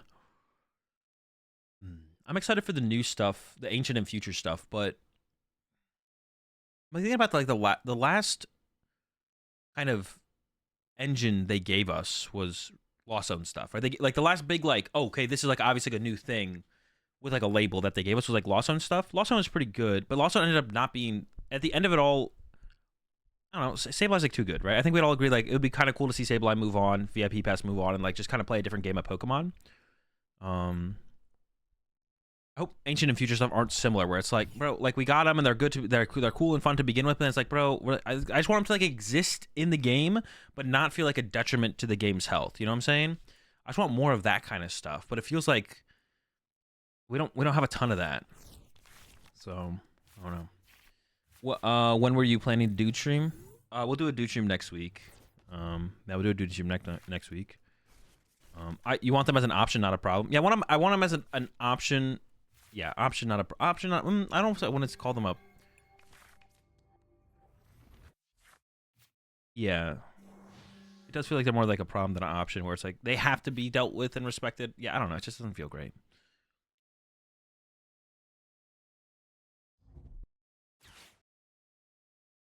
Just don't give us a one-set deck like Fusion Strike. I mean, they literally just did that with Obsidian Flames. No, 151 being a... Well, if 151 is a one-set or zero-set deck, it's kind of just like, all right, whatever. That's where we're at. You appreciate 2 months there, Time EU West. If that happens for 151, it's kind of like, all right, it's not a major set release. If that happens with Paradox Rift, that'll be really annoying. If Paradox Rift drops and we get like a Charizard EX type deck and that's it, that'd be kind of annoying. But you know what, to be Charizard is proving to be more than just the one Arceus Pidgeot build that seemed to be mint overall. We just saw it get top 8 with a Lost Zone build. There's a couple other builds that did pretty well at Barcelona as well. So it's like kind of evolving, for sure, and becoming like more of a threat or potential. Oh, it's definitely not good. Hey, what's up, Peter? Charizard itself is 3 different decks. Well, one of them is probably the best way to play Charizard, though, to be honest. So it is 3 different decks, but is it 3 different decks? You know. But yeah, hopefully, I don't think Ancient and Future Pokemon will be an Obsidian Flames type set, though. I think we're gonna get a lot from that set. Do I just boss the Zacian here? I was thinking about like, what if I do get a boss here? What would I boss? Because I don't want the Mew and the active for them to get a turn 2 candy attack, right? I just body every complainer on Twitter. Peter, what if I told you you were the biggest complainer? How would you feel?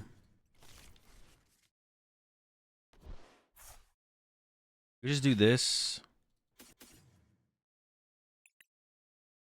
Do this. I could use this to go get another Roltz. I didn't check my prize cards there, but I should have. I could use this to get another Roltz. I just know I'm going to do that, so I just want to do that. I mean, if this only gets a Battle VIP Pass, maybe I want to give them. I don't want to give them access to this, and I would rather just grab. Yeah, so if this happens, then I just do this. So maybe doing this first always makes sense. If this sees a level ball, maybe I do this to go to another Roltz. Ever want another Charmander in play? Probably not. This is probably fine. This is good. Yeah, so that's probably the correct sequence. Is just Mysterious Tail first. If there's a Battle VIP pass there, I don't give them the Artisan. If there's a level ball there to become another Curlia, then maybe I do put the Artisan in play. I'm still not sold if I should put the Artisan in play. I don't think I would ever play the level ball for another Worlds because I think I'd probably just rather set up double Curlia guaranteed next turn. So yeah, I'm actually not sold on.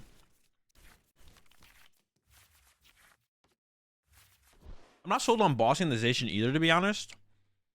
Because bossing Zacian means I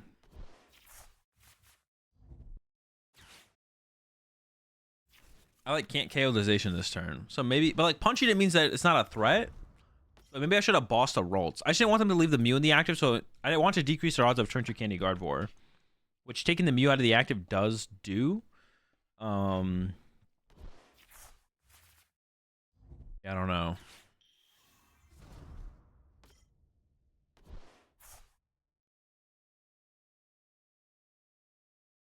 A couple of Japanese channels testing Darkrai with the Roaring Moon EX. I mean, Roaring Moon EX seems good. I don't know if you need Darkrai though. Like Sada, Professor Sada's or whatever, that card is like broken. Like with the support around it. What's up, Goat? Yeah, Sada's plus Radiant Greninja plus the Vessel, like that is just broken. Whatever that is just disgusting. It doesn't actually need anything else more around it, like, to be honest. Like, that's all it needs. Honestly, I think the best play here is Boss KO, the Guardi EX, if I can get it. I doubt I'll be able to get there, and maybe I shouldn't even go for it because my hand is set up so well to just research. But I'll see what I top deck. I only have one boss in the deck left as well. Maybe not even one. Ooh, wait. I don't have another candy. Hold up. If I do get another candy, though.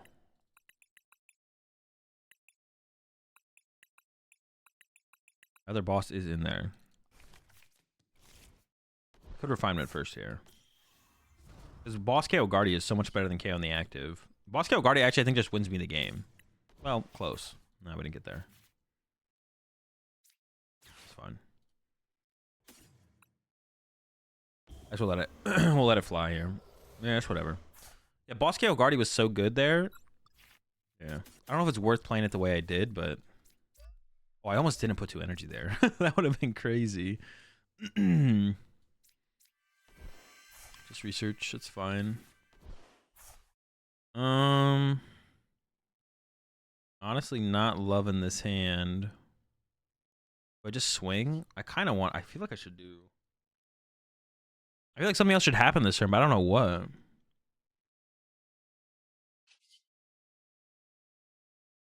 Damn, this draw was weak. I could candy out another Zard. I could go to Curly. I could candy out a Gallade. How many fire energy are left? I guess that's a good question. 1. If they don't KO my active, then I'm going to wish I had this Ultra Ball back, to be honest. Yeah, maybe I'm playing this too aggressively here, to be honest. I could have played this slower for sure. I could have just held the Ultra Ball and just had the option of like Ultra Ball Gallade or Ultra Ball Charizard or whatever. I mean, doing this feels nice, though, to be honest, because now if I get Iono'd, I have so much more set up and I have so much less dead cards in my deck. So it does feel nice to do this, to be honest, but I don't know. I mean, if their response to this attack is just knock me out with Zacian, I'm still feeling pretty good. But they could like collapse away their Guardian on the following turn plus attack or something like that, and that would make it. That would hurt, I guess.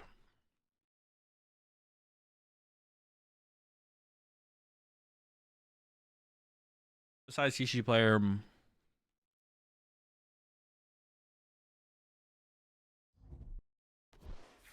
Not Walmart. Why would you even suggest Walmart? They don't even sell singles at Walmart, do they? The extent of a single at Walmart would be like buying the promo card. 26 energy reversal. Oh yeah, they could kill me with a reversal, to be honest. They could reversal me. That would be pretty reasonable for them to pull off, to be honest. They do online for +5 what it's worth. Wait, Walmart does? Wait, are Walmart Pokemon singles real?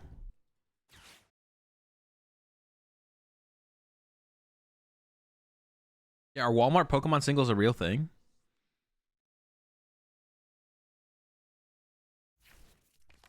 We don't talk about the secret Walmart singles?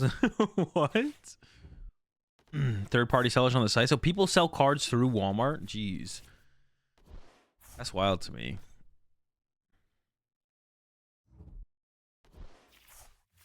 What is a promo? Is a promo Mander the optimal Mander? I actually was just looking at one because Lorelai has one in the living room. But what does it do? What does promo Mander do that's different? Is that the one that was in the list in the Japanese tournament? Was that the promo Mander? Is that optimal Mander? They got the binders in the back. Just got another secret handshake. Secret Walmart binders. Japanese list is the promo one. Okay, let me see this. 2 fire for 30. 70 HP.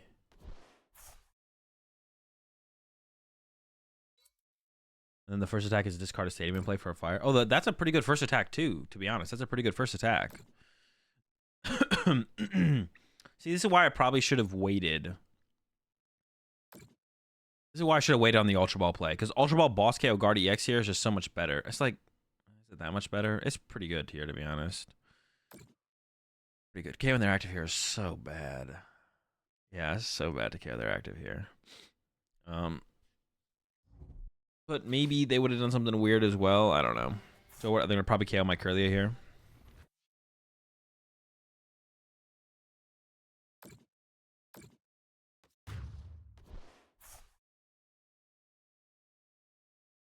Promo Charmander is 40 for 2 energy? Oh, it's a different Charmander. The one I'm looking at is not that one then.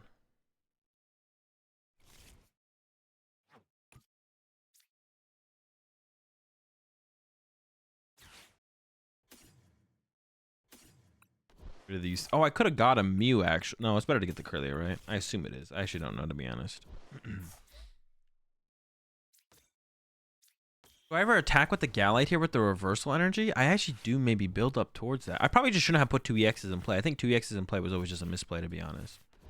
I think that was probably always a mistake.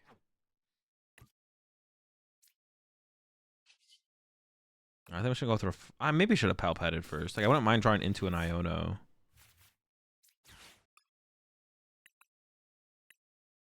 I wouldn't have mind drawing into an Iono or a boss even, to be honest.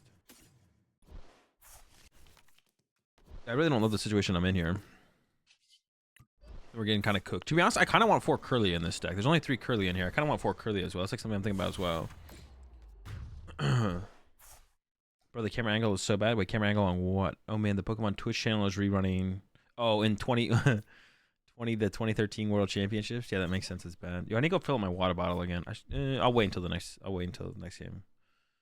I'll wait until between games. Gotta go get some water.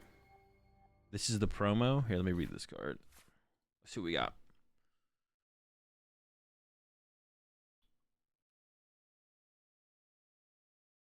Oh, it's just 2 fire for 40. Oh, okay. Yeah. What do you prefer? Lost Art or this with Curlius? I don't know. I haven't really played enough of either to have an opinion.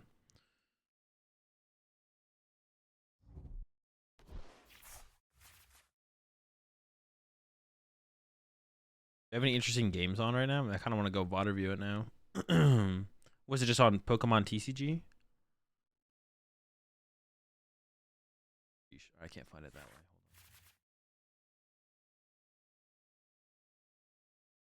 Hold on. Let's see if I can find this. Oh, it didn't pop up.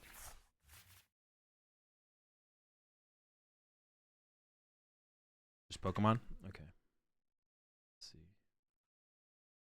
Yeah, it is super far away. That is funny. Oh, they're already down to the finals here. I'm in the road versus Jason Klasinski. When did Jason retire? Was it 2014, 2015? I forget the exact year Jason retired. Yeah, I don't like this situation we're in. How do we win? They have the KO with the Gardevoir for sure, right? If I go like Iono plus Guardy respond. I did have the reversal on hand, but now the reversal's on the bottom of my deck. But if I go knockout plus Iono, I think we're in an okay spot. I don't know. He won NAC in 15 and then retired, I think. He played at Worlds in 15 as well, right? Yeah, he played in Worlds in 2015. So he retired after 2015, yeah.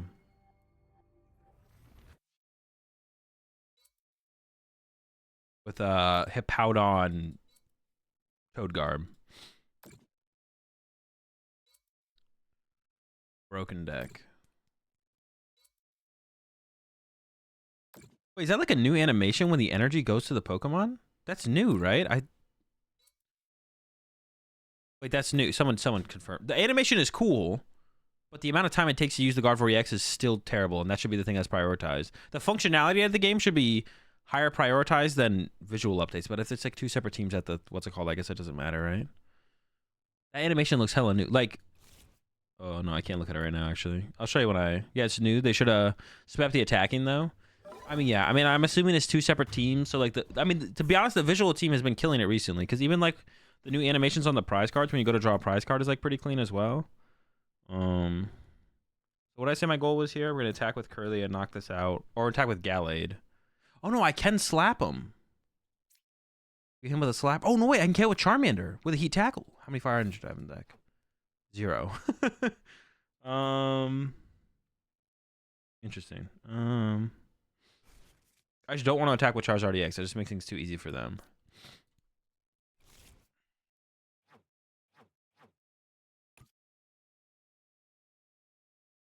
Get the reversal versus getting a super rod and getting the fire. I know the reversal's in the deck though. I draw into it, but I have 2 super rods left in the deck as well. Bench this down, jet it up. That doesn't make any sense. Do this. Shuffle the deck because the reversal was on the bottom. And then Iono for 3. I could have benched the Mew there. I guess there was no reason not to bench the Mew. Oh, we're slapping, baby. Slapping and oh, I freaked out for a second. I thought our prize cards were tied. Yeah, I should have benched the Mew, to be honest. I could bench it now, right? Does it hurt to bench it now? I don't think so. Slapping and clapping. But the heat tackle worked as well there. A few months earlier in the same season, Jason and I played in the top 4 worlds. We also played at a Cities when we were both 03. It was at a Chuck E. Cheese. You guys stuck it out at 03. One more round at Chuck E. Cheese. Legendary.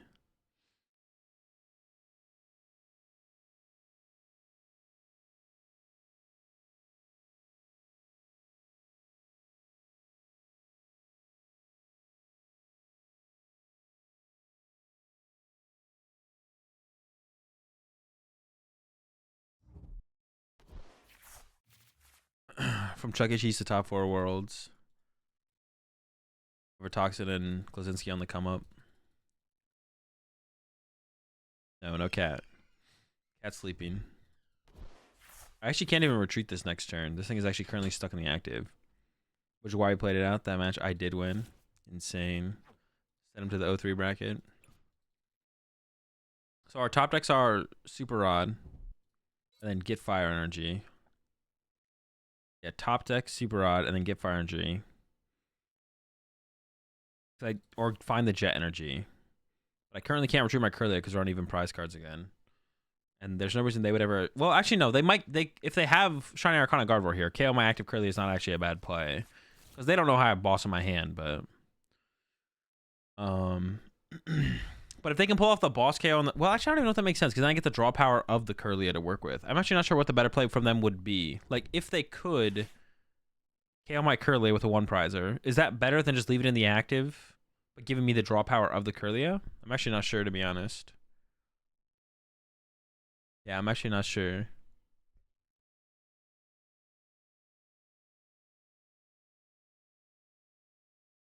Zation Boss to win. I don't know if they have all the... Well, they have an energy here. I don't know if they actually have the energy to... No, they don't have enough for the Zation Boss to work. They need more energy. They need a little bit more than that. So what do they need? 9, right? Yeah, they need 9. So they need a little bit more than just Zation Boss.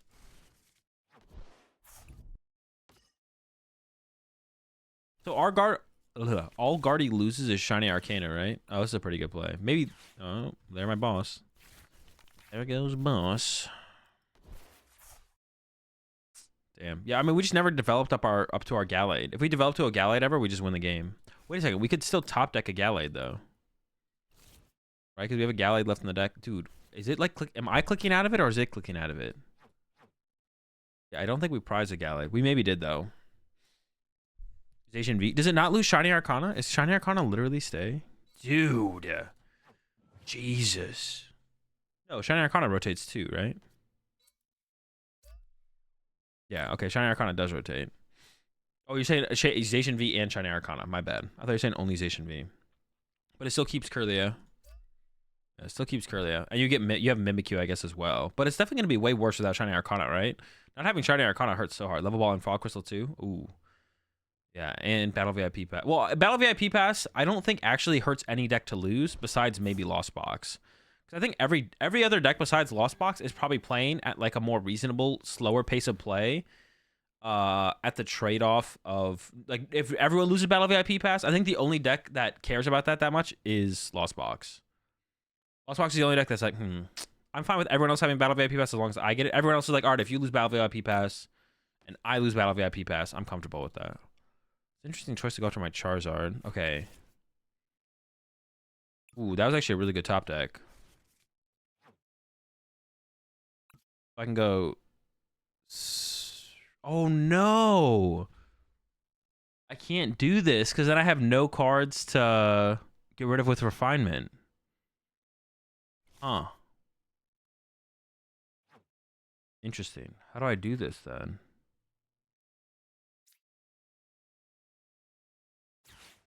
I could Super Rod back in. I have a Jet Energy left. What if I grabbed like this and then I refinemented away the Charizard? I'm just gonna go with it. I'm not gonna overthink this here. Is there anything in the deck to grab with this level ball? Charmeleon should be in there, right? Don't.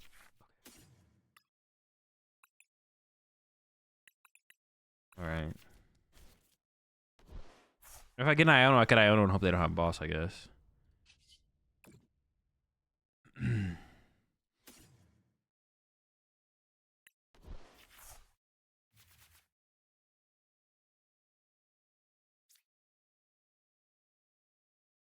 So this gets me boss.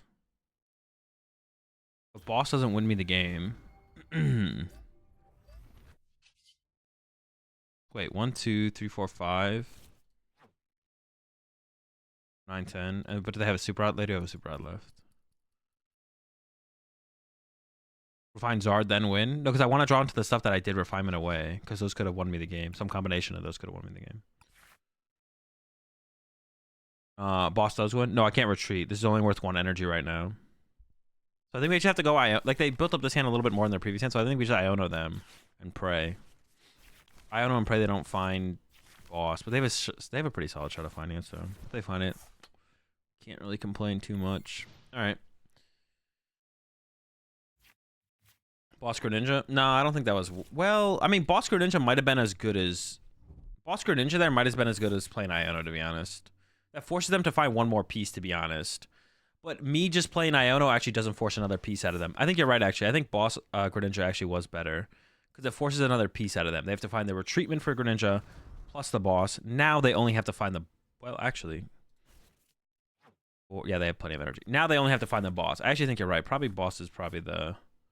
Boss was probably the better of the two plays. If I paid a little bit more attention to their turn, I probably would have had like a better analysis of it as well. I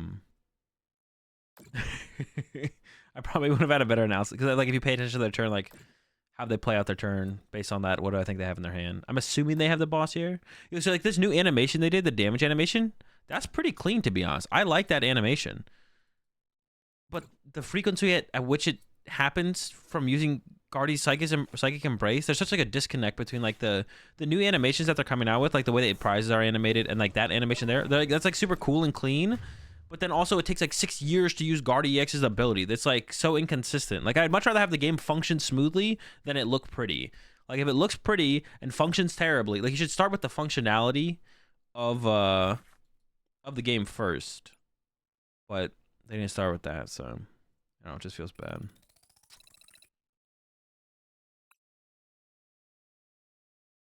Like that new animation that looks clean, but it's like, is it worth the trade-off of the game? If there's a trade-off of the game not functioning better, I'd much rather have the game function better first. All right, I'm gonna go get some water, chat. I'll be right back. Actually, what time is it? I'll let them call me. All right, I'll be right back, chat. I'm gonna go get some water.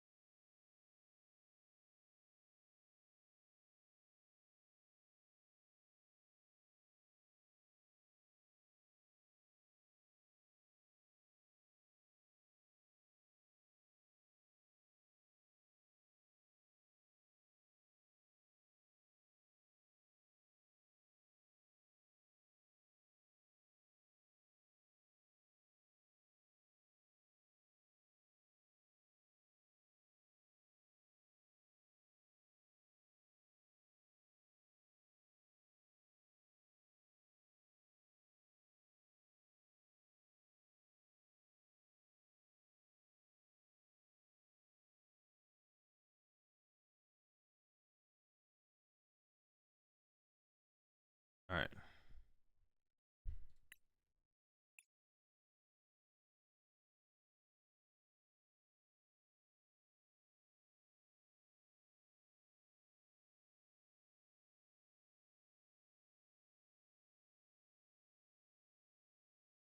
Yeah, I agree, Barry.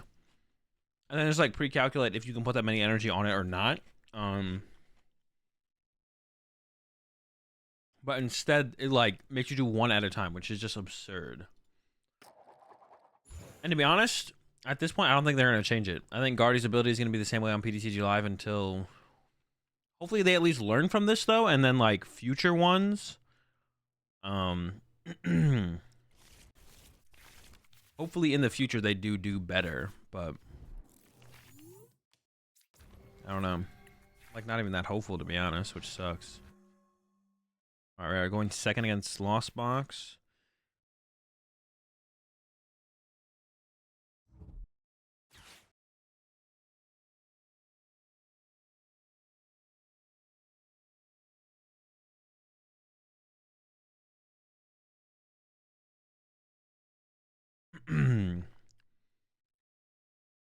Yeah, but like you can like just like calculate faster. Like you should be able to like I don't know, maybe you like click the ability. You could like click the ability and then click the Pokemon and then click how many energy you want to put on the Pokemon. Because you've already pre-selected the Pokemon, it knows how much HP the Pokemon has left. So it'll only let you put so much damage on it or something. I don't know. There has to just be a better way than what it currently is. There's just no way that the way it currently is like the only way. It just seems absurd to me, but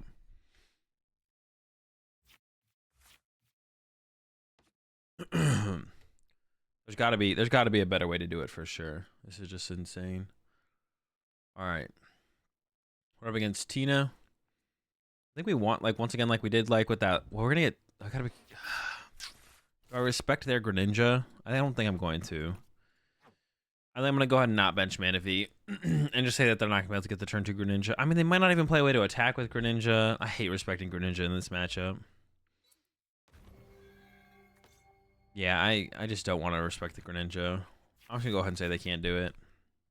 Wait 3 business days for the ability to be finished is not the play. Yeah, definitely not. Not the play. For sure.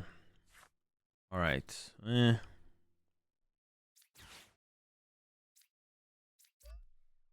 send him with the Iono. This is fine. Ninja is fake. I mean, against Tina, it feels like the majority of the time it is fake. Ooh, okay. All right, I dig this. What I said, I didn't keep open the option of triple Charmander. Do I grab the man? Now I'm tempted to grab the Manaphy, though. Now I am tempted to get the Manaphy. Nah, we say it's a scam. We move on. So do I grab triple Charmander at least then, though, or what? When I go to use this, what am I grabbing? A Mander? Or do I just grab the third Ralts? I want the third Ralts. But then like I can like Sableye Spawn Trapped. I mean, I could also like get Greninja. Maybe this is just the better way to go. Because the Greninja play sounds annoying as well. I might just like to play like the Greninja play does not exist, but... now I'm like I want to play like it doesn't exist, but I'm also like slightly respecting it, I guess. But I also just don't want to end up in a situation where I only have 2 Charmander in play, and then my opponent's able to like abuse that fact, like we had happen against that Sablezard deck. So I kind of want to play a little bit more like to play around that potential. Like they could like hit my active Zard for 280. I mean, they're not like trapping the. Maybe it wouldn't really happen. Yeah, maybe it wouldn't really happen to be honest. On this next turn, though, I'm gonna have to decide if I want to. Actually, I don't know what I'm gonna do here. Because like getting a Mew here might be the right play if I just want to attack next turn. So I can go Mew into Ultra Ball. But I'm a little bit more inclined to want to use the Artisan to get the Manaphy now. If it sticks, of course. I maybe shouldn't have even played this. I forgot that they play Paths of the Peak. Like, I completely forgot that Tina plays Paths of the Peak. I maybe should have just held the Artisan, to be honest. Yeah, we'll see. I might be regretting that. I mean, it would have been on the bottom of the deck, so I still probably would have played the Iono, but It's better for it to be on the bottom of the deck than for me just not to be able to get around Path of the Peak. So they are abyss seeking, so we don't have to worry about it this time. But still something to think about, I guess, for sure. Okay, so we just need a Charizard then. I should have really counted my energy that was left in the deck. I might even like play the Palpat to put the Iona back in. It's a lot of energy.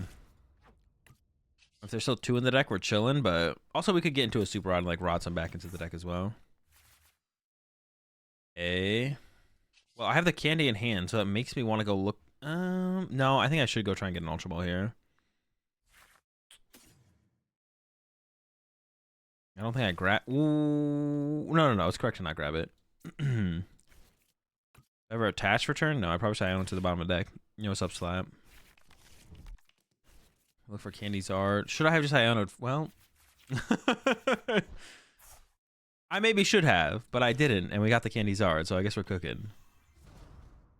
How's the deck felt so far? It felt okay. We've had a couple games where we didn't set up super well, but there's a few games. Well, we set up seems to be fine. Lost box matchups seem tough. We lost to a Guardy in our last game, I think, but we didn't set up very well. Like, we only ever had one Kirlia in play, and it's like, it's not like they were being like, we prized the Kirlia. Kirlia died earlier to the Cresselia, and 4 Kirlia has definitely been something that I've been like, we kind of just want to set up Kirlias, but 3 Kirlia might honestly be enough. But the deck is like pretty consistent overall at setting up like the turn 2 Zard. I'm not complaining about that yet. And then when we are setting up with Zards and attacking with Zards, we feel like we're in a pretty good spot, but Radiant Zard and Worker? No, I'm not playing either of those. But to be honest, now that I'm thinking about it, yeah,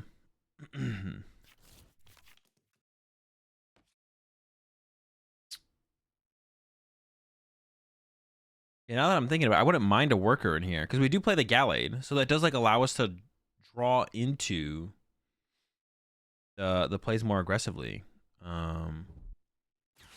So actually, I kind of like the idea of a Worker because we can go Gallade for Worker to bump Path to then be able to. Oh, no.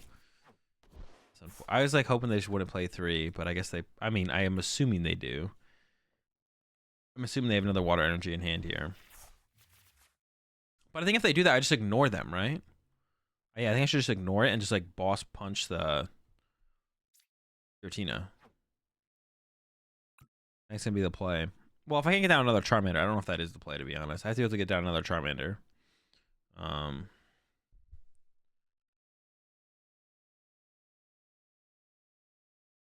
Yeah, the Worker's interesting. I'm not sure about the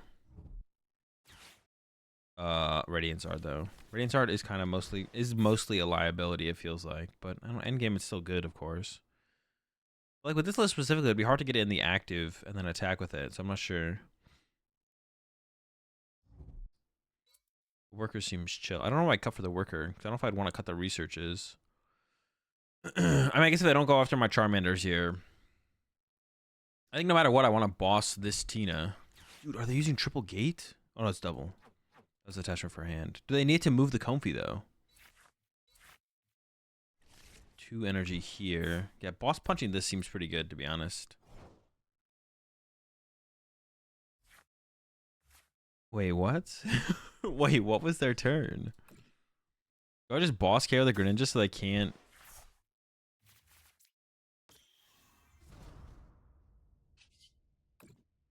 Wait.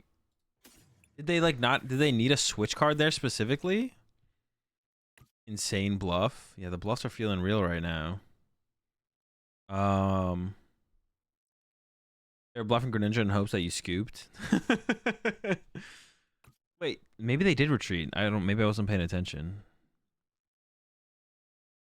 I mean, if they get the, I mean, taking out the Greninja seems pretty good, but punching this Giratina also seems pretty good. So I'm kind of caught between the plays here. I'll go with this play, I guess. Do I ever go jet up and use Mew? What would I even get off the Mew? I don't even know, to be honest. I think we just chill. You're on crack for getting 3rd Manda over Manaphy? Maybe. It depends if they were doing, like, the the play that can come up though that like came up against a Sablezar is like if they hit me for 280 there, and I didn't evolve this, they just like Sableye trap me at that point. It happened against a. I'm like more aware of it because it did happen against what? What did it happen against? What did it happen? It happened against a Sablezard, where it's like okay, they kind of, but like they would also have to like go for that play, and then me not have another Candy Zard out, I guess at that point, or even just evolving to a Charmeleon actually plays around that as well. So probably maybe it was better to like I don't know. I just don't I don't respect the Greninja play from Tina. Like I just don't think it actually even happens that often. And as we saw in that last turn, it just didn't happen. Yeah, I just don't really dude, 70 HP Charmanders are such a huge deal though. Like I'm about to get my Manders cooked here. That's gonna suck. We're about to get cooked. I think we should go triple. I think we should go triple 70 HP Mander, to be honest. I don't even think we play a 60 HP one. Well, actually not. That's not true. The Heat Tackle is actually pretty chill. The Heat Tackle for 1 fire is pretty chill. Maybe it is like a 2-1 split. But we definitely want some 70 HP ones here for sure. It might be 2-1 might be the move, but alright, that's fine. Yeah, I don't even know what I do. If they attack with Sableye this turn, well, can they even? What are they at here? 9? Yeah, they're not getting any further unless they have a vacuum. I don't think they are actually. Just gonna go Cram KO. Sure. I can hit for 210. If I ever go chase, I honestly just like kind of want to punch this Tina. Hey, what's up, Kate? Honestly, yeah, I'm kind of down to punch this Tina, to be honest. I don't really like that Tina specifically. I do kind of want to play this research as well. Am I ever playing around Greninja still? Dude, I don't think they can attack with Greninja again. They're already down a Super Rod. It's not happening. They lost on Colress there. The other card could have been good.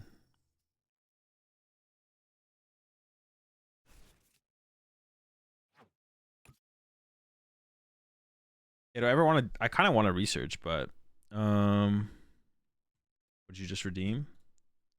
I don't know. Oh. I see now. Don't worry, it's worth it. Yeah, I just don't respect the I'm just gonna go ahead and research this one away, to be honest. I have another Super Rod to get back the Charizard if I need to at some point.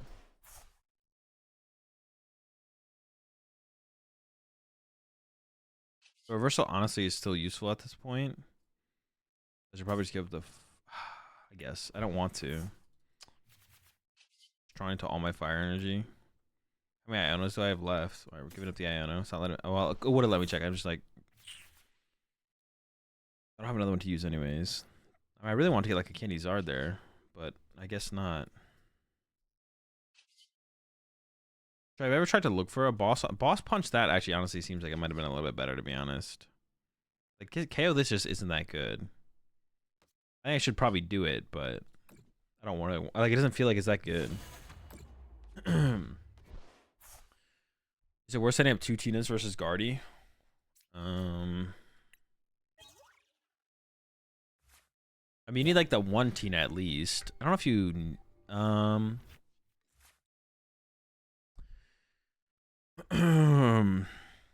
I guess probably because you don't really want Guardy to just like boss KO your only Tina in play. I don't actually know. I'd have to play that matchup more. Like you want to use you want to be able to use the Tinas to force them to like have to hit with like a really high damaged whatever the Pokemon is called. If my second Super Rod is not on the deck, I honestly might just lose. We'll see.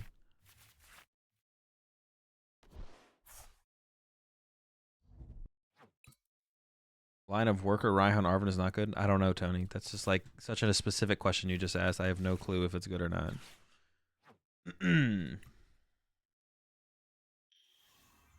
You tell me. I mean, assuming they're Sableye carrying both Charmanders here. There's Path, that's fine.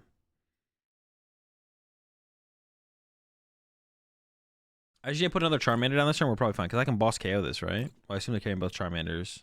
3. Oh no, I don't KO this. I have 4 prize cards left.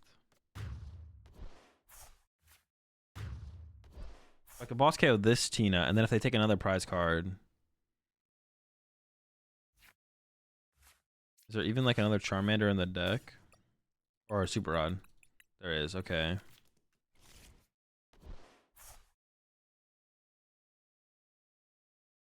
How many times have I made day 2 with 4 ties and 5 wins? A couple times. I don't know how many.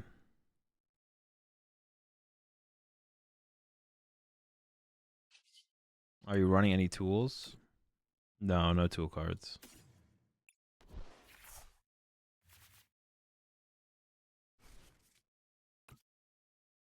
I mean, Ionoing them here is pretty good as well, to be honest. I just go get the Iono right now. Maybe I should just start with the Iono here. Well, I'd have to also put Artisan in play, though. Well, am I bossing here? I completely forgot what I'm doing here. I do want to boss, I feel like. I think I do want to boss. I could whiff the boss, and in that case, I would Iono. Okay, sure. Wait, no, I have the boss. I need to get the Charmander. Jesus. All right, we're getting there. Closing in on the target. We know what our goal is. I could have attacked with Gallade. I should have attacked with Gallade. Oh. I'm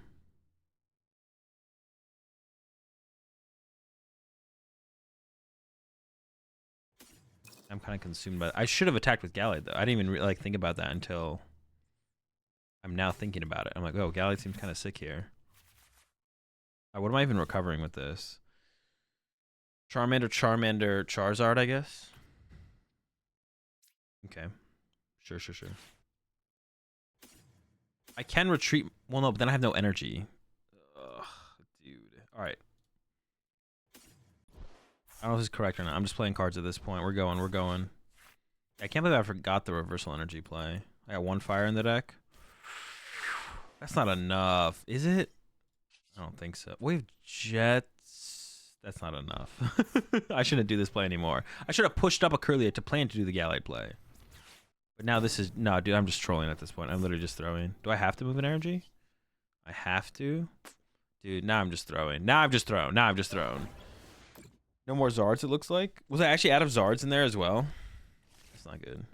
Sorry, we're taking 2 prize knockout. We'll get some stuff out of the prize cards. Yeah, I just like started playing cards. That was like one of those just start playing cards, but like in a bad way for sure. Depends if I made any thoughts about the record specifically? I mean, not really. It's just you ended up with 4 ties and you ended up with 4 ties and still made day 2. Dude, yeah, I'm just kind of I should have, I don't know, like I should play. I should just like if I just pushed up Gallade, I would have been fine. If I just sent up Gallade to begin with to start the turn. I think that was I don't even know, was that good? But should I have just KO'd the Sableye? Should I have just gone attack with actually, to be honest, attack with Gallade, Iono KO Sableye was probably the play. That was probably the play. Whatever I did here, I have no clue what this is, to be honest. Yeah, this is something else. I don't know what this is. The other play was pretty good, though, actually. I should have done the other thing. This is active lock? Yeah, this is bad. So, can we win, though? Actually, I maybe can't win anymore. No, it's still...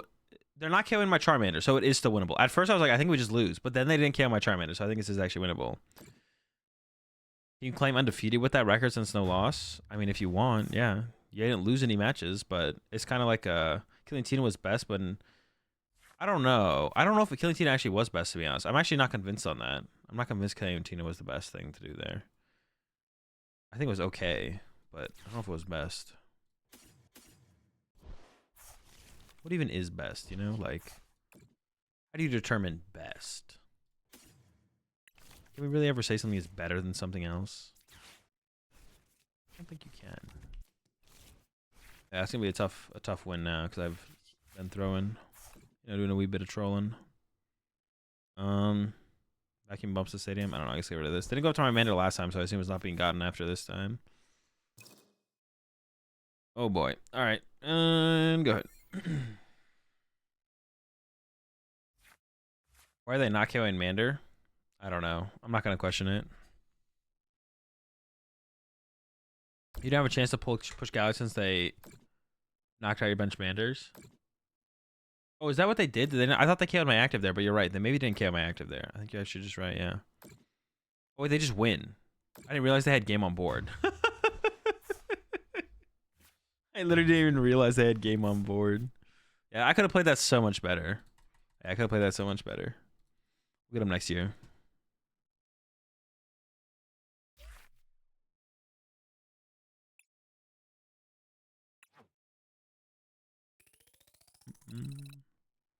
All right.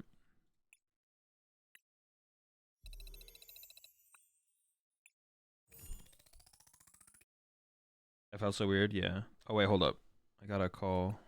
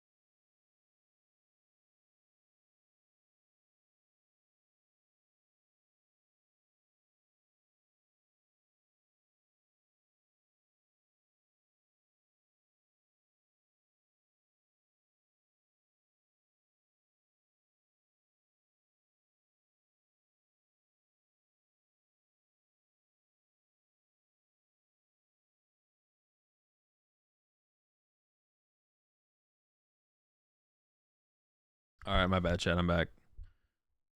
I just got the call from my mechanic. They gotta hold my car overnight, which is fine.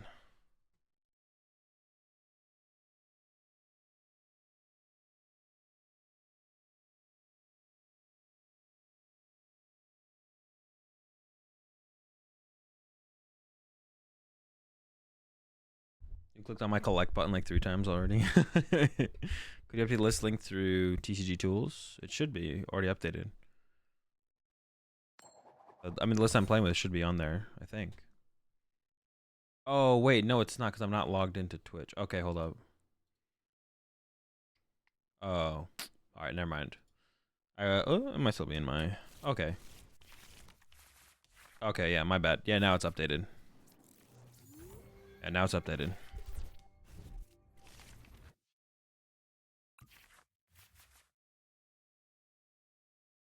All right. Under the poor car, it's gonna be all cold and alone. Hopefully it's all right. We're up against Miraidon. This should be a honestly. This should be a free matchup. We're gonna body him every time here. We should need to set up. If we set up, we win, right? It's like a setup and win matchup for sure. I think this deck should maybe play another boss instead of a pal pad. To be honest, I don't know if we really need more than 3 boss ever. I think we do want access to 3 boss, but I don't know if we ever need more than 3. So I think instead of the pal pad, it maybe should just play another boss. I never really want to recover Researcher Iono. All right. What do we prize? Charmander, Curlia, Mew, Charmander, Charmeleon, prize Zard, 4-1, prize of Research, 2 boss, prize a level ball, prize 1 rare candy, prize a level ball, Ultra Ball, those are there, 4 energy there, 2 in hand. Did I mess something up there? No, I don't think so. Okay. We have Candy Zard already in hand. But I only want a Candy Zard when I can get a knockout. I'm really hoping for a Battle VIP pass here. And do I... Oh, that's tough. Do I go get another Charmander? Or do I keep this around for a Curlia draw power? Man, I don't know. I'm going to pass. If they take a KO here, we're still in a fine spot, so... Like, if they go boss KO Charmander, as long as I can get down double Charmander next turn, it's not terrible. I don't like it, but yeah, it'll be, like, okay. Then we can go, like, Super Odd. Yeah, we can go, like, ooh, the Path to the Peak. Sheesh. Okay, well, I'm definitely happy I played it this... Well, yeah, no, I'm content with how I played that overall. Well, with how it went, this is probably the better way for it to end up, but... Oh, yeah, it's a really... And they just kind of... Gave me everything I could ever want here in this hand, to be honest. Curlia, set up Charmander, Curlia, Iono. I mean, I guess the only other thing I'd want would be, like, Artisan. Like, if the boss was an Artisan, that'd be a little bit better, but can't complain with this draw, to be honest. Do we top deck? Candy. I think I just play the Iono here. I could dig for the I would need Charizard plus Stadium. It's kind of, like, unrealistic, so I think we just do this, yeah. Yeah, the no boss on Mander was definitely big. Honestly, evolving to Charmeleon would be nice. I don't really want to get rid of the Curlia. I don't want to get rid of the Charizard. I don't really want to get rid of the Palpat either. That's good. Charmander. I do want to get rid of the... Maybe I do get rid of the Curlia. And I can get rid of the Jet Energy just fine here, I think. Okay. Throw down a Ralts, jet up the Ralts. Charmander, Charmeleon. And then I think I should even go as far as Palpatting that in, because I wouldn't mind top decking that. I'll just pass from there. Seems fine. Yeah, if they knock out, well, hopefully they don't have boss. Well, yeah, hopefully they don't have boss here, to be honest. Well, I mean, it's not that bad if they have boss. If they do have, I mean, I don't want them to have boss. The Doof? Yeah, I don't want them to have boss here, but if they have it, we get the third Curlia in play. We then need to find rare candy and a stadium bump as opposed to just a stadium bump. But maybe I should have tried to attack. Well, no, that's how I got the Ralts into the active because of Jet, so that really wouldn't have worked out the other way, actually. To be honest, if they get a Bravery Charm when they're active, that's probably the most annoying thing. Because then I don't actually KO the Raikou. No, but I could just punch it and then I could vacuum it later, and that'd be fine. And they're currently bench locked, so they can't even use a Raichu now. They probably shouldn't have benched the Raikou or the Miraidon. I actually don't know which one should have been benched, but now they don't have a threat of Miraidon next turn, or they don't have a threat of Raichu next turn. If I do end up on that play, to be honest, where I just like punch. Well, I guess they're probably not thinking that far ahead though. And it honestly might not matter. If I can't even find a stadium bump here, we're in big trouble, so. Okay. They ever use the forest? I guess they are. What do they want that? Oh, the Bravery. I guess they could go with the Bravery Charm. But if my vacuum's not prized, which I'm pretty sure it's not, then I can just punch their active Raikou for turn and get the vacuum next turn. But then I also need to combo that with Boss as well. Yeah, I don't really mind the Bravery Charm this turn, to be honest. As long as I can actually find an Artisan. Because otherwise I might have to... If I gotta vacuum the path, that wouldn't be very good. Alright. That's fine. Yeah, vacuuming path wouldn't be great. Now I'll probably give up the Kirlia here. We'll see what we top deck, though. Ooh. I don't want to get rid of the Kirlia. Alright, we're going to get rid of the Jet Energy instead. Although, Jet to Mew would be good to pull off a Mew. Okay. Alright, so the play's happening like I said it was going to... Or it could happen. How many energy are in here? A lot. Okay, Artisan. What's left in here? I have 4 fires, which is enough for back-to-back Charizards. Okay. Is the vacuum in here, though, actually? It is. Okay. So we can get the Mew. But that means I have to get rid of the Super Rod, which I think I am fine with. Oh, I messed up. Did not get punished. Let's go. I still have all the fire energy in the deck that I could have thinned out of the deck first. Don't mind me. Just throwing over here. All right. Grab these. And then... Oh, is the other Super Rod not in here? Okay, that should be fine, though, still. 1, 2, 1. Level Ball for Manaphy to put on the bottom of the deck. Leave the Charmander in there, because if they boss KO the Charmander, I need to bench another Charmander. Bench Rolts. Then play Iono, just drop down to 4. But yeah, we don't have to KO this. Actually, I almost don't want to KO this, because actually this like gives me the win by not KOing this, to be honest. I don't know if I want to set up a Gallade here. I'm just going to go ahead and say it's correct. And not the draw power from the refinements is pretty important, so I can find the vacuum. I don't need to do the vacuum next turn, though. I could just leave this in play. So that way they can't Iono me too low, to be honest. Yeah, it actually might just be better to wait even longer. Because I don't want to get... I don't know about that. Well, yeah, I don't want to get Iono to 2, right? That could be, like, annoying. I don't think I'm overly trying to get Iono to 2, so I think it should be fine, actually. You're only throwing to teach us the way, right? Yeah, I'm just showing you what the potential misplays are, so you understand why they're misplays. Of course. Yeah, I should have evolved to Charizard first, thin 3 energy out of the deck, so I had a higher chance of hitting other stuff. See, but them bench locking themselves is huge here, because if they had the Raichu return KO to my Charizard,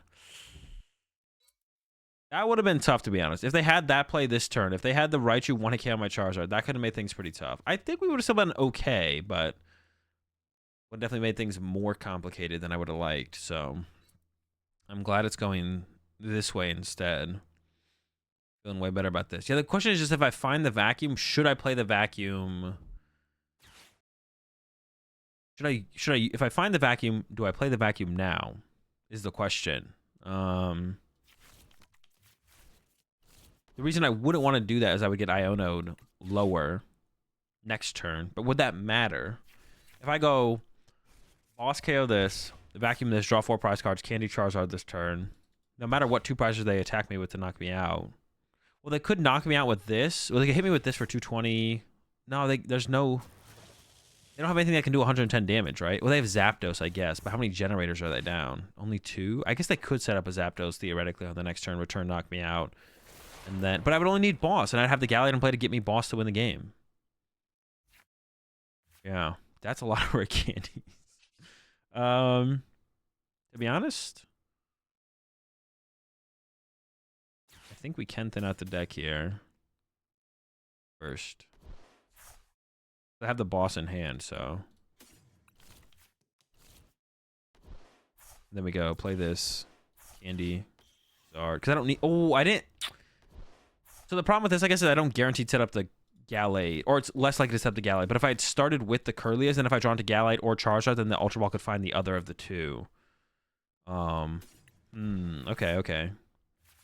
I'm always playing the boss. Research could matter. Reversal energy could also matter. I also, to be honest, I didn't have to candy out the Zard though either. I could have just left my board at only. I think I'm trolling in this one again, to be honest. Definitely do this. But yeah, because what if I just don't? I don't have to candy the Zard right now. If I don't candy the Zard here, then I only have one project in play. So after they KO this, they have to go through a one project. So that could have bought me +1 turn to play the game. Yeah, that's probably trolling. You appreciate the 22 months there. Stark? Yeah, I think I'm pretty sure I could have played that a little bit better for sure. Yeah. I mean, I think they will be hitting me with the 2-prize Pokemon this turn. The 2-prize Pokemon they should hit me with, though, is the Raikou. They should punch me with Raikou here.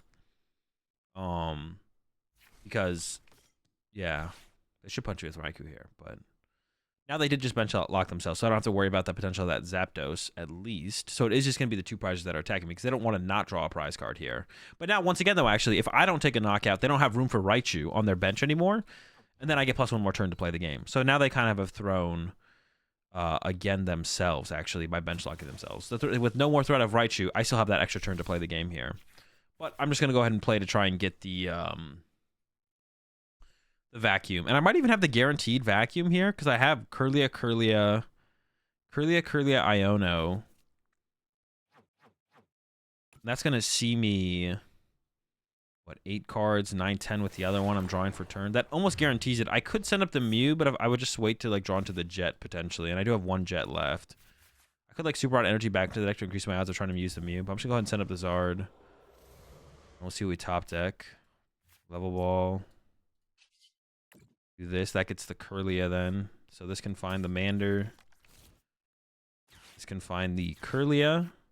Now I only have 12 cards left in deck. And so we're going to see majority of them. I wonder if I should... No, at this point, it doesn't make any sense to shuffle the energy back in.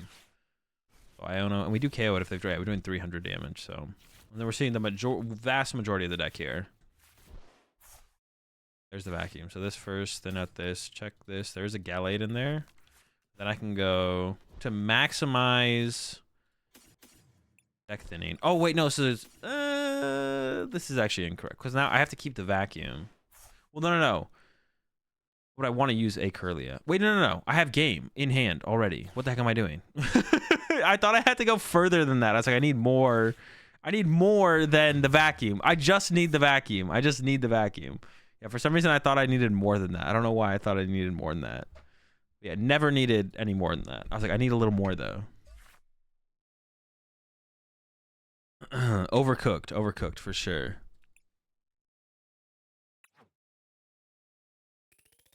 Yeah, they need to keep around the potential threat of Raichu there. But they bench locked themselves, and they kind of threw when they did that. They kind of threw when they did that.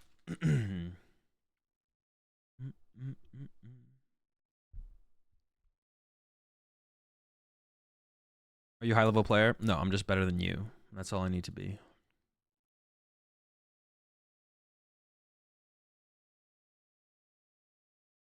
You know you could do that? Yeah. I mean, you're reducing their HP. It is definitely a player that people often forget about, though. The removal of the HP buffed tool. The accidental BM. Definitely, yeah, I definitely didn't mean to do it. I just forgot that was all I needed. I was like, I need to see, I was like, when I played the Iono, my idea was to see as much of my deck as possible, but I completely forgot. I completely forgot what I wanted to see. I was just like, I just know I wanted that possibility to see like my whole deck if possible.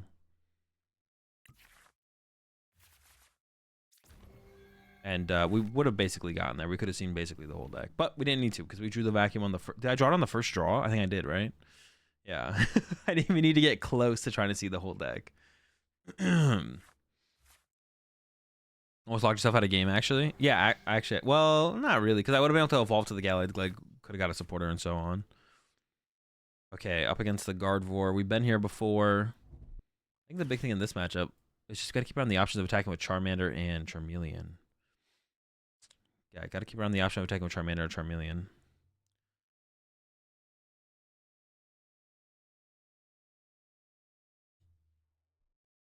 I definitely don't want to... What does my bench want to look like? Mander, triple Ralts, right? Yeah, Mander, triple Ralts. I don't really want to use the level ball here. I would rather I guess if I'm gonna play the Iono, though, I guess I would probably play the level ball anyways. Then it would be fine, I guess. Is Arceus Pidgeot even good right now? Just that? Arceus and Pidgeot? Probably not great, no. I assume you're meaning Lizard, though, and I don't know, it's like not, it's like okay. Yeah, the deck is just super mid. Why is Urshifu so unfavorable against Lug? You just don't do enough damage. You literally just don't do enough damage to beat them. That's literally just it. Because they got a V-Guard on their Lugia, so you're hitting them for 110, then they heal 20 with their Serena. All of your ping damage gets healed from Serena. It's super hard to go out of your way to KO the Serena. Just so many things. It's just a terrible matchup.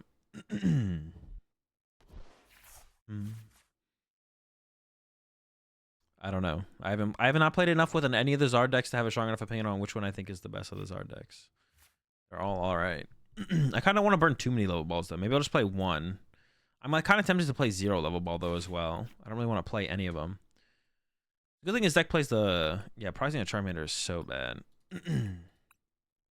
Charizard.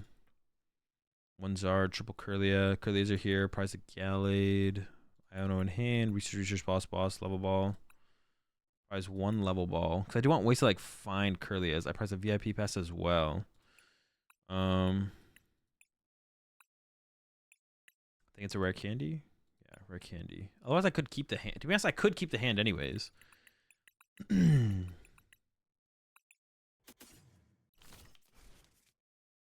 No, it's probably not correct to keep the hand, though. Level ball. Play at least one. I kind of don't want to play the other one, though.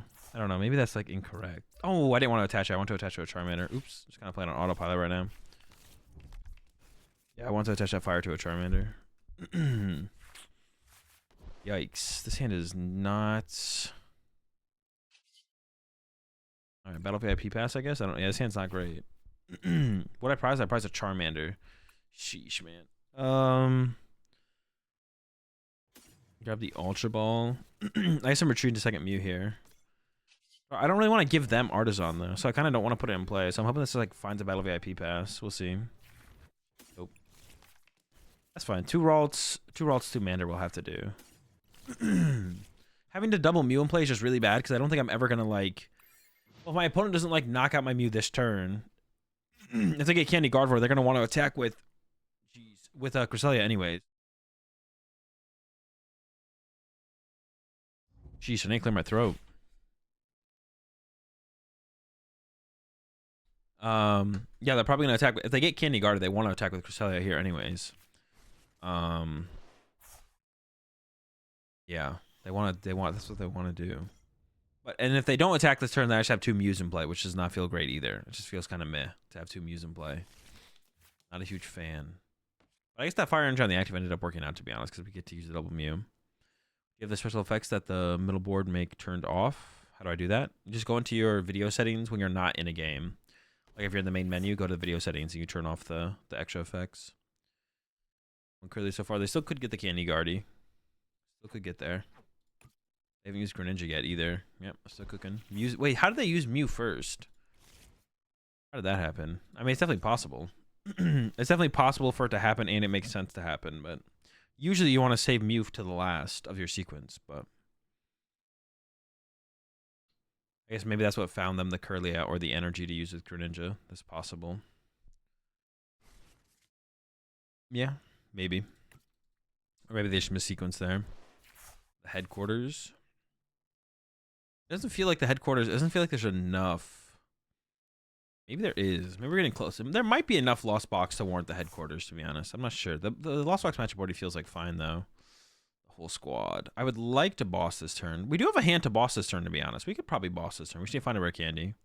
But I want to, like, do other stuff, too. I don't know. We'll see what our top deck is. If only there was a game log to check. That would be nice. It would be nice to have a game log to check. But, ooh, the Zinnia's Resolve. Let's go. No shot. Yeah, the lack of game log is still really, really annoying. It was funny. I was talking to someone recently who plays Hearthstone, and they were like, how is there not a game log for the... That's like the #1 thing that stood out to them that it was missing, was the lack of game log. Which isn't like the #1 thing that stands out to me, but it would be nice. It would be nice to have a game log, that's for sure. Yeah, the lack of game log is definitely not a good thing. Dude, I need something here. Come on, bro. You got to give me something. Okay. Is there fires in the deck? I didn't prize any, so there should be. Do I want to keep the artisan to be able to refill my bench at some point? It's my only out to refilling my bench currently. Maybe I should get rid of these two instead. Seems reasonable. Seems, yeah. Oh, I have the boss knockout as well. I didn't even realize that. I should definitely go boss KO Curlia here for sure, right? Yeah, I mean, makes sense to me. I didn't even realize that I had the boss play as well. No Curlias being set up though is like really bad. Yeah, I guess, sure, why not? It's gonna be hard for them to set up double guard board here. This doesn't like feel particularly powerful, but it's fine, I guess. Yeah, I mean, like the guard board players probably still feels like they're chilling. To me, it feels like they're chilling. I don't feel like I'm in that good of a spot, and that is still not a Curlia. But we need those Curlias, man. Yeah, whiffing Curlia this turn feels really bad. That first, I mean, the first Mysterious Tail didn't whiff. It got us a super rod, but it effectively whiffed for sure. No game log's amplified so much by the fact that you never get enough time to see what gets shuffled. Yeah, exactly. Yeah, whenever your opponent uses super rod or pal pad or something like that, you just don't know what they got unless you're like fully paying attention. But like, I don't think you should have to like lock in that hard to like play a game of Pokemon. Like, yeah, I don't think it's that serious that we have to like lock in that hard to play a game of Pokemon. Do you always boss the Curlia without the energy? No, you always boss the Curlia with the energy because the energy gives them flexibility to attack with a Shiny Arcana to do a lot of damage, or they could just retreat that Curlia. Like, I could knock out their active and they just send up the Curlia with energy, retreat it, and then attack with something else with those energy. So you always knock out the Curlia with the energy because that takes away their option. The energy being in play means they have the option to just retreat that Pokemon and put the energy in the discard pile to use for something else, or they can keep the energy on it and build it up to a Guardy with less damage on it, or a Shiny Arcana that can one-hit KO anything, but they have the flexibility of the choice. If you take away the energy, they only have the energy in the discard pile. They only can work with the energy in the discard pile then. They can't work with it on a Pokemon. Because they can get the energy in the discard pile if they want to, just by sending it to the active and then retreating it off of it. It's always correct, though? No, not always correct. Did I say always? Yeah, if I said always, then I'm incorrect. It's not always correct to KO the Pokemon with the energy. But in this instance, I would say it's probably correct to KO the Pokemon with the energy. Because I don't want them to be able to KO me with Shiny Arcana. I want to force them... if they want to KO me, if they want to KO me with a Shiny Arcana, I want them to have to use a reversal energy, or I don't want to give them the option of just getting to 3 basic energy on a Gardevoir, which they could do. Like, if I don't KO that Curlia there, they could send up the Curlia, attach to it, and then hit one off Shiny Arcana, and then go 6 more Psychics. It's unlikely they get that turn, this turn no matter what, but it takes away that option, right? I'm incorrect. Well, if Gengar says I'm incorrect, then you know I'm correct. So, yeah, if Gengar guy says I'm incorrect, then you know I'm 100% correct. That confirms it.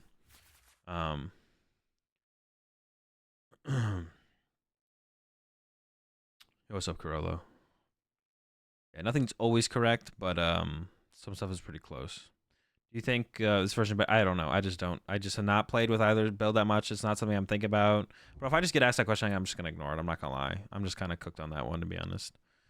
Yeah, next person who asks me which build of Zard I like better, I'm just gonna ignore you. I can't answer that for the millionth time. At some point, I gotta just like ignore it. If you KO the one with energy, it's +1 energy to the discard pile. Yes, but if I don't KO it, they can always just send up the one with energy and then retreat it, and it's still +1 energy to the discard pile. But now they don't have the flexibility of it being +1 energy on a Shiny Arcana. So it's taken away the option from them. Like, what you said isn't wrong, but they can always just do that if they want to.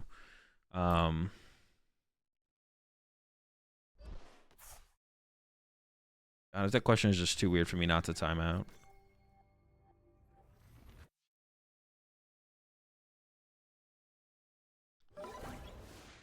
Yeah, I got the KO anyways. Okay, well, we can just respond with a good old Heat Tackle. I'm not too worried. Hit him with the Heat Tackle back. Hit him with the Heat Tackle. Candy Boss KO this maybe is the next play. We'll see. All right, we'll just hit him with this. I did prize a Charmander, right? And I didn't play Heavy Ball. So still Charmander prize. All right, we'll start with this. So I really need... To be honest, I'm going to go with the Candy. Candy Gallade here is pretty solid, actually.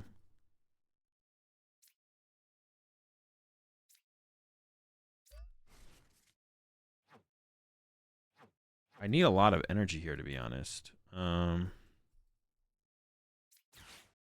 the Gallade. Search myself out. We'll probably go with an Iono here. I kind of want to save the second Super Rod, right? I think so. Artisan, Super Rod.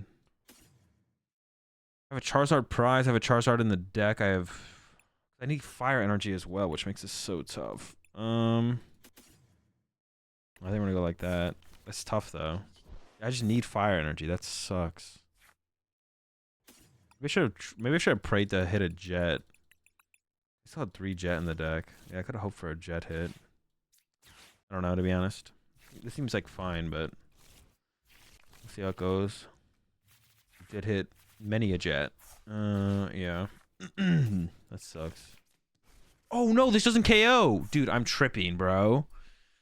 Dude, I'm literally just... I thought he tackled KO'd. It does not KO. Oh, man. Well, now what do I do? Do I even have a win condition anymore? Dude, I literally thought I had the KO there. I was just like, alright, we got the KO, cool. Now I'm just like, pass. I swear I had the KO. I swear I thought I had the KO. Obviously I didn't, but I guess we're going to evolve pass. I don't need to get rid of my stadium. Yeah, just pass. Should I have played the Palpad? I could have. Getting back an Iono on a boss would have been fine there, to be honest. Because now if I get Iono this turn, I'll regret not doing that, to be honest. And I probably don't ever need any more than Iono boss after this, so. Now I probably just lose, though. I don't actually. What else could I have done there, though? I had to play just more aggressively for Candy Charizard is what I had to do. Yeah, I had to play more aggressively for Candy Charizard there.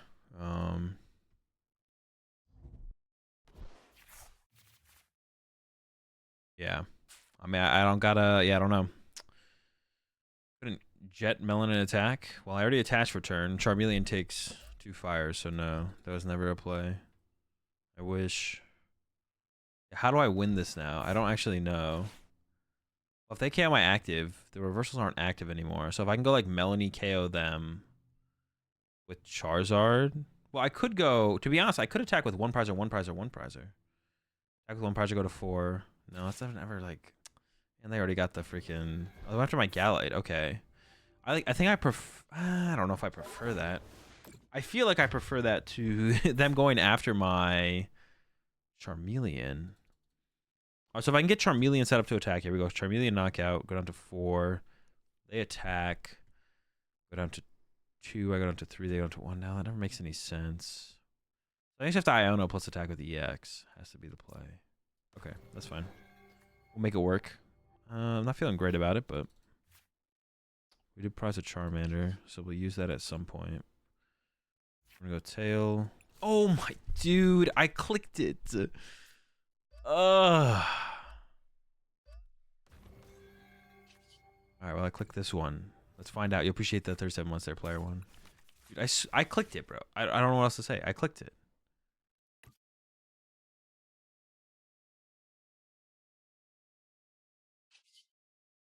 Man, I kind of want to play this Super Odd, to be honest.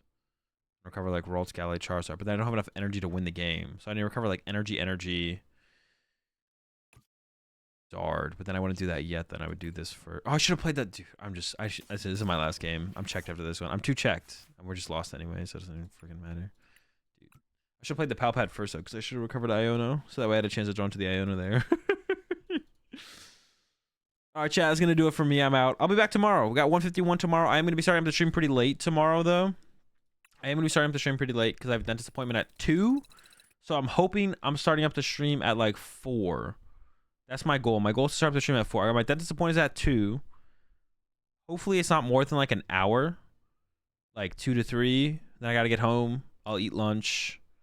And then hopefully be starting up the stream at 4 p.m. West Coast time, Pacific time. So go look at the dentist. Appreciate it. It's just for a cleaning. I already had my checkup. I had my checkup like a month before I went to Worlds, like a month and a half ago now. I had my checkup. Everything was chill, so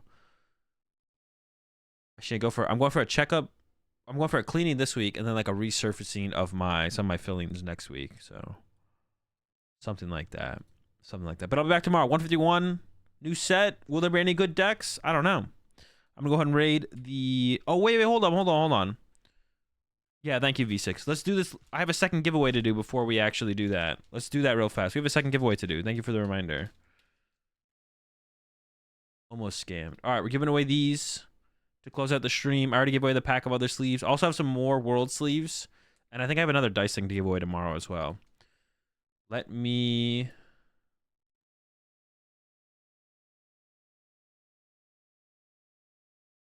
And dice box. All right. Second giveaway of the day. All right, it started. I'll give you 5 minutes, chat. Get your exclamation point tickets in chat. Is giveaway US only? No, I can ship most places. Did I ever send the dude giveaway? I should have. Go ahead and I'm pretty sure I did. Was it to you, Hollywood? Go ahead and ping me in Discord or ping me wherever I sent you a message about sending out the giveaway, and I'll make sure. But I'm pretty sure I did. UK, yeah, UK shouldn't be a problem. I'll check if it's literally like if you live in the middle of nowhere, somewhere in the middle of the ocean in the world somewhere, then I probably can't send it there. But if you live in like I don't know, a not so middle of the nowhere place, I should be able to send it to you. But I'll check depending on where you live. Bermuda Triangle resident, yeah. If you're in the Bermuda Triangle, I don't think I can send it there. But anywhere besides the triangle, probably fine. Yeah, I'm pretty sure I caught up on all my. I sent out. I thought I caught up on all the giveaways. I sent out a bunch of giveaways on Monday this week. I'm pretty sure I sent all the ones I hadn't caught up on. So I'm pretty sure all the giveaways that I was like behind on, I've caught up on. But yeah, ping me, Hollywood, if you still haven't received a giveaway that I was supposed to send out. But I think I caught up on all of them on Monday, so it should be on the way then. But wherever I messaged you previously, send me another message. Go ahead, get your exclamation point tickets in chat, or exclamation point tickets in chat. Put them in chat. And then I'll run this giveaway in like 30 seconds. And then I'm gonna head out of here. But I'll be back tomorrow with the 151. Hopefully there's some decent stuff. Hopefully some of the stuff is decent, right? Like hopefully some of the stuff is like you don't just like start playing games with it and it's absolutely like just abysmal to play with. So I'm hoping Arbok, there's like a decent Arbok deck. Arbok, put some Mew EX. Well, I'm probably not gonna play with Mew EX too much tomorrow, to be honest, because it's more of an addition to a bunch of like current decks. Like I'm not trying to play, like I'm not hyped to try to play like Lugia, but with one Mew in it. That's just kind of whatever. So yeah, Mew EX is like, yeah, I'm not trying to like play like a Lugia deck with a Mew EX or something like that. So all right, I'm gonna run this giveaway, chat. Close giveaway, draw winner. Our winner is Blizzy Memes. I'm gonna go ahead and raid Sack before I head off here. Congrats, Blizzy, and congrats to True Random on winning the giveaways today. I'll have some more giveaways to do tomorrow. If you did win a giveaway and you want to send me a message with your name and address, Discord, Twitter, Twitch, all work fine. But if not, I'll send you a message sometime after the stream to get your information. I'll send out your giveaways next week. Have a good one, chat. I'll see you tomorrow, 151. Peace.